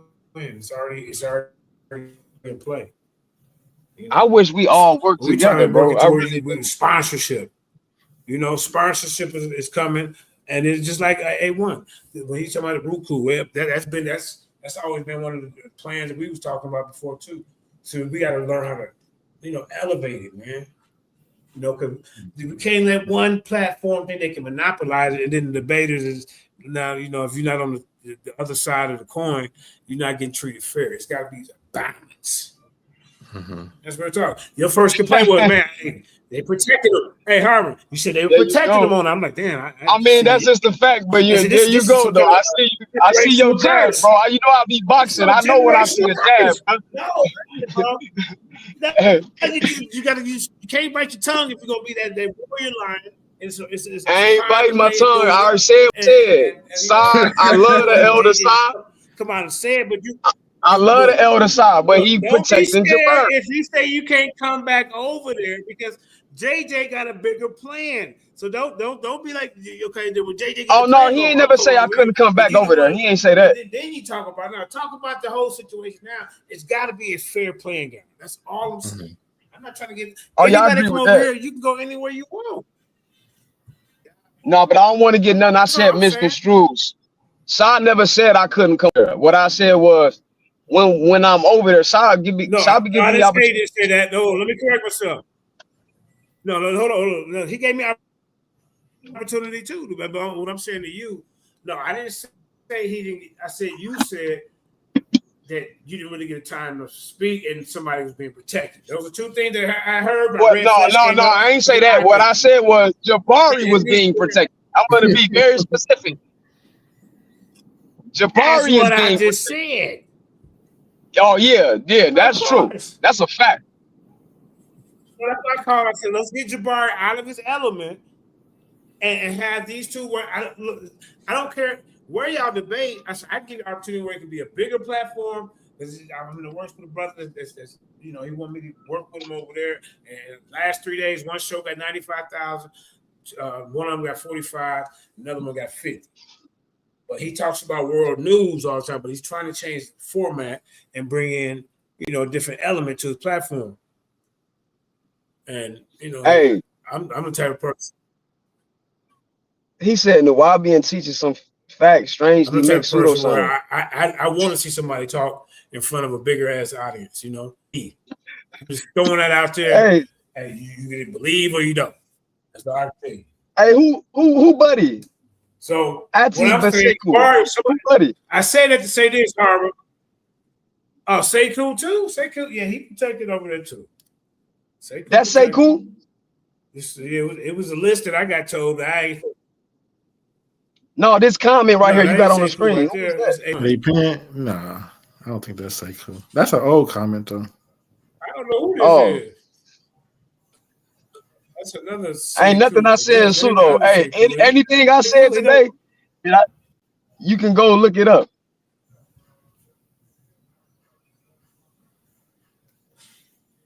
Mm-hmm. Are you in the what? See, King J, that's what I was talking about. People are say that. Are you in the lobby?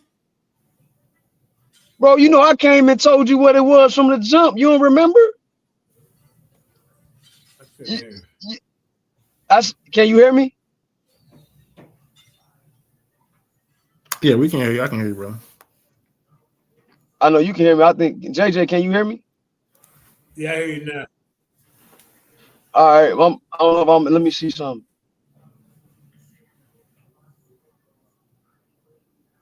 My bad, y'all I'm in different areas and stuff. King J said he can hear me. Okay, that was my phone. Yeah, we can hear you. But King J said he can hear me. Yeah. Hey, go over to Titans TV, go over to Garfield platform, go everywhere, man. You already been around, but some places you ain't gonna get no fair treatment. Titans did. Debate League. So I know. At Titans Debate man. League. Ain't nothing wrong That's with where I'm it. at. Y'all know how it should be, bro. It should be more about the information, not debating. Yeah, we These do debates, interviews and presentations. I do more of those than debates, but I came up off the debates, and that's actually what got me even interested in this. So I understand that a lot of people don't like them, but I love them. So that's why I think the do it. debates are a way that you can also get the good information out as well, and separate the pseudoscience from the actual real science. You know what I'm saying? The facts as well. yeah, I ain't against the debates. What I'm saying is the debate should have an end goal. Right. Like, for after sure. we had these debates, are we gonna come and have a conference and sit down on what we clearly proved was correct, and we gonna go with what was correct? A consensus. You see what I'm saying? Exactly. A consensus amongst us, not their community, not their scientific community, or not their academia, whatever. But can we come to a consensus among us? That's really my goal, bro. Like, if we gonna have debates, we gonna do it. I don't mind doing a debate, but we can do an actual scholarly thing. Like, you write an article or a book, and I write an article or a book, and then we address each other article and book, and then we have real scholars come and judge these debates, not your fans in the chat like Jabari on Sasha. Yeah, that's how. I definitely agree with you on that. I definitely do. That's how it should go. I should be able to write something. It should, you write something in response, and I don't mean just a little bitty thing. I'm talking about a real article or a real book. I like to get people That's to do how it's done. refutations instead of the debates. I'm trying to set more up more presentations and then refutations to the presentation versus two people arguing. I know I like what you're saying about the consensus, but I've a long time ago given up on trying to convince people of anything. Like, I've learned to let people be wrong, and that's actually given me a lot of peace in my life. To just let a brother be, if you adamant about what you believe, who am I to take that from you? Even if I know, just because I know what's right, you not go, if you so adamant that you don't want to hear nothing I gotta say, who am I to be trying to force this information on you? The best we can do is present it. Hope we planting seeds that somehow grow. How long did it take JJ 7000 to go to Mandika Mali? It wasn't one debate, I'm sure. You feel me? It took him a long time, and a lot of seed planting. 10 years. 10 years, he was a strong Hebrew Israelite. He Yeah, was one of the top Hebrews for the longest. Now he this Africa, so I'm not expecting to win everybody over with one debate. It's really more about the fans and the people watching, because I'm thinking about the people who were like me when I first started watching this stuff. When I first started watching JJ and the Chris Harrises and the Pastor Bennett's and the Jabaris, I was fact checking both sides because I didn't know nothing about nothing. It was all new to me. So I couldn't take Jabari or JJ at their word. I had to look up both sides of the information, both sides of the debate, and then come to my own consensus. Hey, man. You know what I'm saying? Take this as my word. I'm right. Oh, I agree with that. You ain't gonna convince everybody, but what I'm saying is, can we get a hold of our community? We do. I'm just trying to clean it up. I don't know what else to do, though. I feel like the best I can do is anything else is saying that we're inferior. If you say we can't, not you, I'm just speaking in general. If we say that we can't do that, then we're saying we're inferior. That's facts. I think we can do it. I just don't know how long it's gonna take. So I think I ain't against the debates. Don't miss. It is for the people. The people learning, for sure. People been inspired by it. Y'all, like y'all said, y'all probably was inspired some things you saw on Side Meta or whatever show or whatever else from whoever. People get inspired by these things. That's a beautiful thing. It should be like. What I'm saying is, we've been arguing these same things. I've been watching Side on and off for 10, 15 years, and I don't see where we going. We ain't come to no consent.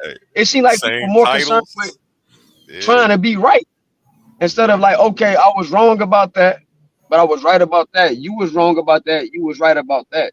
So can we come to the table like so-called civilized people and come and have a conference like the UNESCO conference symposium?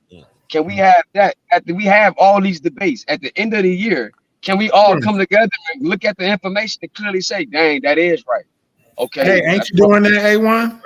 Yeah, I mean, even when I came on here, I told him he was right 3-4 times. You know what I'm saying? No, like, aren't you having something like an end of the year award? Oh, I'm having a 2025 New Year's Eve, 8 p.m. We're having a 2025 Titans Debate League Awards show. This is for the whole community too. I'm not just giving stuff to people who are on my platform. Mhm. I'm gonna be giving awards to out just the things I've seen. You know what I'm saying? For sure. Just a lot of people doing a lot of positive stuff in the community. I want to make sure I highlight that, whether they've ever been over to my page or not. Stuff like that, just to try to help uplift the spirits of the people. Like my page, we got a lot. We got a trivia game show on my page. We got different open panels. We always have interviews and presentations. The debates is like, it's something I love. So that was the meat and potatoes of it. But now it's like a side dish on my channel for real. When you come, like you get more of everything else. I'm just trying to be the example because I don't know how to clean the community up, but I know how to clean my house up. So I figure if everybody starts seeing the way it look over there, then maybe they'll start trying to tighten their yards and their house up. I don't know any other way to really do it. I can't make nobody do nothing. Like that's not gonna work. So all I can do is try to make it look cool while I'm doing it and hope that people want to follow it like it's a trend. I don't. Just be the example. Yeah. No. It said need more females in the room and ring and comment. What like the brother you were saying earlier before, it's a lot of females in the chat. They don't like coming on too much. You know what I'm saying? We got females in my league. Hop over there on Titans Debate League. We got Honey Clark. We got Amir. Who else we got? What's the one shorty name? Yeah, we got 3 females over there. Who debate. Man, that sounds familiar, like something I seen on Facebook some years back. It's a Titans TV that's out that I just got hip to. Somebody was calling me his name, and I thought they were just making a mistake. Real quick, but it's actually that's probably we got a special caller. We got a special caller calling in. He viewing this from A1. Hold on, real quick. Let the brother speak real quick, y'all. Go ahead, brother. What up, brother? Let me get you. Hold on. Let me get you on the speakerphone. Hold on. Let me get you on the speaker. Peace. He said, "Go ahead, speak. Go ahead, brother." I just wanted to say, hey, brother, I appreciate everything y'all do over here, A1 and all the debates. But I'm just saying that in my mind, like all that debating is and I just wanted people to understand that who we are. We from this goddamn soil right here. It's a whole different thing. We're a different beast. We have the ethnogenesis. This goddamn soil right here. It's a whole different thing. Hey, brother, real quick, go ahead and turn off the YouTube and then just talk from the stream yard. You got 2 things going at once. Yeah, I hear that. Yeah, so then take that off, and then you be good. There we go, brother. I'm sorry about that. No, you know what I'm saying? Like for us, it's a different story. We living in our truth right now. We over all the other extra shit, and what we know for a fact with all this information out here, we in the age of information, right. And we know for a fact that we not no damn generic Africans. We was already over here, some of us. And, you know, some people say there's a couple of people or Africans who got over here and mixed in with us. But for the most part, we from here. We're from here. My daddy from Tuscaloosa, my mama from North Carolina. We don't have no Africans in our fucking genealogy. Nothing at all that's African. And I'm just saying that's all I'm trying to say. And I want everybody to realize that, hey, everybody, we're not hating on our days that, hey, we was from here. And anybody who keep playing this old weirdo shit that's like, oh, niggas could end up in Fiji, niggas could end up way out in the middle of the ocean, but ain't no niggas ended up on this side of the planet, and we was already living on this side of the block. That's all I'm saying, family. And I'm gonna land my plane. Yeah, can I question you real quick? So, yeah, I haven't formally met you. I go by JJ or Mandika Malik. And I've been noticing this new kind of movement going on. They call people. I got called a tether yesterday, all because I asked, well, what is this foundational black? Because you sound like a foundational FBA talking point. So this is FBA. So I'm so glad. Listen, lineage. The movement is delineation and reparation. Okay. See, I've been trying to get. They run from me. I be asking basic questions. I got kicked out. Some dude named Supreme Show. Some dude named Unbiased Ron. I mean, yeah. He didn't want to smoke. He didn't want to smoke. I mean, I was asking basic questions. So like, well, what is the goal of this FBA? Like, just let me get into it real quick. Like, yeah, but see, that's the problem. See, that's the problem. That's the problem. That's the problem. Every time I say what is the plan, then I get interrupted. So now I gotta throw him off the phone. You see? Now look, I threw the phone to the side. Now watch, he's still talking. Shout out Breeze Omega, Okay. man. That's Breeze Omega. So listen, I'm glad you came up here, bro. So who is the leader of this? There's no leader. Okay. The code is the leader. Okay. Yeah, so I think I talked to you yesterday. Well, it might have been you. You said something about the code. You can't speak to me. I wasn't here. I was yesterday, but I'm just saying. Okay. The code is our leader. There is no leader. There's no person to control 53 million people. We doing what the hell we feel. What we always felt and known in our soul the entire time. We've been here. We've been dealing with all these people. We were the ones who welcomed all these people into our houses and our homes, and we didn't care. We thought everybody was black. But what we found out is that it's not true. All that shit was a one love affair. And that's all I'm saying, brother, is that we no longer doing that one-sided love affair. Because we've been loving everybody and nobody's been loving us. And that's what I'm saying. We over all that shit.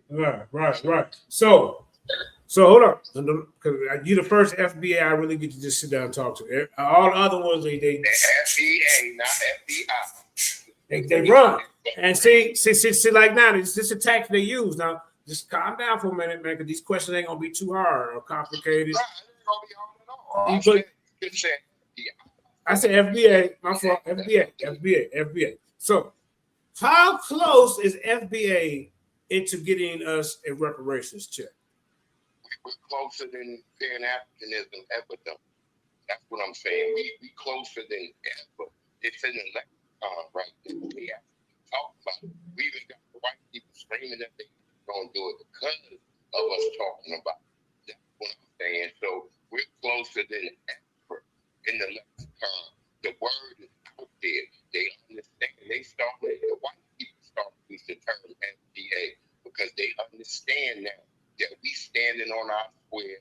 We locking everybody out. FBA was just because our good brother Dr. Claude Anderson, he used to call us Native Black Americans. Like that.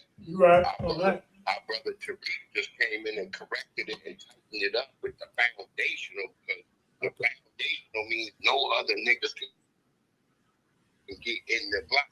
Okay. Right now, that's what we talking about. It's up. We've been feeling this way, and our brother came through and tightened it up. When we was doing all this Pan-African shit, we was letting everybody in. All these Caribbean, look at this black Congressional Coon Caucus.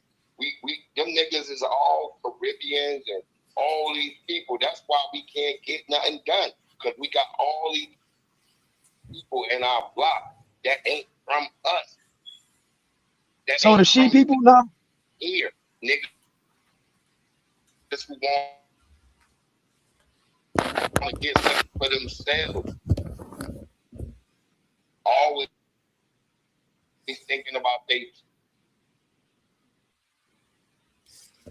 stand on something right here for niggas who been living in St. Louis, niggas who been living in California, niggas who been living in Virginia, niggas who been living in New York, niggas who been living in North Carolina. It's about us. It ain't about no niggas from no other place no more. Okay. All right. Okay, family. I get that point. So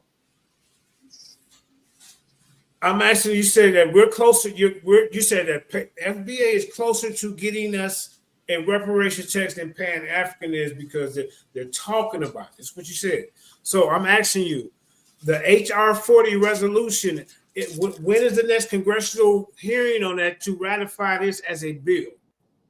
We can't have that right now because that would be saying we delineate it because those people who are all on that bill are tethers. That bill was put forward by a bunch of tethers, and we not doing the tether shit no more. We saying, hey nigga, where you from? Where your mama from? Where your dad from? This is what we got. Let's have a whole goddamn big Pan-African goddamn holiday. We not doing that. That shit been a detriment to us. That's why we haven't gotten anywhere. Now we starting to focus on the lineage. Now this shit is about to pop. Okay. That's what it is. You can't get reparations on a race-based thing. You have to get reparations based off your lineage. Okay. I'm with you, so I'm learning it. I just now started. I mean, I've been hearing about it, but the only reason I paid attention to it because I accidentally ran into one of them channels. I go over there and I get kicked off, and once I get kicked off, now some of the family ain't gonna be nice.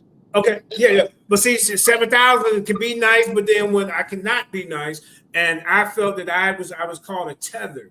Now, my people from Jackson, Mississippi, I know the plantation, I know the slave ship, and the slave manifest, and I know it's connected to goddamn Africa, the roots. Oh, bro, come on, I let you get into your spiel, bro. I gotta turn you down. Because I got to turn it down because I gave you a fair. I'm not going against you, but I know. So now, how do y'all differentiate if somebody have the Native or American Indians blood in them? Do the Native American Indians do they get a check? Or my part of the family, that part of the family. What about? Are you talking about the Siberian, the Mongolians, the Siberian Indians? Okay. So what Native American tribe? What? Whoa, bro. Okay, listen. I prefer you to come on the panel. That'd be even better. I'll come on. Yeah. Let me put the link in the chat. Yeah, let me put the Pull link up Breeze Omega. I'm gonna put it in my chat too because I think he on my channel. Yeah, because I got questions. Yeah. Hold up. Yeah, man. I'm glad. Hey, you could be a part of the panel every day. I'm trying to get a full understanding of this Pan-African stuff and this FBA war, and really, it just seemed like it's another group. I know I'm African American. Now, but now you're saying y'all worried about who somebody else is gonna get when that ain't the problem why we wasn't getting the check in the first place. Well, they can't decide. Are you saying they can't decide who the blacks they want to get a check to, or the melanated people they want to get a check? They know who African American is, and then your lineage is based on you will have to trace that back genetically, and you will have to go back to say, okay, well, where do my people come from? They mix with these people, right? My family genetically back to all. My aunt is right now doing our whole genealogy, and we don't have no Africans in our family. I can't believe that. And how far back is that going? No, you made that up, bro. Your auntie. Everybody has African in their DNA. Even white people. What is he talking about? Well, your auntie, how far she go back? How far did she go back to generations? My aunt is on one of my great uncles was a fur trader. He was a fur trader. He traded furs with the white people. He was already here. We believe that. That's not that far ago, though. He was right here. Let's go back 2,000 years ago. Who was here? He's up and down. He's moving back and forth. He's a fur trader. Hold up, y'all. He's not Hold on, let me stop sharing. Hold up. Let me stop sharing. So get the link to jump on because I'm gonna drop it. I'm gonna hit the link. Yeah, JJ hopped off for a second. Computer might have froze or something. I'm trying to figure out. First, he said, we have no African in our lineage, and then he goes to name his father and mother and where they came from, but that's not far enough back. So to make that statement and then use your mother and father as the evidence, that's not lineage. You got to go more than 3 or 4 generations back. Let's go back 2,000 years ago. So where were your people right at here. then? Yeah, we get the brother right here. Welcome to the panel, my brother Breeze Omega. I'm glad the first FBA that's been brave enough to come into the goddamn Lions Den. You would be remembered as a martyr. For the no, I'm just messing with you. But welcome, brother. I ain't no damn every time I go to their channel, I get kicked off. So I'm not gonna kick you off. I want to build with you. I'm no damn mark. Go ahead. But what I do know is what I'm saying is right here. We from this soil right now. We from this spot. We never. Everybody mute your mic. Can y'all hear me? Can y'all hear me? You're a little low on my end, but maybe that's my phone. Hold up. I don't even know how. Oh, did he fall off? Hold up, y'all. I don't hear him. I fall off. Oh, okay, it was him. Yeah. Oh, there you go. Yeah. There you go. Y'all hear me now? All right, hold up. Yeah, I hear him. All right, yeah. No, go ahead, brother. We're not saying. Yeah, he got the flow now. Go ahead. We're not saying, hey, man, we don't got no African in us or whatever. What we saying is that we've been on this soil. We had an ethnogenesis. It was a time where there was no contact with Africa, right? Can y'all hear me? Yeah, we listening. To you. Okay. So I'm saying, like, at one point, because I hear somebody eating snacks and shit in the background. So hey, somebody mute their mic. Somebody eating potato chips, man. Leftover from the games yesterday or something, man. You know no disrespect to the family. Man. I love what y'all do and what you're doing. Like I'm saying, you only on here where we practicing Pan-Africanism. Over there, they not practicing Pan-Africanism. They don't see you niggas as an African. They don't see you as the same thing. Y'all over here trying to get bring it up. Be all this shit that they telling us to our face. We're not down with them. So we are obviously a different beast. We are created from something else through the suffrage and the pain that we went through over here. We created motherfucking rock and roll. We created country. We created funk. We created soul. We created motherfucking the rhythm and blues. Nobody else. Can you show me another group of niggas that look like us that's doing the same thing? It's not happening, family. That's all I'm saying. They not like us. And that's what that's why that shit resonated so much. Because finally, all of us who've been feeling like because we've been told, I'm out here in the DMV, there's Africans every day tell me that I'm not an African. So why am I trying to latch on to something where motherfuckers is telling me I'm not a part of it? So yeah, we don't flee. We don't pack up. I don't wear flip-flops. I don't eat bush meat. I'm not musty. I don't do none of that stuff. So what we trying to say is that we not those people. They are different people. They already said it themselves. So when are we going to trap off this whole thing that we some damn generic Africans, when all that nobody tells Jamaicans this, nobody tells Haitians this, that hey, you niggas is Haitians. Everybody keeps saying that. Why do we gotta keep being African? Fuck. All right, that's it. So that's the main Is that like the mission statement right there? We gonna let y'all know. See, first of all, we tired of y'all coming over here telling us that we ain't got no culture. I heard that was one of the talking points. Exactly. There You you got go. them Somalians. I don't know what the hell who you think he got is. This is what I've been big hearing. culture. This ain't me talking. There you go, brother. Yeah.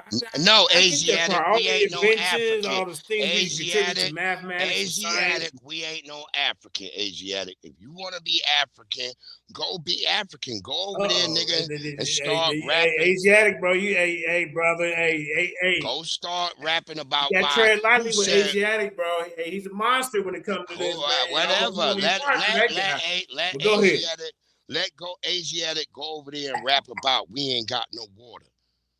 Who said Africa got no water? FBA right here, man. Niggas is rapping about man, water, y'all. He ain't nigga. scared. We telling y'all the motherfucking truth. We not, and I ain't This gotta my calm FBA down. champ. Even though, hey, I don't agree with him. We don't have to agree. That's what I'm saying.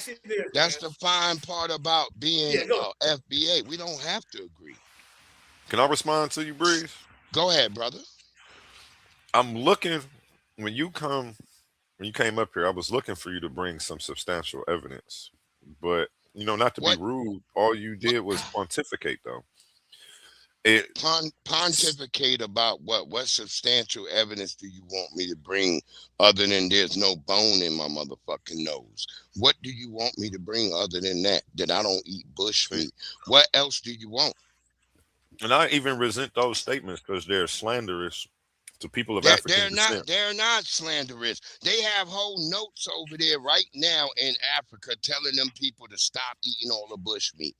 I'm not. And they also have people over there in business suits, but and they're sitting in the streets while they're in business suits with flip flops on. That's what they doing. What are you talking about? Right now, what you're doing is what white people do to us. And Nah, bro. Stop saying that white people shit, bro. Hey, listen to this real quick. Huh? But hold up. It's not the Africans that's stopping us from getting a check. It's not the anybody from the islands. I mean, none of them are stopping. It's supposed to be the people that's in charge of writing the check is the people in politics, which I don't see FBA dealing with no grassroots movement, dealing with other people. We got a delineation bill right now in California. They're making a delineation right now in California. That's FBA movement. Right here in Virginia, where I'm at, we doing a delineation bill. Right here. Delineation bill. Let me look that up. And then it's also keep talking, man. I'm gonna look it up, family. I'm gonna say it's also fallacious to say, well, they keep saying that we're not them, so we must not be. The Asiatic, the Africans do owe reparation, but we're gonna deal with them later. We're gonna deal with what we're dealing with right now. The country of America owes us reparations right now because through redlining, through goddamn Jim Crow, through chattel slavery that we went through, everybody else didn't go. This is a different type of slavery than everybody else went through. We went through some shit that was passed down generationally, and we're facing it, and we're saying, hey, hold up. This is a human rights violation. It was disrespectful. When we got out of slavery, the first thing y'all niggas did was create a goddamn police force to lock niggas back up. That's what we going through. We saying this. What we went through is a different type of thing. Everybody else ain't going through what we went through. Y'all pack your bags up. So can I ask you a question? Hey, brother, can I ask you a question? Go ahead, brother. Yeah, hey, brother Breeze, let me ask you a question. Go ahead, brother. So the hardest part of you got the delineation thing going. Okay, so now the hardest part will have everybody have to prove, they came off the plantation, right? They found it, and you have to prove that your people came off them ships. Exactly. Connected to down south. And then also what you got so what happens? Not all of us came off Native no American. Not all of us came off no ships. Okay, that's what I'm trying to say. So how can you be We were prisoners. Okay, so the of foundational black is different. Prisoners of war. Prisoners Okay, of war. Is the prisoners of term war. we- So now, how do you prove that? Listen, brother. So how do you prove that part? We To proved the that government. part to the government by the facts that the minute that the Civil War, because remember, we saved ourselves. Ain't no white people save us. You know, the white people was getting smacked around, getting whooped on. All the military schools is down here in Virginia. All the military schools is down in the South, right here, where the white people was, and they was whooping on the North, and the North wasn't doing nothing. They had to realize, like, hey, because they couldn't. You're bringing all these Irish immigrants and trying to fight niggas down in the South. It wasn't working. So they had to give us guns. They had to figure out, because they were getting whooped on. And then we got the guns and we put the pressure on them and we pounded them out. They show you that in the movie Glory. It's brothers. It's us who save ourselves. Not nobody else. Ain't no white person saved us. Nothing at all. We the ones who got out here and had to save our damn selves. Ain't nobody else. That's the evidence. So That's the motherfucking evidence right there. Yeah, brother. Okay, well, Brother Breeze, I'm just playing the advocate, right? So the Paleo Indians, right? This is what they call them.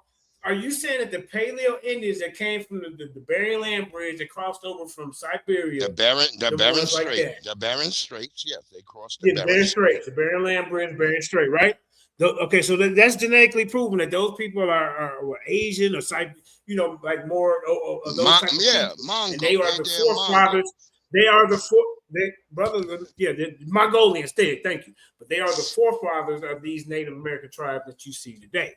Now, you have come up with another theory that's saying that so are you saying that melanated people, because David Imhotep got a book to say, we were here before, 10,000 of years before anybody.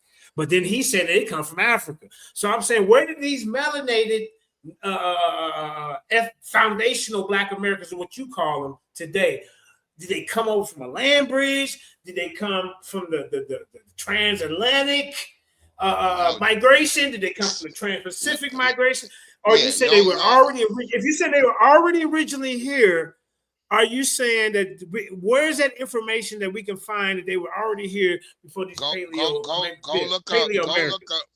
Go look up Pocahontas. Pocahontas, they clearly tell that she's a Black woman. She's not. She's not red. She's not red. She's not anything. They describe her as a Black woman. They say, look, Henry Hudson, when Henry Hudson first came to America, he said he was going up the Hudson River. He could hear people screaming, but he couldn't see them because they was black as the night. That's a Henry Hudson biography. He says it. We were going up the Hudson River. We can hear people screaming at us, but we don't know who they are because we can't see them because they're as black as the night. What does that mean? Go ahead. Yeah, so that's one of our things that we can take in front of Congress, taking Henry Hudson's book, right? Is that one of the things that we say, look, and they said Pocahontas was black. I don't know how I'm connected to Pocahontas. How I'm gonna get a check out Pocahontas, but we don't have to have to worry about getting a check on that format. Let me lay it again. Okay, well, that's the basic part of reparations. We talking about 400 years of free healthcare, 400 years of free education. Yes, let's shorten the wealth gap. I don't hear none of this in FBA talking points about any of that. We ain't about. I don't even hear say, well, we're this close. Hey, look, I don't hear FBA say we're this close to going the next congressional meeting, February 25th, 2024. They just reinstated HR 40. We either for it, against it. So where is, if you go, brother, let me speak. So if we're going against HR 40, here's our bill, y'all. Here's our delineation bill that's in front of Congress. Here's our delineation bill. Bro, see, bro, you don't want to let me speak, man. Bro, you don't want to let me speak. Come on, man. And I had that problem when I go to your platform, but I'm not going to let y'all do that over here. I'm trying to get you. No, I'm I'm trying not to get my saying talking that. points so you get these kind of Go questions. ahead, brother. Go Okay, ahead. so let me ask you this. So the delineation bill, let's start there. Who is the politician in charge of that delineation bill? There is no politician in charge of that. We don't need a politician for that. We the people, as they've always said, we the people. We don't have to have a damn bill from somebody saying, "Hey, nigga, this, that, and the Who third." ratified? Okay, so okay? Wait a minute. So who like wrote it out? What did this bill? This what do you call it? Deceleration bill. What does it consist of? Can you give me there's no delineation bill. Delineation. There you go. Delineation is the movement. That's all I'm saying. We're not saying, we're not hating on nobody. We're not trying to tell you this, that, and the third. What we're saying is we are finally delineating, because the whole problem has been that we've been sitting on this whole matte black situation. We're not just one big generic African. We're not from Africa. Okay, so we just doing this. So I get that part from you, and please excuse me if because I got a lot of questions. You the first one to come up here, so and then everybody else got different answers to kind of what I'm asking. So it's not an organization, it's not a movement. Yeah, okay. Let me land right here, and then somebody can delineation. I want the brothers. I don't want them to feel like we. I don't want them to feel like we getting jumped or we biased. No, I don't feel that this way. This is new to us. So I don't feel that way. Okay, cool. So before King J jump in or the Harvard, that was Harvard. Okay. So I've been hearing this saying it's not a movement. It's we're not dealing in politics. And you just told me, well, you said a delineation bill, but then I asked you, well, where can we go to support this if somebody wants to support it?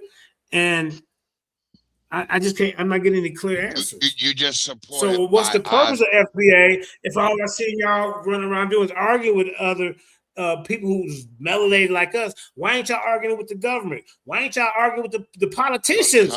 They the one that make the goddamn rules. Why ain't y'all building off Dr. Claude Anderson? We got a clean house first. We not arguing with Dr. Claude Anderson. Ain't nobody we arguing with. He the man. Dr. Claude Anderson laid the foundation for what we doing right now. You're damn right. Tariq just tightened it up. Dr. Cress Wilson said the same thing. By putting an F in front of an N, but I see Dr. Claude Anderson in the goddamn politics. I don't see. Yeah. I see Tariq Nasheed arguing with Africans and everybody else over the internet with his goddamn corny ass jokes. I see him as another ISUPK, brother. Let me get it in for a second, bro. Hold on. I don't see Tariq Nasheed tell us, we get the delineation bill coming up. Tariq ain't our leader. Okay, then hold on. Guess what? Then you just brought Tariq up. So who the leader? Nobody. So how we gonna get somewhere? It's no organization. It's no movement. It's no building. It's a million different ideas of what FBA is, bro. This is nothing but another distraction. Tariq is used. You just saying shit now. And he's making all the money. You're saying shit. Okay, so brother. So where do we galvanize with FBA? Hold on, brother. Hold on, brother. That's my question. Hold on, brother. Where do we galvanize? We galvanize on the code. The code is the leader. There is no personal leader. That's the dumbest shit we ever did. I can call myself an African American and get the same amount of benefits, or probably even more than I can calling myself an FBA. No, you ain't. Okay, so I'm gonna put FBA on. How you gonna keep tracking us FBA? Who's gonna distinguish what organization are you gonna use to distinguish who's an FBA and who ain't? Your auntie and Big Mama gonna tell me that I'm a Blackfoot and a goddamn African American. You're not listening, bro. We are not African Americans. That's some shit. It's a hustle, bro. What's a hustle? I mean, you haven't shown me no benefits of this. Let me get up. Hold on, y'all not letting me? You're not even letting me talk. All right, go ahead, man. We're not ADOS. ADOS is an organization, BR48K, that's run by Strappy and Tim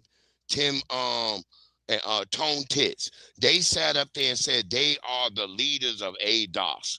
That's why we stopped fucking with the whole ADOS shit. That's why it's mud is dead in the river right now. We don't fuck with ADOS. Okay, so we don't do the ADOS thing. But who's the we? Who? I'm talking about us, those who are FBA, who know you said that 53 million of us, right? So are you including me? I got called a tether the other day. You don't have to agree. I got called a tether. You don't have to agree, but your lineage states that you are foundational Black American. That's it. Even if somebody called you a tether, I don't know who called you a tether. I would say that person was probably wrong. If you FBA and your people here, like you said your people from do the government recognize me as an FBA? Do the government recognize me as FBA? They're starting to use the wordage. They're starting to use the verbiage. It's in the lexicon. Right now, we know that a fact. Donald Trump came out, and that's why they're doing the birth rate citizenship right now. Because as they said, it's for us, those of us who were here under chattel slavery, not for other people, not for LGBTQ, not for immigrants, not for white women, not for all these other groups who taken it and used it for themselves. That's what I'm saying. Yeah. We're just on a cusp right now. We're running through a cusp, and we're gonna have to clean house. So some people didn't do that though to help FBAs. He did that because other people were jockeying the civil rights shit that was built for us, but it wasn't like he was trying to help. Like built for the FBAs by stopping them. Because y'all keep trying to put Africans in it. We're not. If it's built for us, that means it was for the people that was here. That means we're not Africans. Do y'all know? So this is where I got a problem with. Hold on. Do y'all know? Just real quick, because you can't do this, bro. I don't want you to run.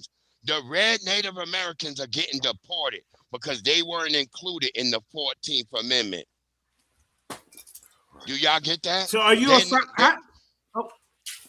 red Native Americans? I'm gonna let you talk. The red I'm gonna give you 2 Native minutes to talk, and I'm gonna Americans talk. I'm gonna get every panel member 2 minutes to talk. Okay, that way we ain't over talking. All right. Go ahead.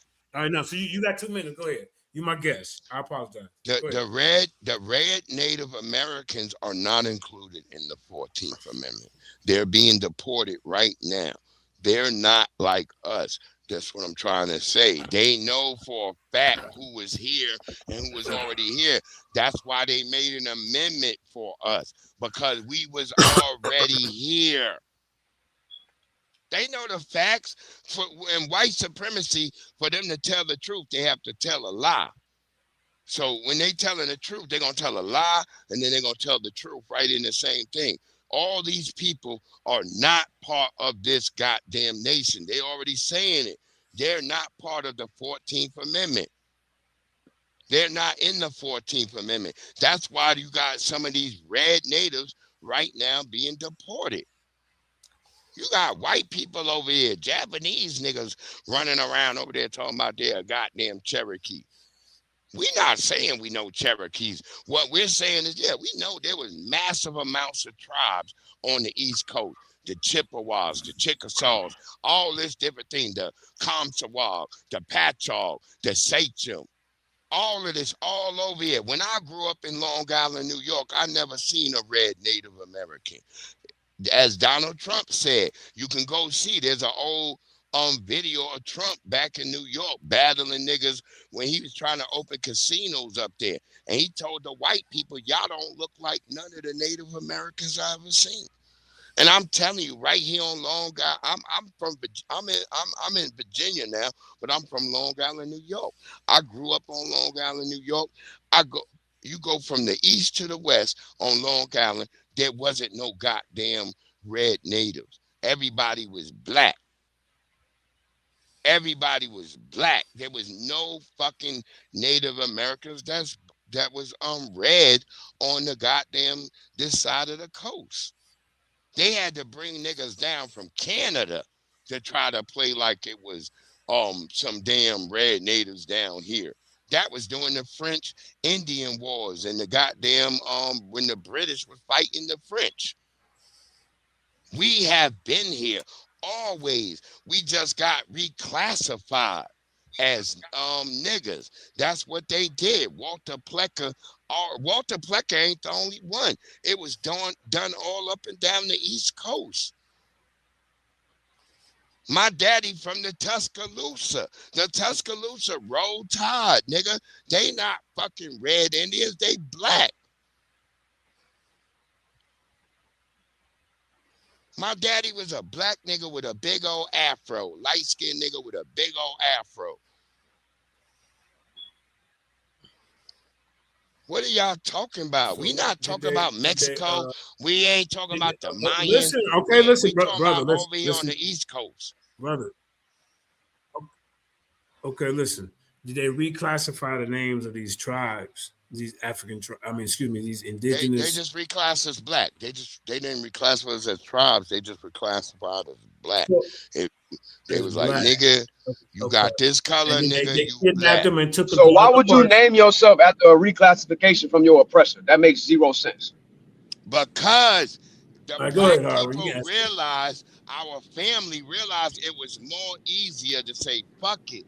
Just stand on this, and then we can move forward. We weren't trying to sit here and keep on fighting this tribe shit. We knew what we was dealing with. We were prisoners of war. It's easy when you're a prisoner. When you trying to get your rights, identify with your other brothers and sisters that's all around you to get something moving forward versus keep wasting time being in a goddamn tribe. So what happened? How did they let them come in? Yeah. How did they let them come in and take over like that? What happened? They ambushed niggas. They came in under the guise of love, nigga, like Diddy. Like, nigga, I'm love. I want to love you niggas. And then they ambushed niggas. Right. That's what they did. They turned us into, we fought. We had a lot of battles all up and down the East Coast. There's plenty of battles and wars you can look up that happened. And then we were named, the white people, once they got us and subjugated niggas, as what they do, we became prisoners of war. So once they got the shit going, remember, when the Colt 45 showed up, that's when white people was able to put down all the slave rebellions. That's what it happened. That's why it's called the Colt 45, because it comes in 1845. They're able to have a repeating rifle that's able to put down niggas when niggas is acting up. And that's what happened. It's not called a Colt 45 for no other goddamn reason. But what does that got to do with when the brother JJ asked you, how did y'all get here? And you started talking about Pocahontas. He asked you something specific. Wait. You going way back. Wait, hold up. Let Howard speak. Let Howard speak. Yeah, we gave you the floor. We let each other speak over here, and you got. Yeah. Go ahead, brother. No problem. Go ahead, my brother. Bro. I'm sorry about that. It's all love. It's all love. We all get excited. It's cool. I'm not fully against you, even though the way you're framing it just doesn't work. Because to assume the identity of a people, you can't go by your slave name and say, yo, we're these foundationally black Americans. Because these tribes that you calling black, and I agree with you, some of them definitely were black.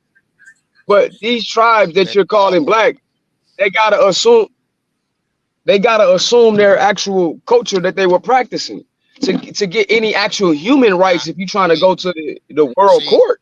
So if you can't go to the world court, hold on, brother.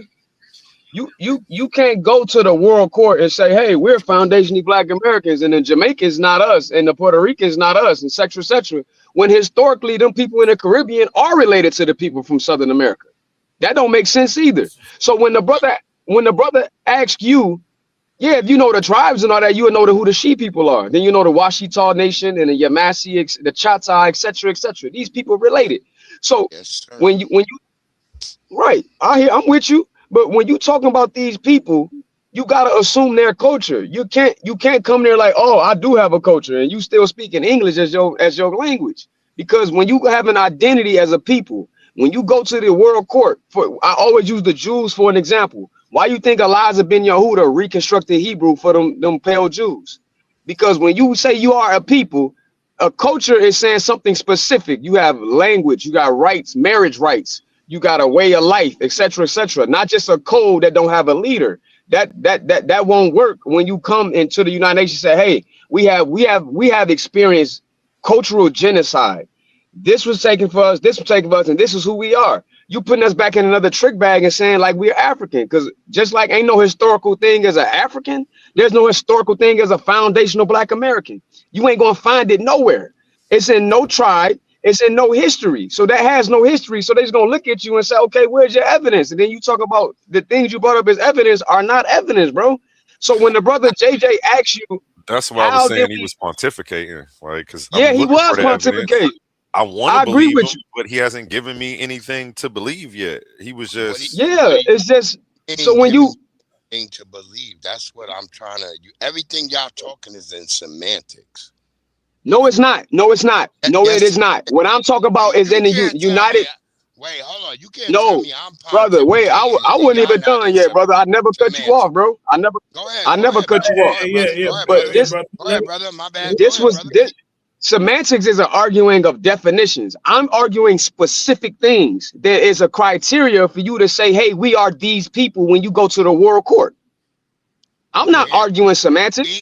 Let's say, let me just brother. Say we don't go to no world court. We don't have to go. We ain't never dealt with no damn what. We got to go over to some white people over in Denmark and shit. That's where the court over. You going to white people when you go to the American government? You going to white people when you go to the American government? What are you talking about? We going to the white people right here. That's what I'm saying. Why but the white people right here work with the United Nations. Get the money.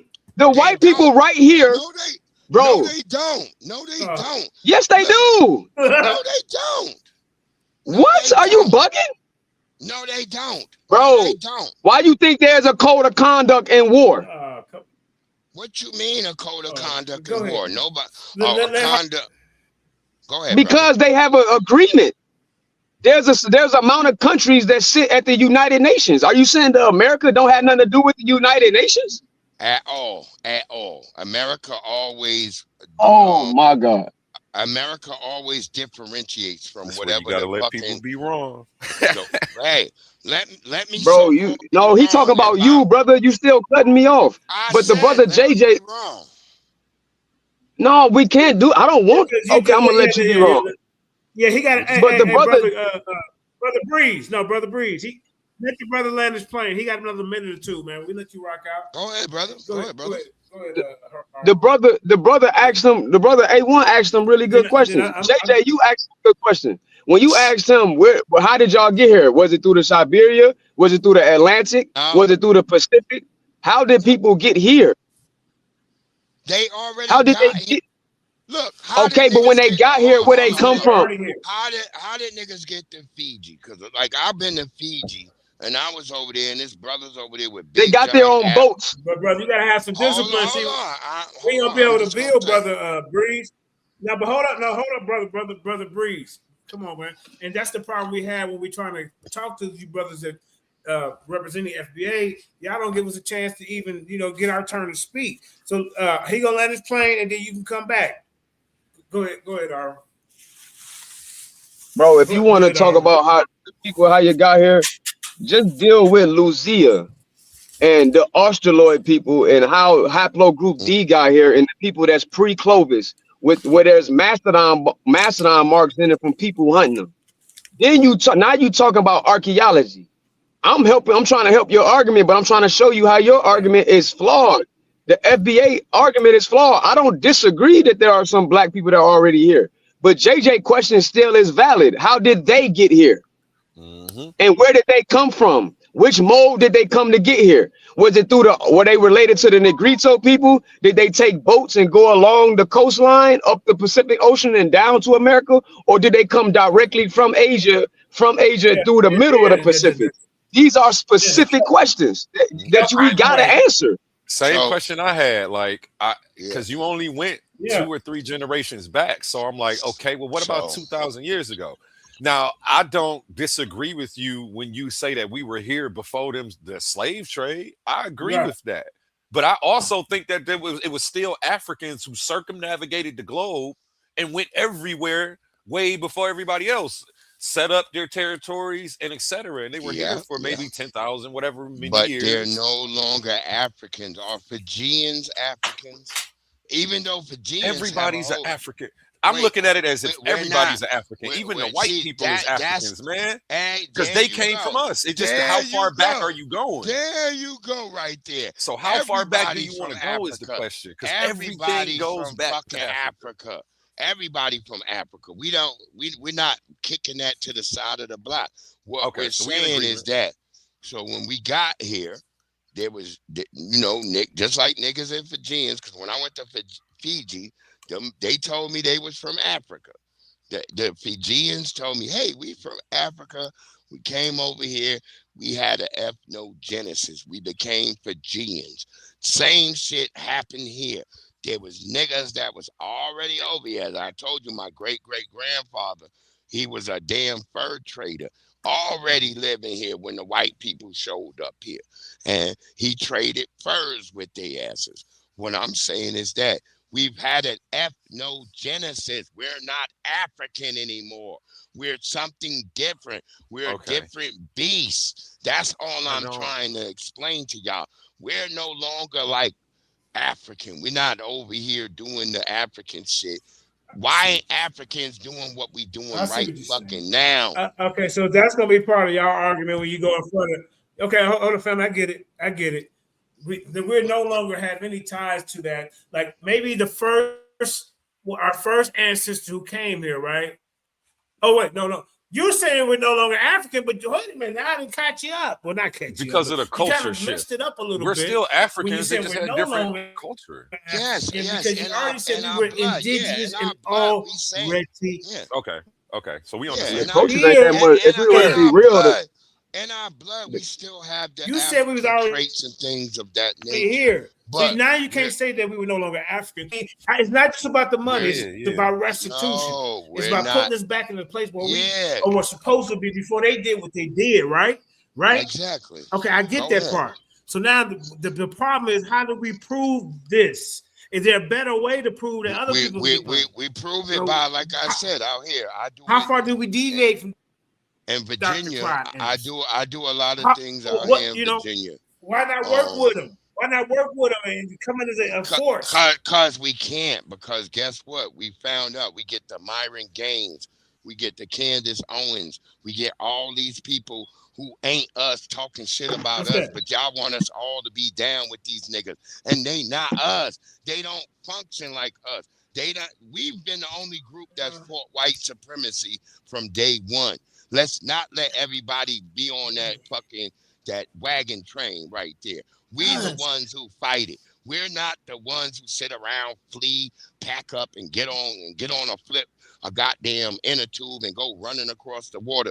We don't do that. We've been staying right here, standing on our square, being who we are. But Brother Breeze, man. When you say us, not now, but then what do you mean? But listen, Brother Breeze, I listen. I don't know. Hey, Africans all been for fighting what them we too. can I get don't with get this that. old to. I promise. Africans ain't fighting nothing. So who was Patrice Sorry, Lumumba? Go ahead. That was you. Go ahead.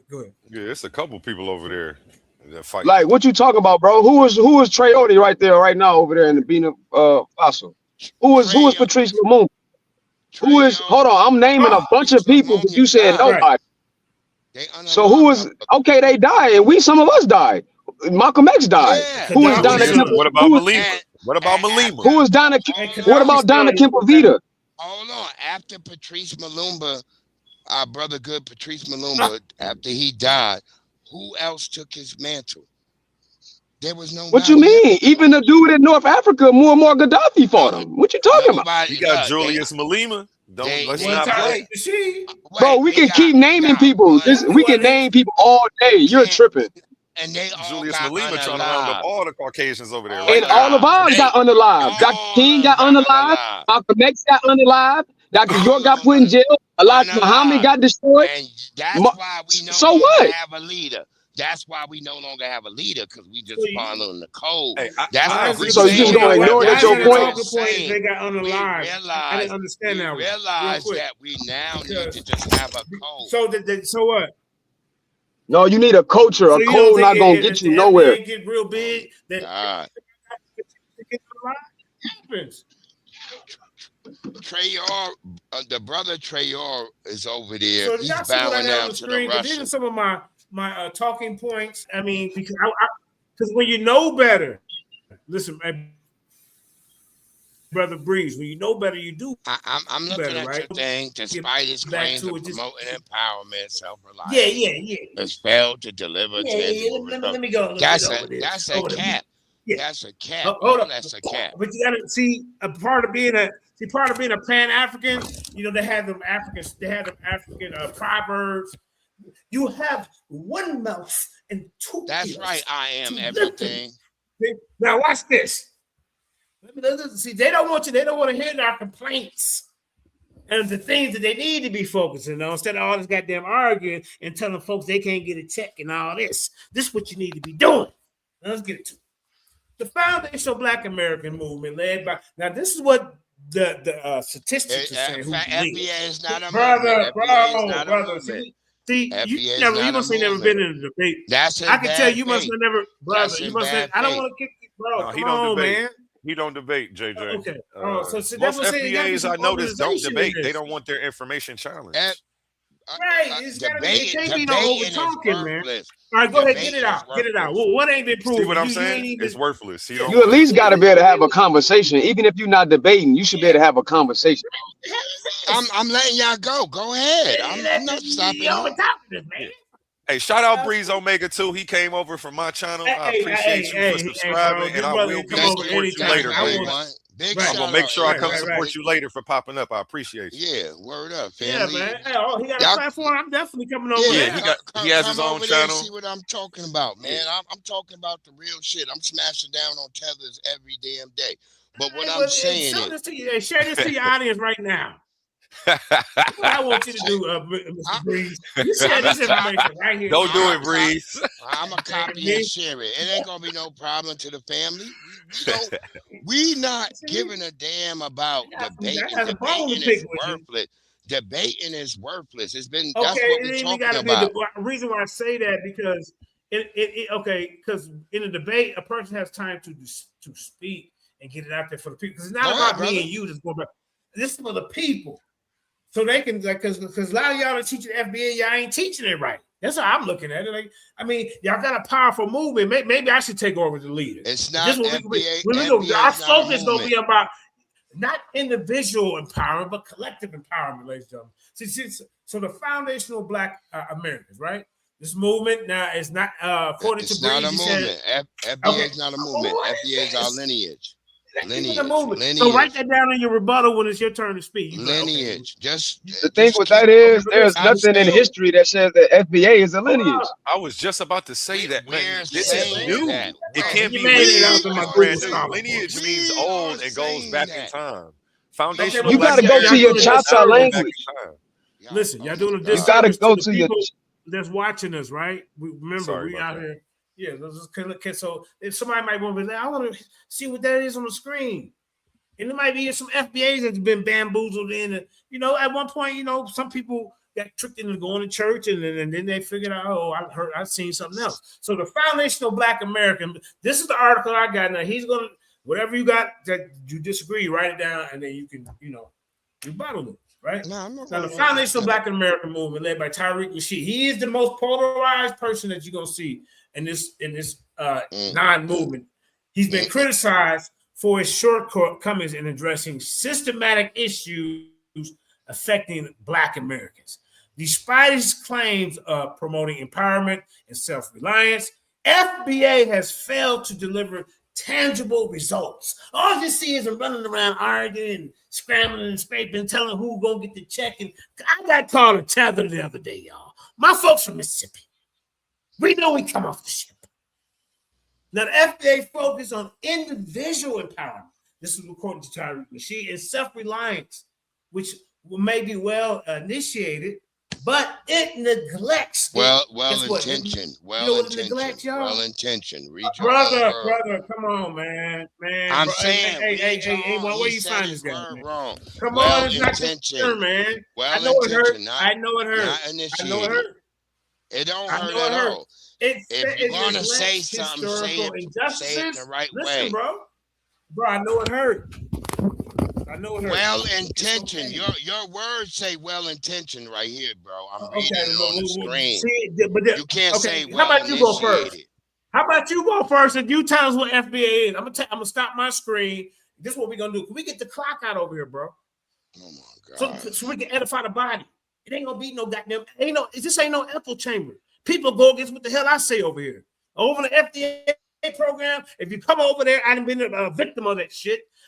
Well, what about these questions? I get kicked out, thrown off the set, even though, and then sometimes you got to pay to get up in the speech. I would have never thrown you off. I would never throw you off, These brother. idiots can't be quiet for 1 minute like this guy here. And that's that. I would never throw you off, brother. Hey, brother, I would never throw you off. I don't want to put you in the back, man, because you're running from this, and I don't want to be shadow boxed. I'm not running from anything. Yeah, you are. How about you read it? If you say well intentioned, I'll read it for you right now. I'm gonna let you read it. The foundational Black American movement. What did I tell you before I started reading? What did I say? I said anything that you don't agree with, that was a disclaimer. And the people heard me say it. If anything in this article that you don't agree with, you write it down. You and I'm going to give write you it down. I'm not writing down nothing. You're going to show us how they deal with historical injustices, right? And the systematic barriers faced by us, right? Black Americans. Because FBA lacked a clear policy. Brother, please. This is embarrassing if y'all were. This is why y'all need a leader. See, if I was a leader, this is what we're going to do, y'all. Oh, my God. I'm the new FBA leader now. Because this is what we're going to do. We're going to deal with we need a clear policy proposal. Now, I'm asking this right now. Do you have one before I continue? Do you have one? What do you mean? Do we have a policy? Hold on. What do you mean? We're not.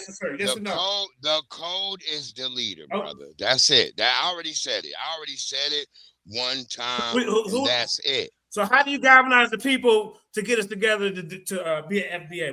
Do we just get T-shirts or what? That's it? No T-shirts, nothing. It's just your lineage. Get on your code. Your lineage is your lineage. You can agree with whatever you want or not. FBA gonna tell me what FBA gonna tell me what my great grandfather and then slave. Nope. And look, the plantation that we came from and all that. I agree with you, brother. What about the niggas that own slaves? What about them? Do they get a check too?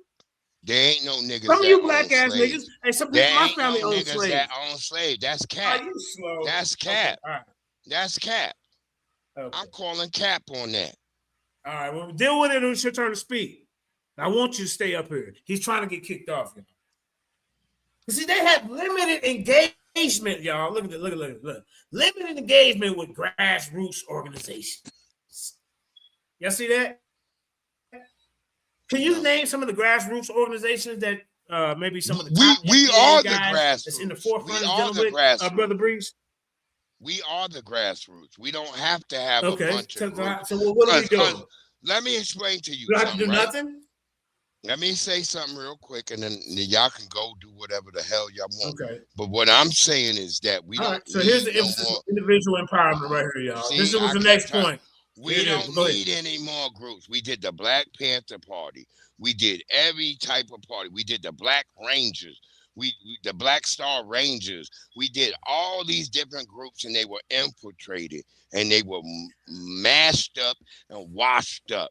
What we learned is that we don't need no goddamn group no more, because the white people will infiltrate it, and they will send in a bunch of niggas that talk this crazy shit, and then they will undermine us.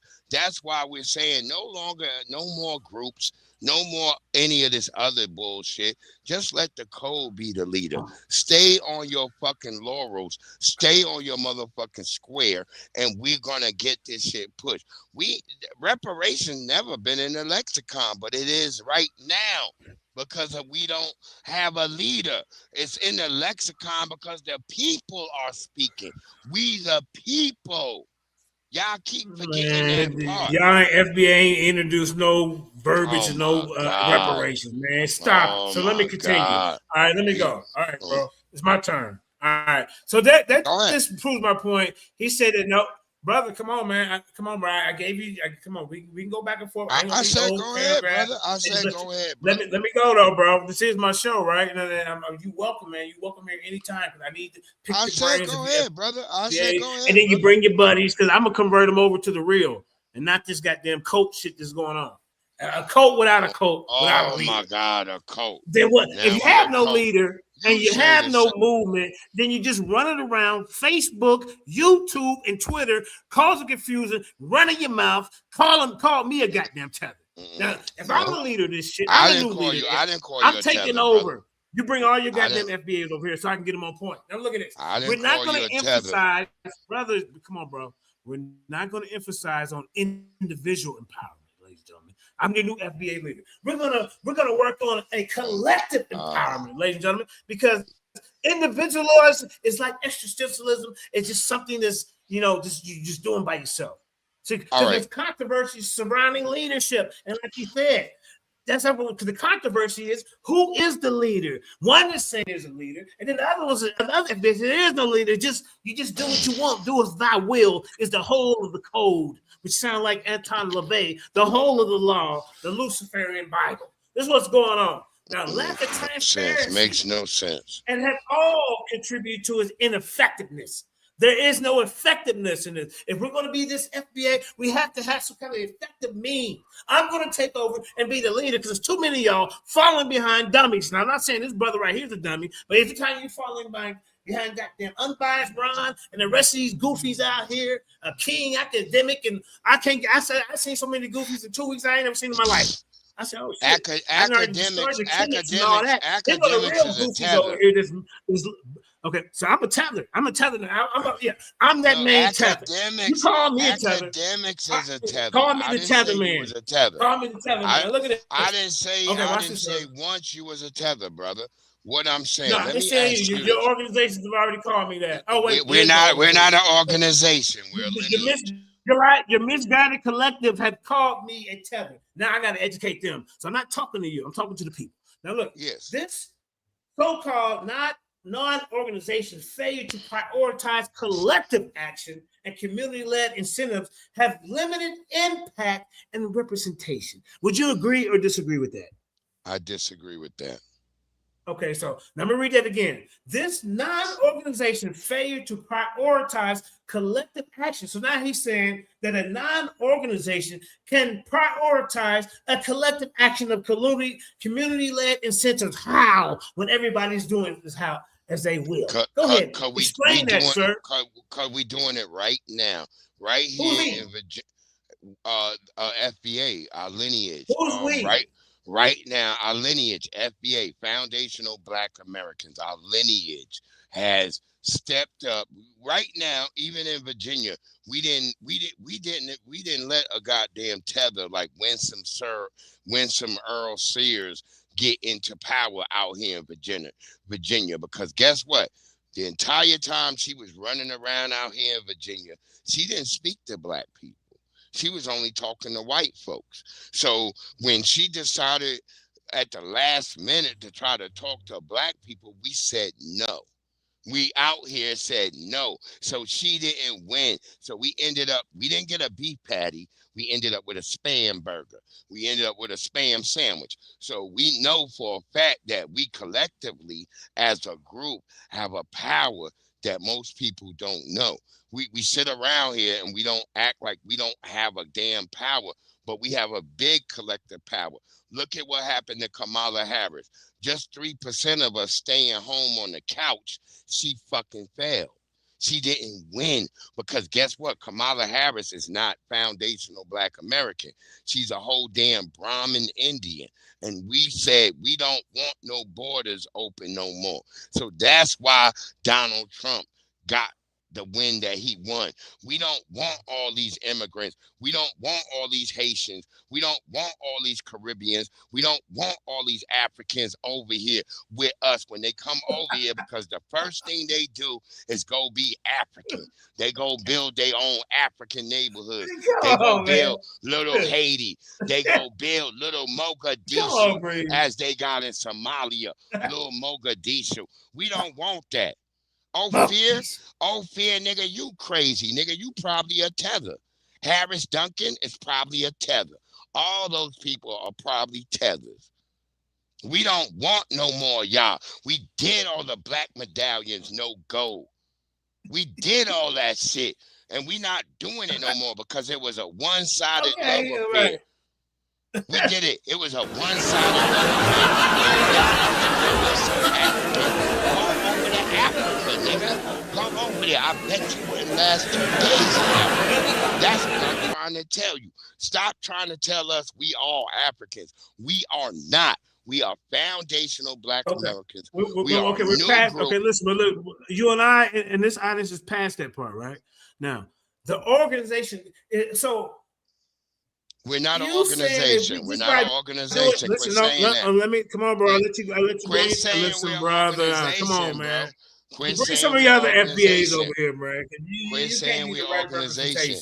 I come over here because A1. FBA right, brother. My nigga A1 got the debate thing. That's why I'm over here. Am I not part of the foundation because I disagree with you? Yes or no? Yes, we can disagree.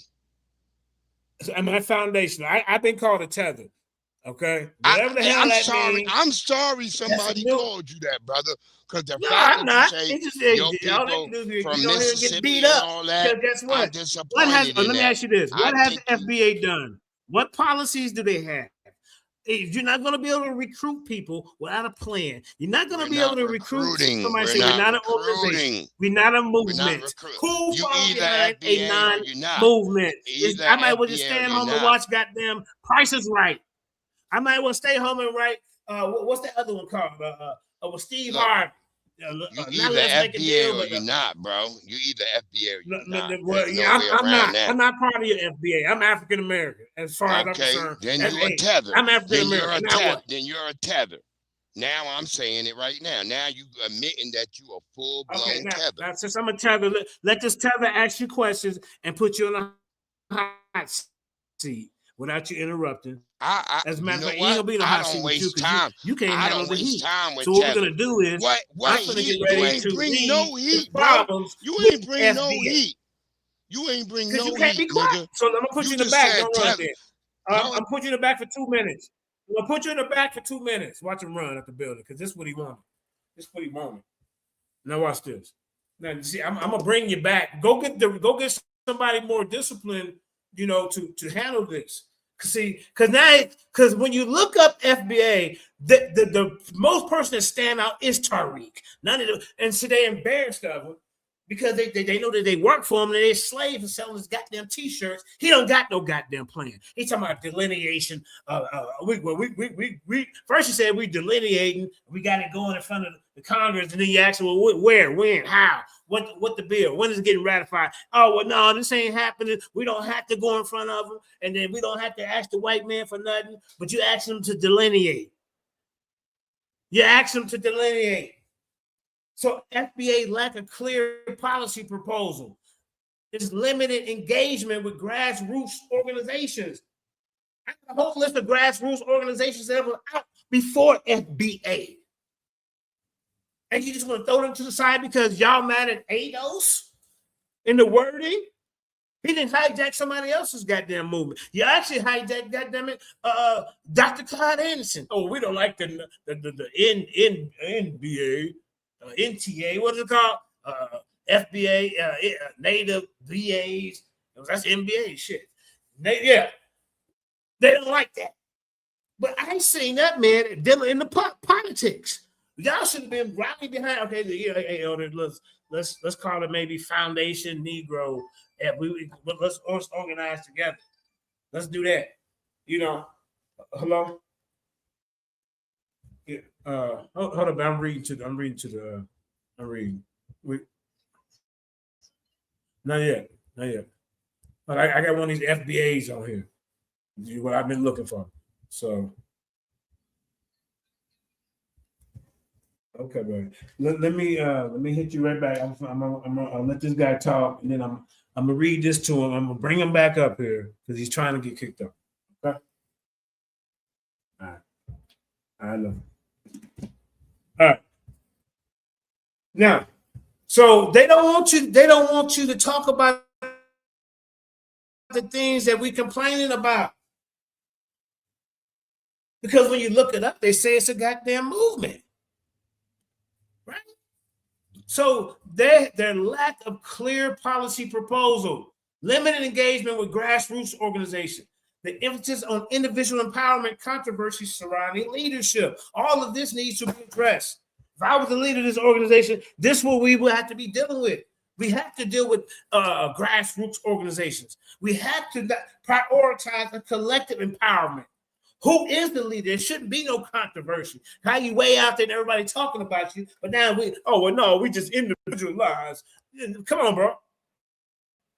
When y'all don't get in front of the goddamn UN Council, if you got to go in front of them. When you gonna get in front of the Supreme Court, if you got to get in front of who's the lawyers working for you? Are you working with Cory Booker or any of these other politicians, Sister Presley, any of them? What are you doing to upgrade and go off the HR 40? Okay, so we're gonna take a few words out. What's the name of this bill called? When is the next meeting? Well, what else comes with it? With a reparation, like you say, restitution. Well, what about the wealth gap? Are we dealing with that? Are we dealing with all the land that they stole from us? All that. Y'all ain't dealing with none of this. You just running around running your goddamn mouth. Now look at this, man. The organization's emphasis on self-reliance has been seen as a way to shift the blame of systematic injustices to individual failures.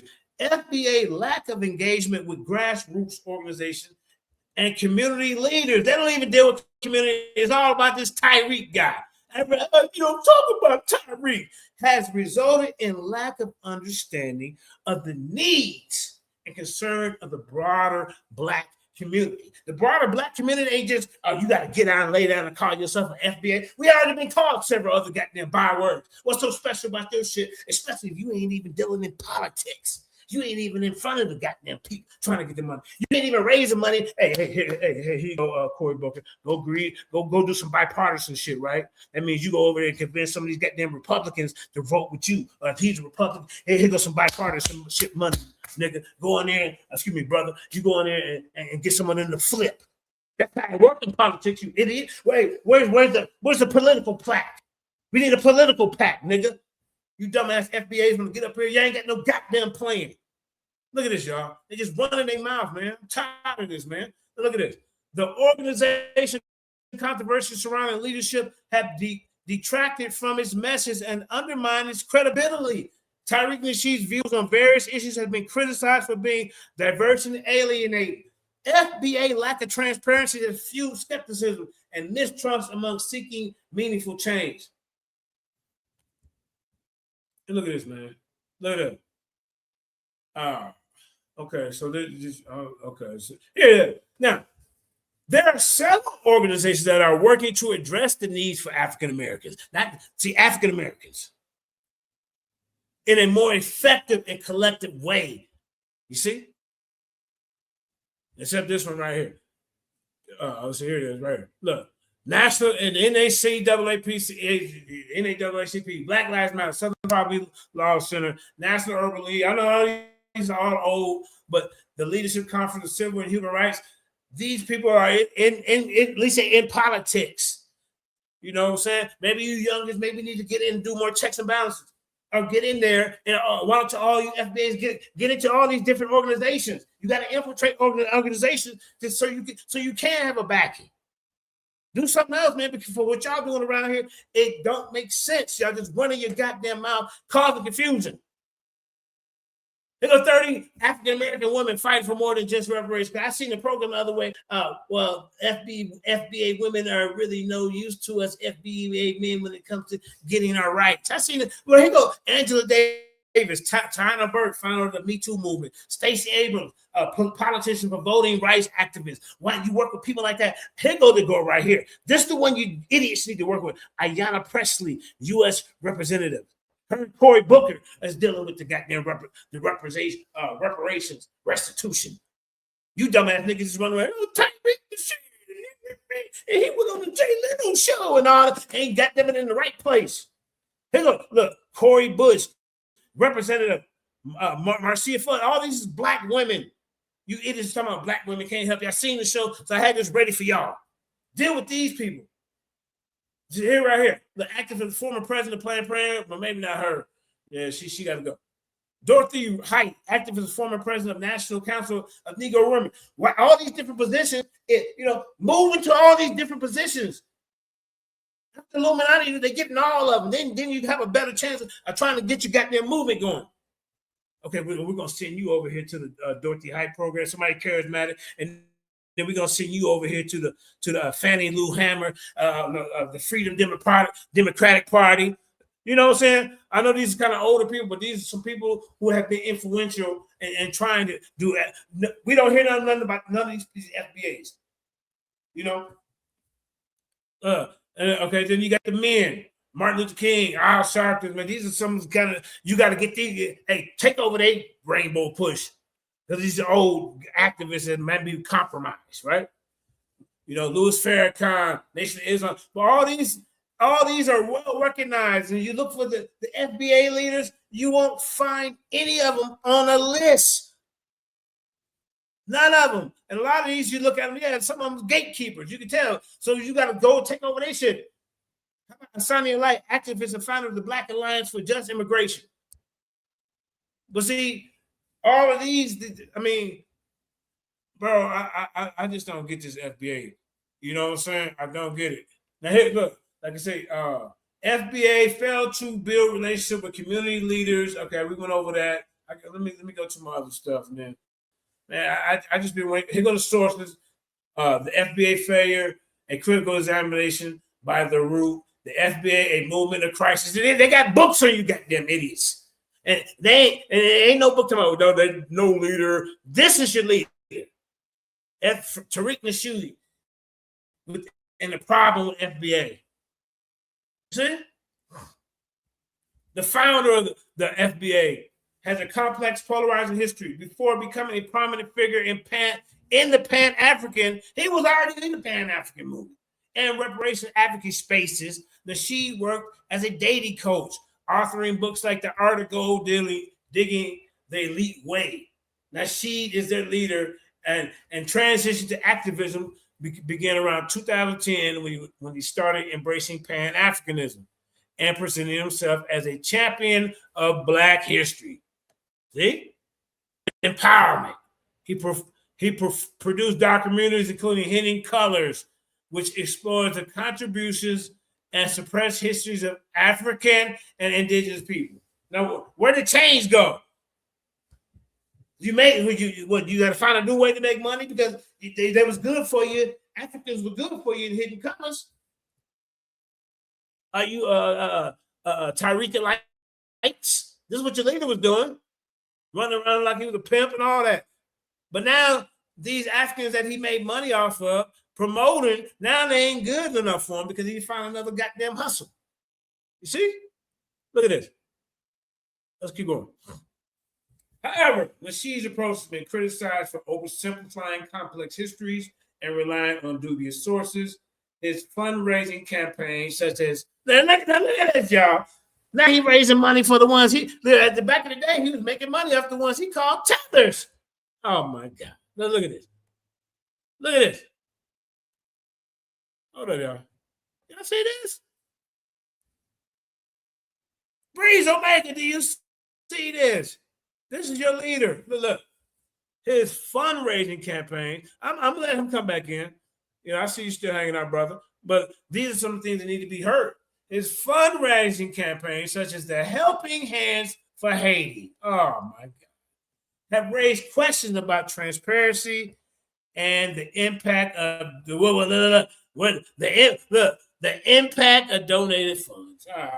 Hey, A1, did you know about this? is Helping Hands for Haiti. Why ain't you Helping Hands for Haiti now, brother?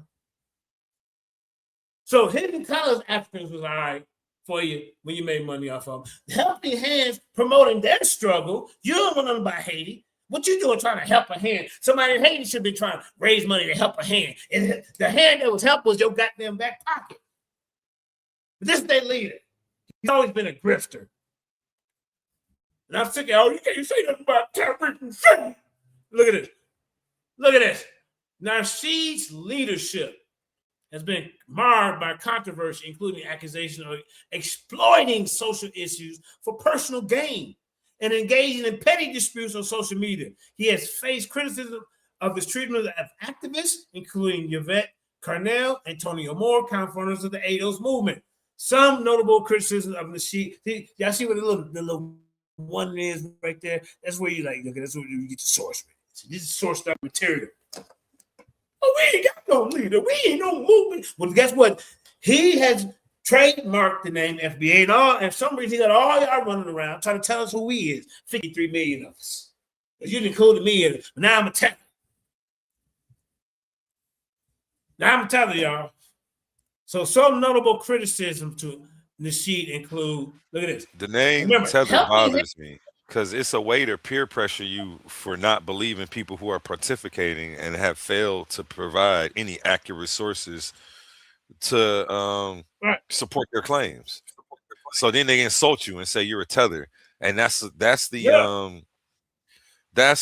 peer pressure.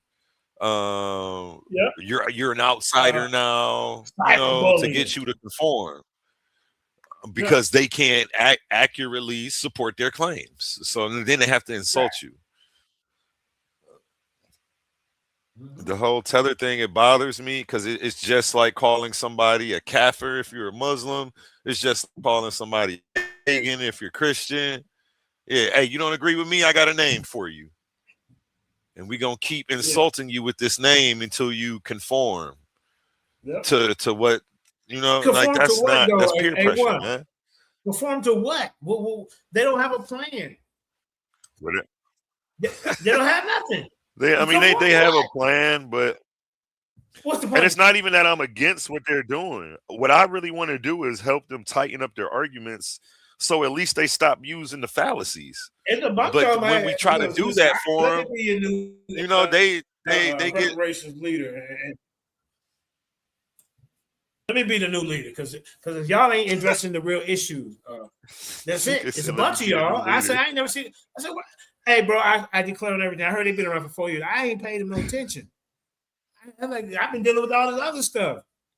You know, the Bible. I thought it was going to blow over like evolution. But this right here is the main thing that we should be talking about because it's causing way more dysfunction and separation than any ISUPK camp can even ever do. Right. I don't even know why Tazar even try to even talk about it. But he did make one good point he did make. He said, well, our foundation is off the Bible. Y'all had no foundation. Because everybody talking about this. No, we don't have it. Ain't I said it ain't a movement.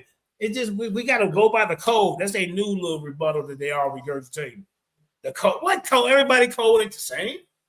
If everybody code the same, will be no snitching. The Hebrews have more of a lineage than FBAs. Lineage, man. Come on, bro. Where'd that come from? Yeah, the word lineage is crazy how they keep. So how you prove your lineage?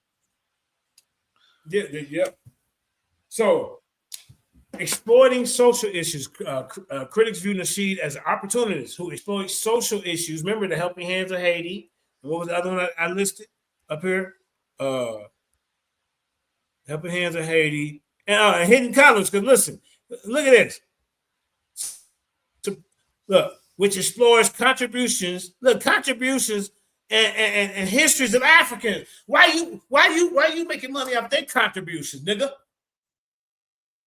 You want to tell me they can't get a check? You got a check off them? Did or did he not? And where did the fundraising money go for the Helping Hands of Haiti? They ain't a part of your FBA. Now you're making money off of them? Yeah, you owe them a reparations check, nigga. How about that? The ones that you made money off of, if you ever get a check, the ones that they should come for your part of your goddamn check. Y'all want to tell people who can get a check and who can't. Hey, all you FBAs come over. I don't care, man, because y'all gonna listen to this. See? His leadership has also been marred by controversy, including accusation of exploiting social issues for personal gain, Asian petty disputes. Okay, we read that. Diverse rhetoric, inflammatory language has drawn accusation and divisiveness within Pan-African and reparation advocacy spaces. Now you're causing division in the reparations advocacy spaces. And we ain't even seeing your plan. You know what? The next meeting with Senator and Representative, U.S. Representative. Do we hear him talking like that, y'all? No. Yeah, we're just gonna be FBA, and then when we get a check, it's just gonna be for us. And now and then we'll let whoever else, we don't know who's fighting for us, but we sent Tyreek the money. Tyreek, why ain't you sending the money to some goddamn politician you gotta have the politics, you gotta spend money. Political blocks.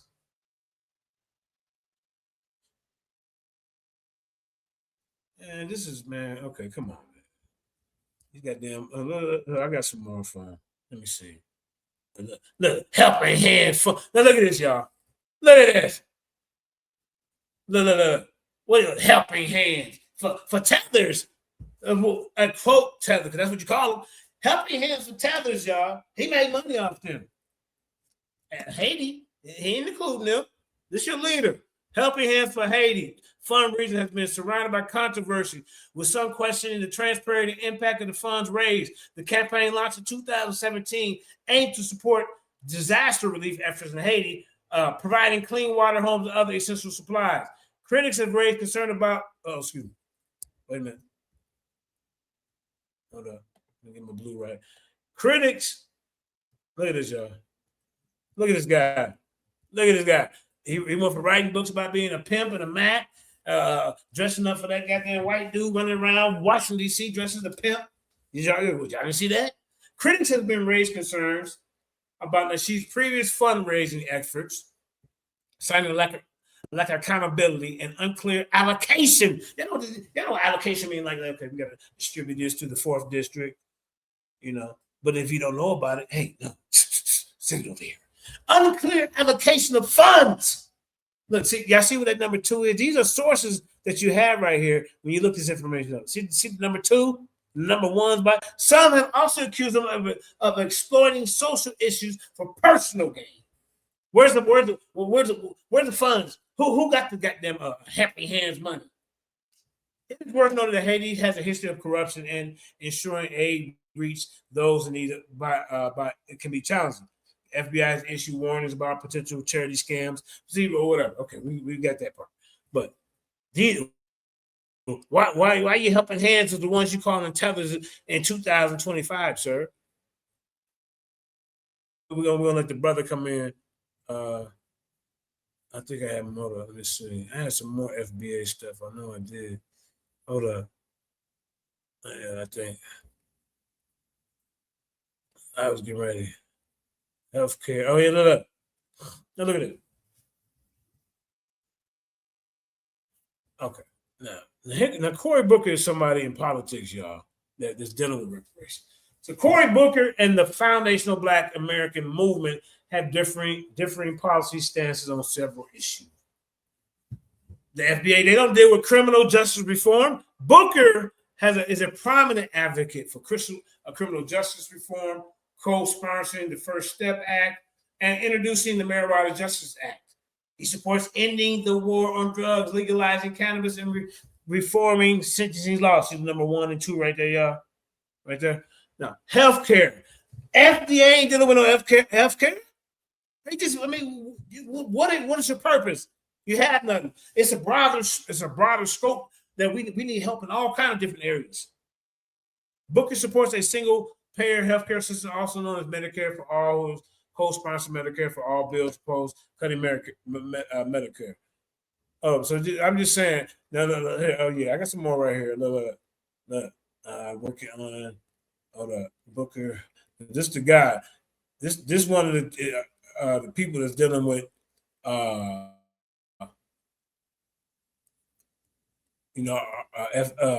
you call that?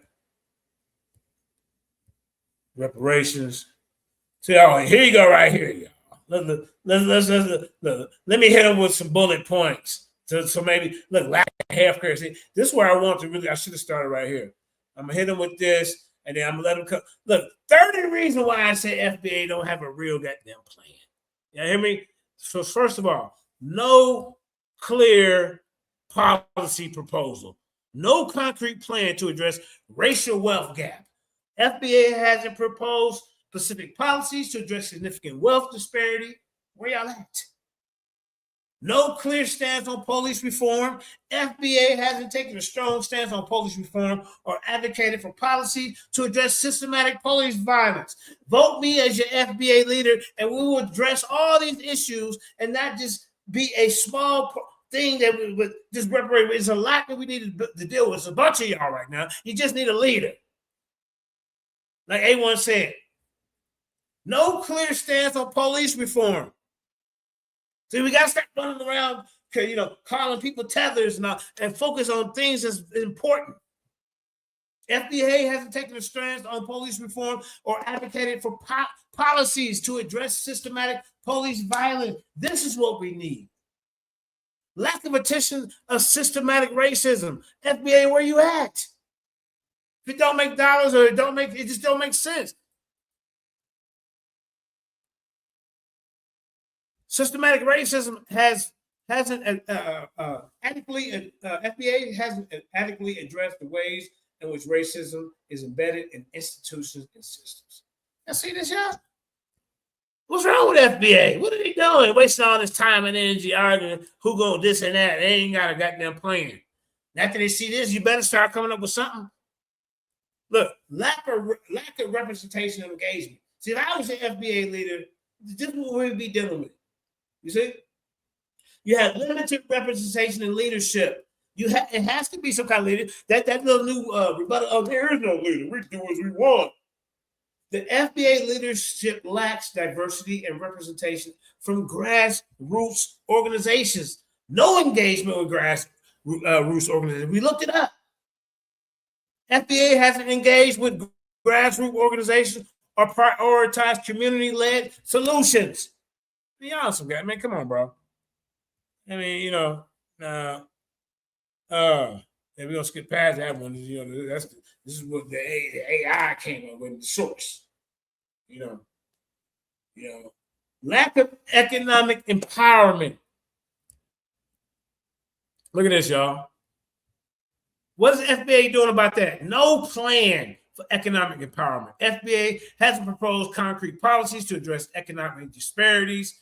No focus on what about affordable housing and redlining? You got to add that into there. FBA hasn't prioritized affordable housing or advocated for policies to address housing disparities. No plan for education access. Man, y'all a joke. We don't want to just hear you with you're a tether. We don't want to hear that. Yes, that's right. We're going to get the money. They can't get it, though. You see his nose and them lips? Ain't no way he one of us. You see all this ignorance? Look at this show. This is why they're scared to let me speak. So that y'all going to hear it today. Bring the rest of your FBAs over here. And I guarantee you they ain't going to address none of this. I asked him earlier, he ain't got no plan. No plan for education access. FBA hasn't proposed or advocated for increased funding for Black schools. This is what? You know what? Because they have no plan. Let's keep going. I'm gonna hit him one more. Let me see if this guy's still here, man. And I'd be mad lead too. Shit. Oh, he's still here. Y'all. All right. See, you wanted me to go. I'm gonna let you get the floor, brother. You got a lot to do. You wanted me to go leave, ahead. nigga. I'm gonna mute my mic. You wanted me to leave. That's why you was sitting up here reading all this babble from your goddamn whatever AI you got that shit from and whatever fucking Wikipedia page you got that. Nigga, you wanted me to go. But I stayed here through all your goddamn babble. You was babbling. All that shit you said don't mean nothing. You hear what I'm saying, nigga? It don't mean nothing because we've been doing Pan-Africanism for damn near hundreds of years. We've been doing it if you want to even say it's 60 fucking years, nigga. That shit you saying right now don't mean nothing. What have Pan-Africans produced with all the shit you saying, all the healthcare, all that BS you said? What have y'all produced? What have you produced? You haven't produced any damn thing, bro. You sitting up here babbling, talking about another man, worried about him, talking about he's getting money. Y'all niggas is pocket watching. Y'all niggas is tethers. That's tether behavior right there. Sitting here worrying about if another man making money. What Pan-Africans have made anything? Because that's what Hotel Smalls was upset about. He was upset about he ain't getting no money in Ghana. What are you talking about, bro? I ain't gonna run off and go nowhere. I'm standing on my laurels, on my squares. I know for a fact that being with Africans and Caribbeans ain't done nothing for me. It has not lifted my life up, nothing. But when I decided to lock in and be FBA, guess what? My life is up. All the way up, nigga. So what are you talking about? That's what I'm saying. You did a whole spew doing all this shit, reading shit that ain't even real. We don't even give a damn. Go talk to Tariq about that, nigga. If you worried about what Tariq doing, I'm talking about FBA business. Standing on our square, doing what's good for the black community. That's why I'm not upset with Trump deporting all these niggas. I want them deported. I want all the Africans out of here. I want all the Haitians out of here that's getting all this fucking shit when we put in the blood, sweat, and tears. How dare you niggas like you sit around acting like, oh, we all sitting here and we one big black mat nigga. You should be ashamed of yourself if you so-called from Mississippi, nigga. Now I agree with niggas why they call you a tether. Because you got tetherist ways and tetherist actions. Because tethering is an action, nigga. That's it. What's wrong with y'all niggas? Y'all out here, you're wasting your time. We could be focusing on us, but you all worried about other niggas in and outside of the goddamn country that ain't us. That's where you should be ashamed with yourself. That's where you should be ashamed. What the fuck is wrong with you? What's wrong with you? This shit that you talking about don't mean nothing, bro. This shit is trash and it's garbage. And to want us to keep picking up other people's waste, y'all niggas is silly. I'm done.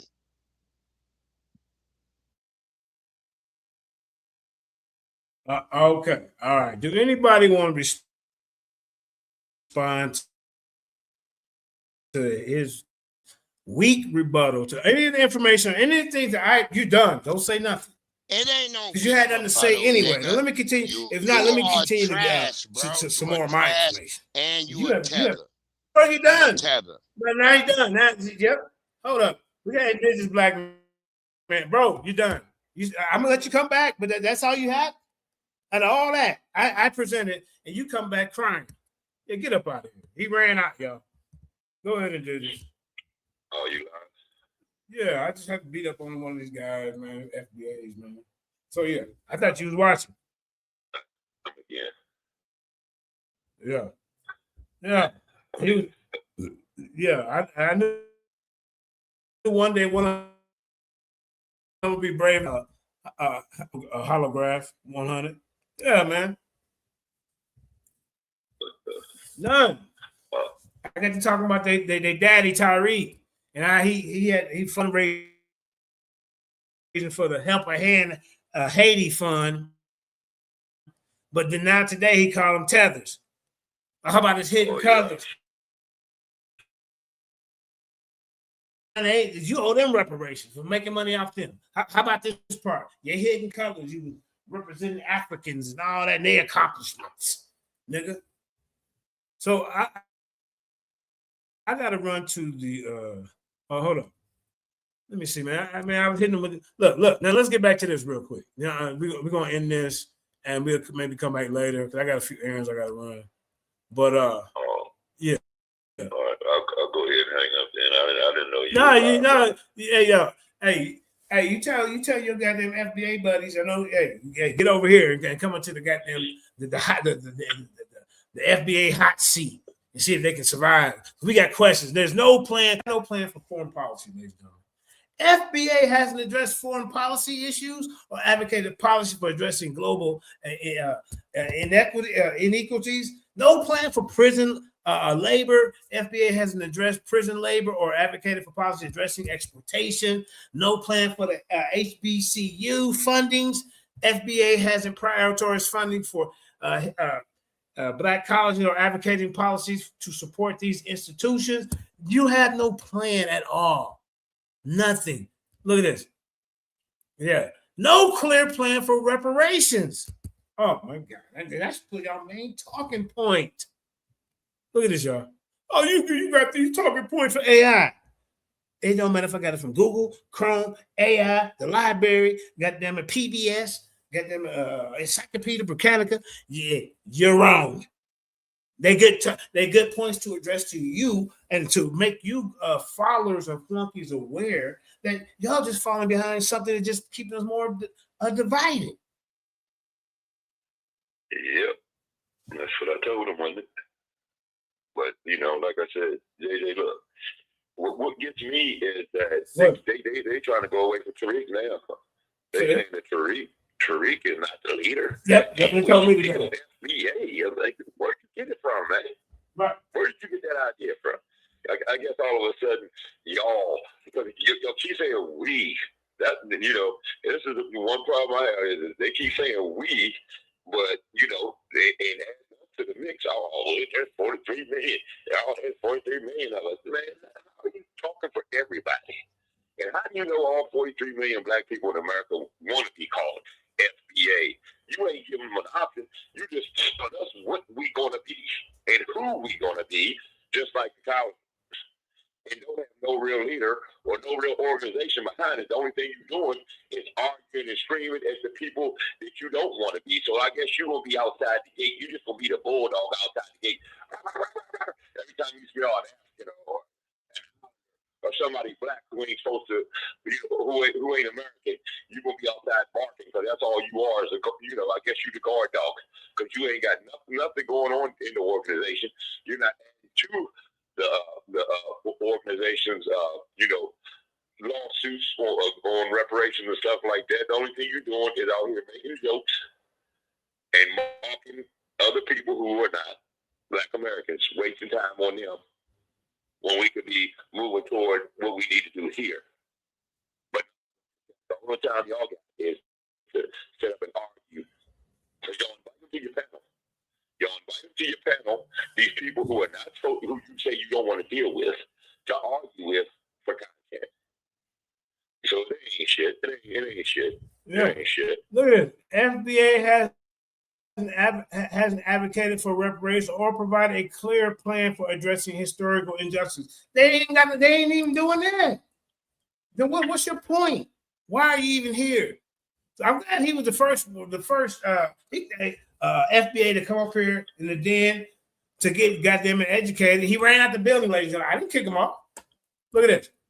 No plan for education access. FBA hasn't proposed a comprehensive education reform or advocated for increased funding for Black schools. They ain't doing nothing, man. What's the point? Look, Black farmers that y'all could be dealing with, and you sending like, okay, we'll send 500 to deal with the environmental justice. Let's send 400 to deal with Gulf Coast rebuilding. Hurricane Katrina. The Black farmers discrimination. FBA hasn't addressed discrimination against Black farmers or advocated for policies to support Black agriculture. What the hell are you here for? What's your point? It's a waste of time.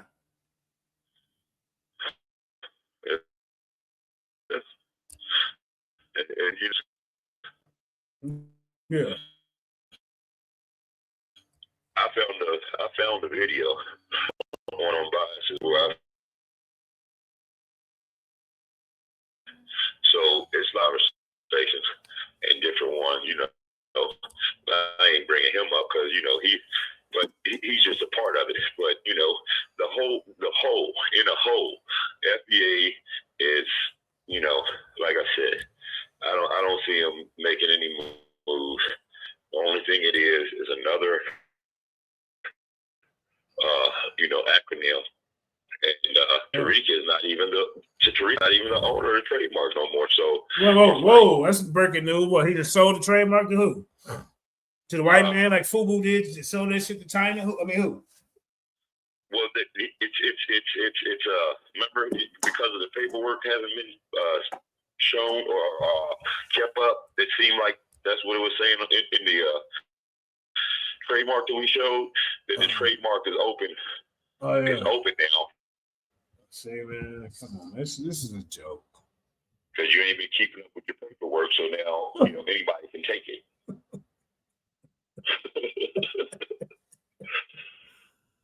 I mean, this is some kind of goddamn joke, man.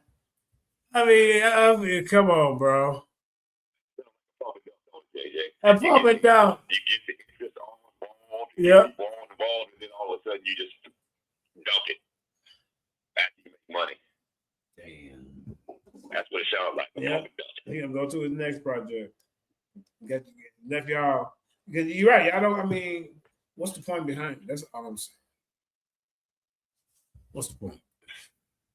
So let's get up out of here, man. I've been on for 6 hours. It was a great show. Yeah. Yo. Peace, IBM. Love y'all. Thank you, JJ, for letting me come up. Peace and love to the panel. Peace and love to the chat. Love all of y'all. Keep y'all's heads high. Your grass don't stop lying to my people. Yeah, I did call. I called you. Peace. I did call you. Oh, did you? Yeah. Oh, okay. All right, because I like, hey, I got an FBA over here. I was excited. Now I get to, bitch, I didn't kick me off the program. Well, and look, let me do my presentation, man. I'm tired of asking. I thought we just did it. Did we just do it? We just did it the other day, right? No, not that one. Oh, but I did. We did do the other one. I'm saying all this stuff before Unbiased. Before you hear this from Tariq Nasheed about, it ain't talking about delineation, but I'm saying they taking some of my talking points, bro.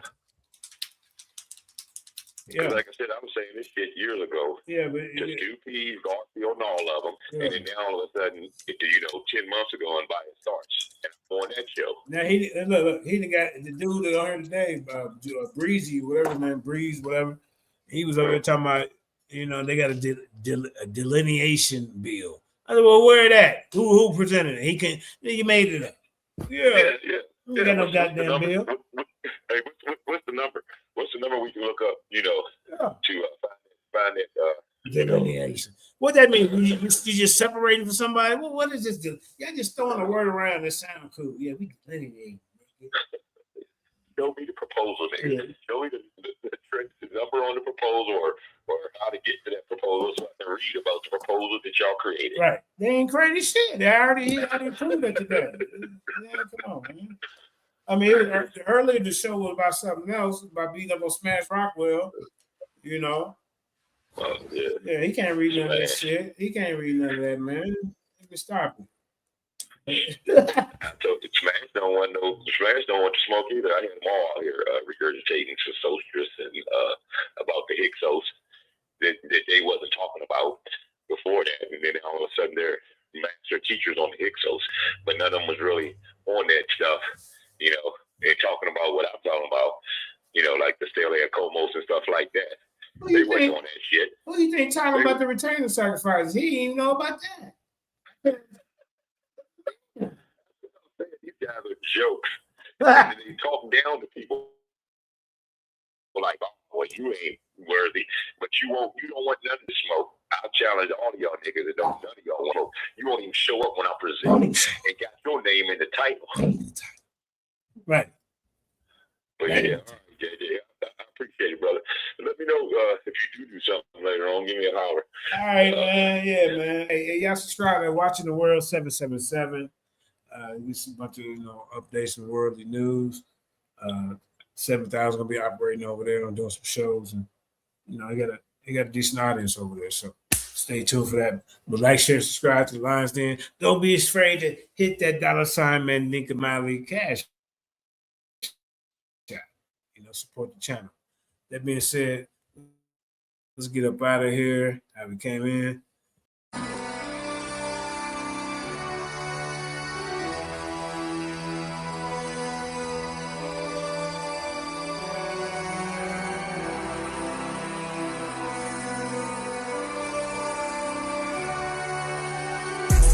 Wanna murder me, but never heard of me. Intellectually, it's a murder scene. Claiming you a scholar, get the clock out. Claiming you a scholar, get the clock out. Wanna murder me, but never heard of me. Intellectually, it's a murder scene. Claiming you a scholar, get the clock out. Claiming you a scholar, get the clock out. Black excellence at its finest. Yeah, using big words, but he can't define it. Finna hit him with the cannon, don't you stand behind him. It's about to get hot, watch him change the climate. He's nothing but a novice and he show his heart. Man, I think this rookie's done, sticking with a fork. Yeah, he treading water, swimming with the sharks. You will never see the light, living in the dark. The only thing he study is this information. Till I show him all his flaws and his calculation. Gotta leave his dummy dead as a demonstration. So I hit him with the cake with no hesitation. It's a wealth of knowledge you ain't never seen. Chop his body up and weigh the dead on a triple beam. It's a classic bully on my phone and he keep calling me. Need me to come and pick him up from another murder scene. And he's telling me I don't know why they keep debating me. I said we just don't keep kicking their ass into reality. Shoot the 7,000 said they want a war, but they should have already known that we were looking for. Wanna murder me, but never heard of me. Intellectually, it's a murder scene. Claiming you a scholar, get the clock out.